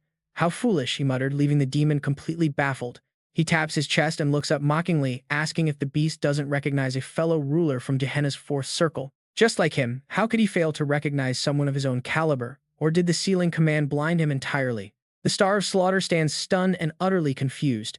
His reaction is slow, but after a long pause, he finally roars out. "Did you think I would fall for such garbage?" he bellows. Meanwhile, Xian confidently stares back at the massive giant. Could a mere mortal body display the tier of a half-demon? Since the giant's senses are fully sealed right now, we'll never see through Xian's actual nature. This bluff only works right now. The beast is left completely speechless by the question. "Isn't that right, Star of Slaughter?" The giant looks up in absolute shock, wondering how this human could possibly know his title. A cracked constellation, the Star of Slaughter. Xian dug deep into his past life memories of their previous encounter to speak that name with absolute precision. It was a secret title no normal person should ever know unless they were demons themselves. But in his previous life, Xian had explored this place with his allies and heard it straight from the beast's mouth. He remembers it perfectly. Back then, the defeated giant had collapsed on the floor, cursing the player for using cheap tricks. He had vowed to drag them into the abyss. But right now, the giant just roars out, calling Xian a foolish brat. The giant sticks out his massive tongue, mocking the boy. "Even if you hold the rank of a half-demon," he sneers, "you are still nothing but a lowly mortal. A pathetic worm like you should know nothing about me. How dare you lie to me?" Xian feels a chill from his crushing pressure and terrifying curses as the giant prepares to erase him. The magic circle on his head flares up. "That half-demon act of yours is just a cheap trick to fool the schemers. And now you will die here without ever knowing why I came." Standing his ground, Xian reaches for the scissors. "Fine, bring it on," he thinks, gripping the tool. If things get too dangerous, he will have to use the scissors of Lenin to make a quick escape. The Star of Slaughter pushes his massive body up, but suddenly freezes mid-motion. For some reason, he halts his attack. "Fine, I will play along with your sweet words for now," he grumbles. "But if I find out you are lying, I will personally rip out that clever tongue." The beast lacks patience. "Speak up now and stop wasting my time." Xian keeps his cool, asking if the giant dares to make a wager. "If you win, I will undo your seal." The giant looks down suspiciously, asking if he plans to defy the will of the Dark Heaven's triple realm. Xian remains perfectly straightforward, confirming that is exactly what he intends to do. The beast laughs, calling it absolute madness. "Are you joking? That is impossible." But Xian stays firm, saying, "Suit yourself then." He has nothing to lose either way. The giant stares down at the tiny human, contemplating if those bold words are actually true. "If you win, what is my price?" he asks. Xian snaps his fingers with a confident smile. "It is quite simple. You just have to destroy yourself and disappear completely." The giant smashes his massive fists together. He stares as if he misheard the ridiculous demand, asking if he wants him to vanish. Xian tilts his head unfazed. "How dare a lowly insect say that to me?" the beast roars. Xian's smile only grows. "What is wrong with that? You do not lose anything here, do you?" The giant's massive fingers twitch. "Even if you die, you can still be reborn."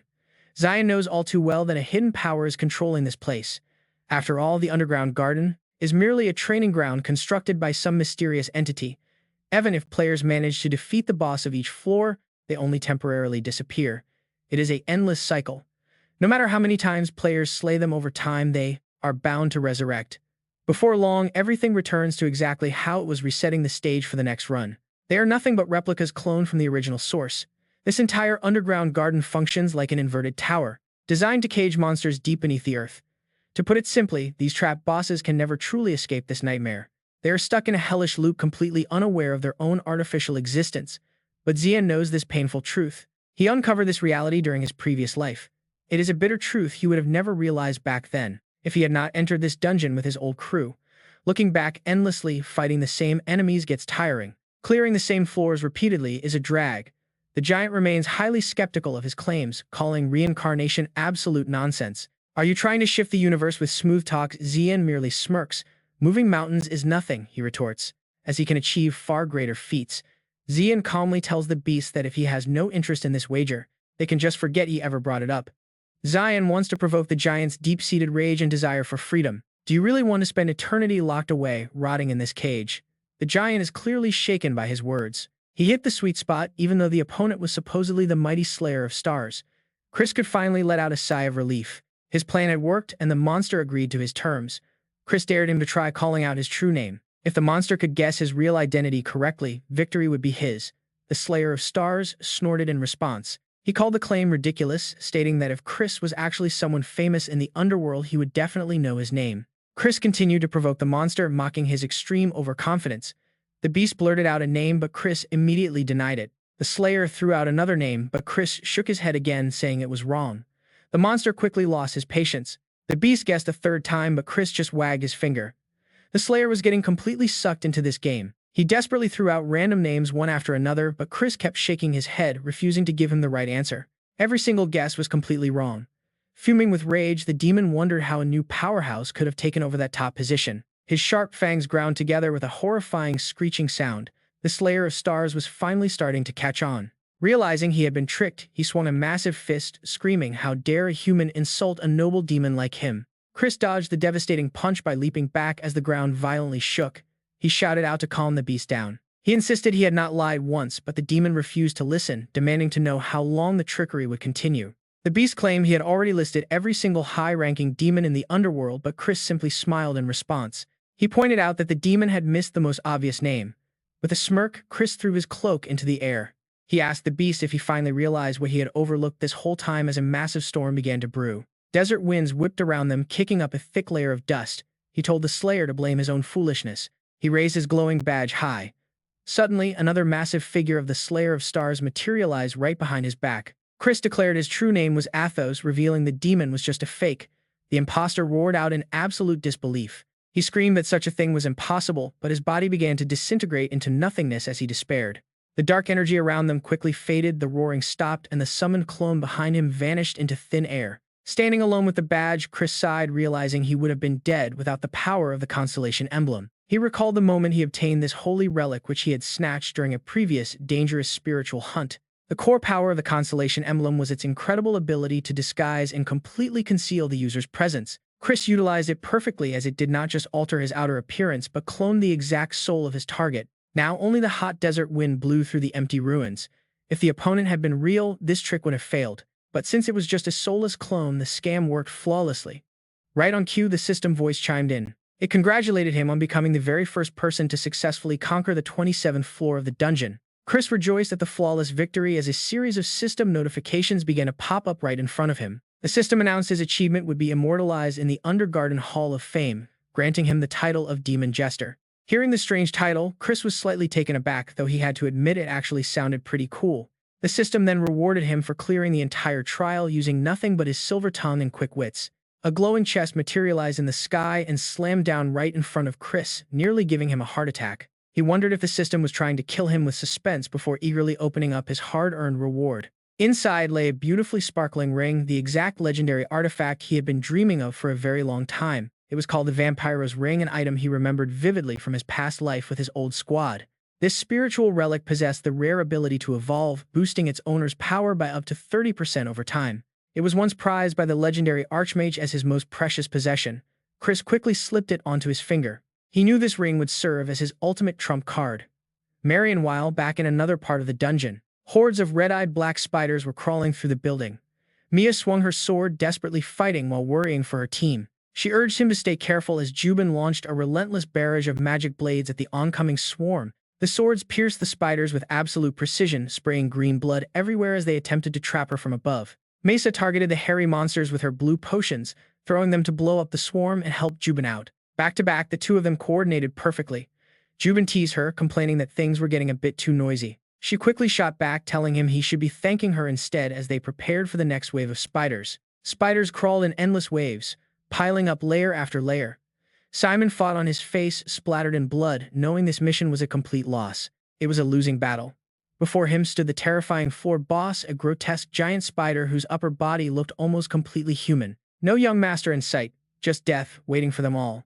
The massive boss slowly raised its giant claw, bearing its fangs. Black spiders swarmed forward at its signal. Simon reacted instantly. With a snap of his fingers, he detonated the entire wave before they reached him. They exploded into dust. Simon glanced back, finding the other three companions still desperately fighting with everything they had. A dark thought crossed his mind. If he sacrificed just one of them, his forbidden blood magic could easily multiply his power. With that massive boost, he could definitely crush this terrifying floor boss. At the very least, they would survive. Dealing with the uncontrolled spiderlings afterward would be incredibly easy. A walk in the park. He stared coldly at his allies. He could just tear their throats out right now, but he hesitated. Doing so would make him an enemy of the young master. Plus, he still wanted to introduce the boy to Rowena. That would complicate things.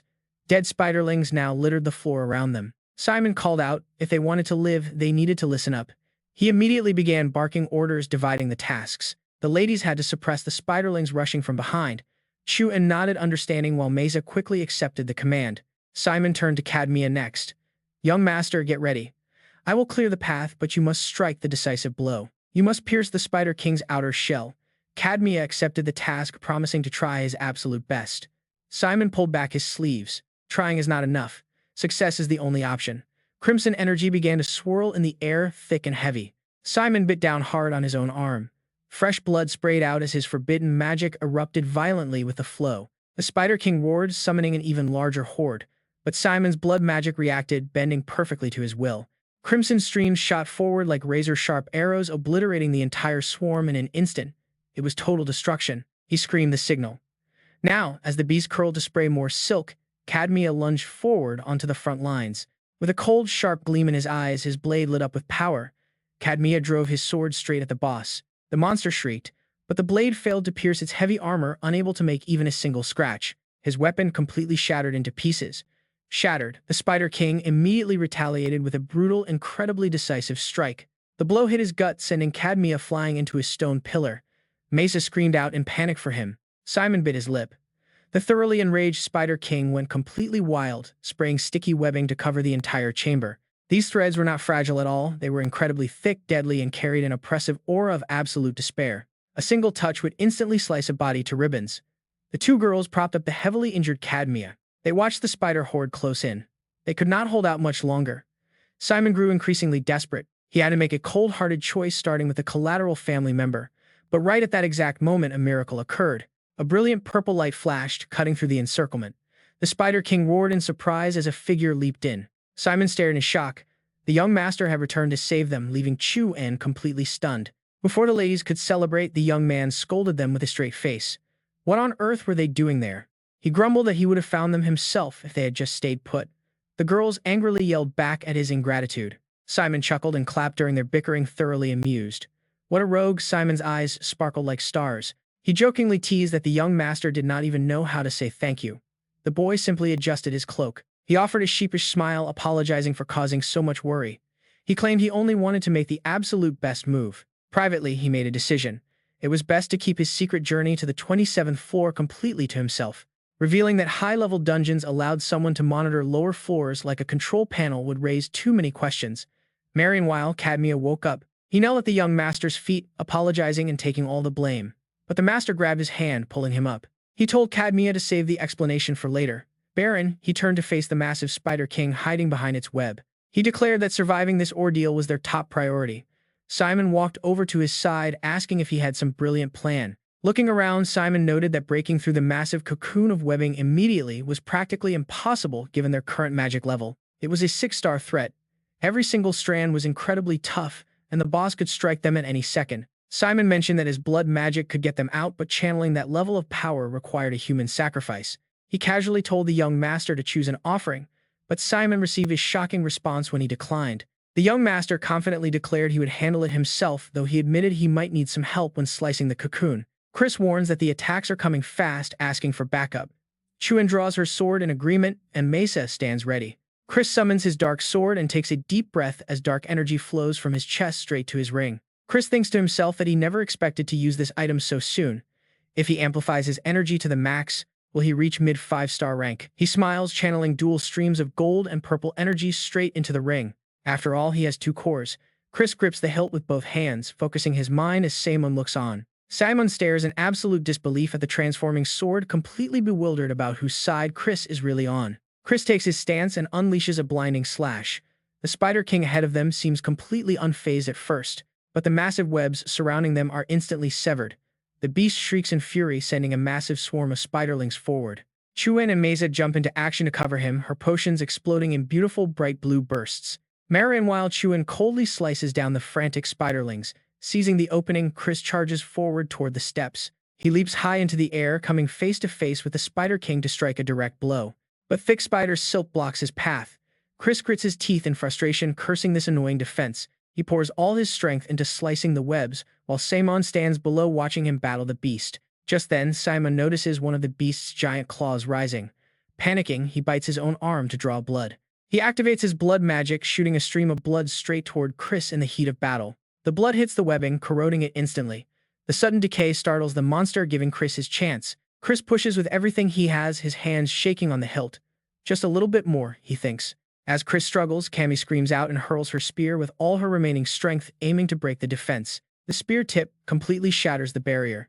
Seizing the perfect moment, Chris leaps up for a final strike. With a single powerful slash, he severs the beast's head, leaving its many eyes wide in sheer shock at its defeat. The head spins through the air in a perfect arc, and its massive body collapses to the ground. Chuan and Misa stand dazed at the victory. Chris steps on the severed head, sheathing his sword with a smirk. He pats his chest, boasting that he promised he would handle it. Simon smiles, completely impressed by his power. Simon wonders what the family head's reaction would be if he witnessed this incredible display. Just then, the system alerts them. The notification confirms they have cleared floor 17, but since they are not the first, there is no bonus reward. While the others look up at the proud Chris, his eyes are locked onto a massive system screen. It declares that a challenger has unlocked 3 legendary achievements, including his historic clear of floor 8. That green tier title is still active, and the dungeon has announced that the challenger pulled off 2 impossible miracles. The other 4 companions see the exact same announcement, revealing that his feats are being broadcasted. His glory is being sent to the Crystal Lake. Simon mutters the name, leaving Chris completely stunned. His mind races in sheer panic, wondering how on earth the Crystal Lake from his past life could exist here.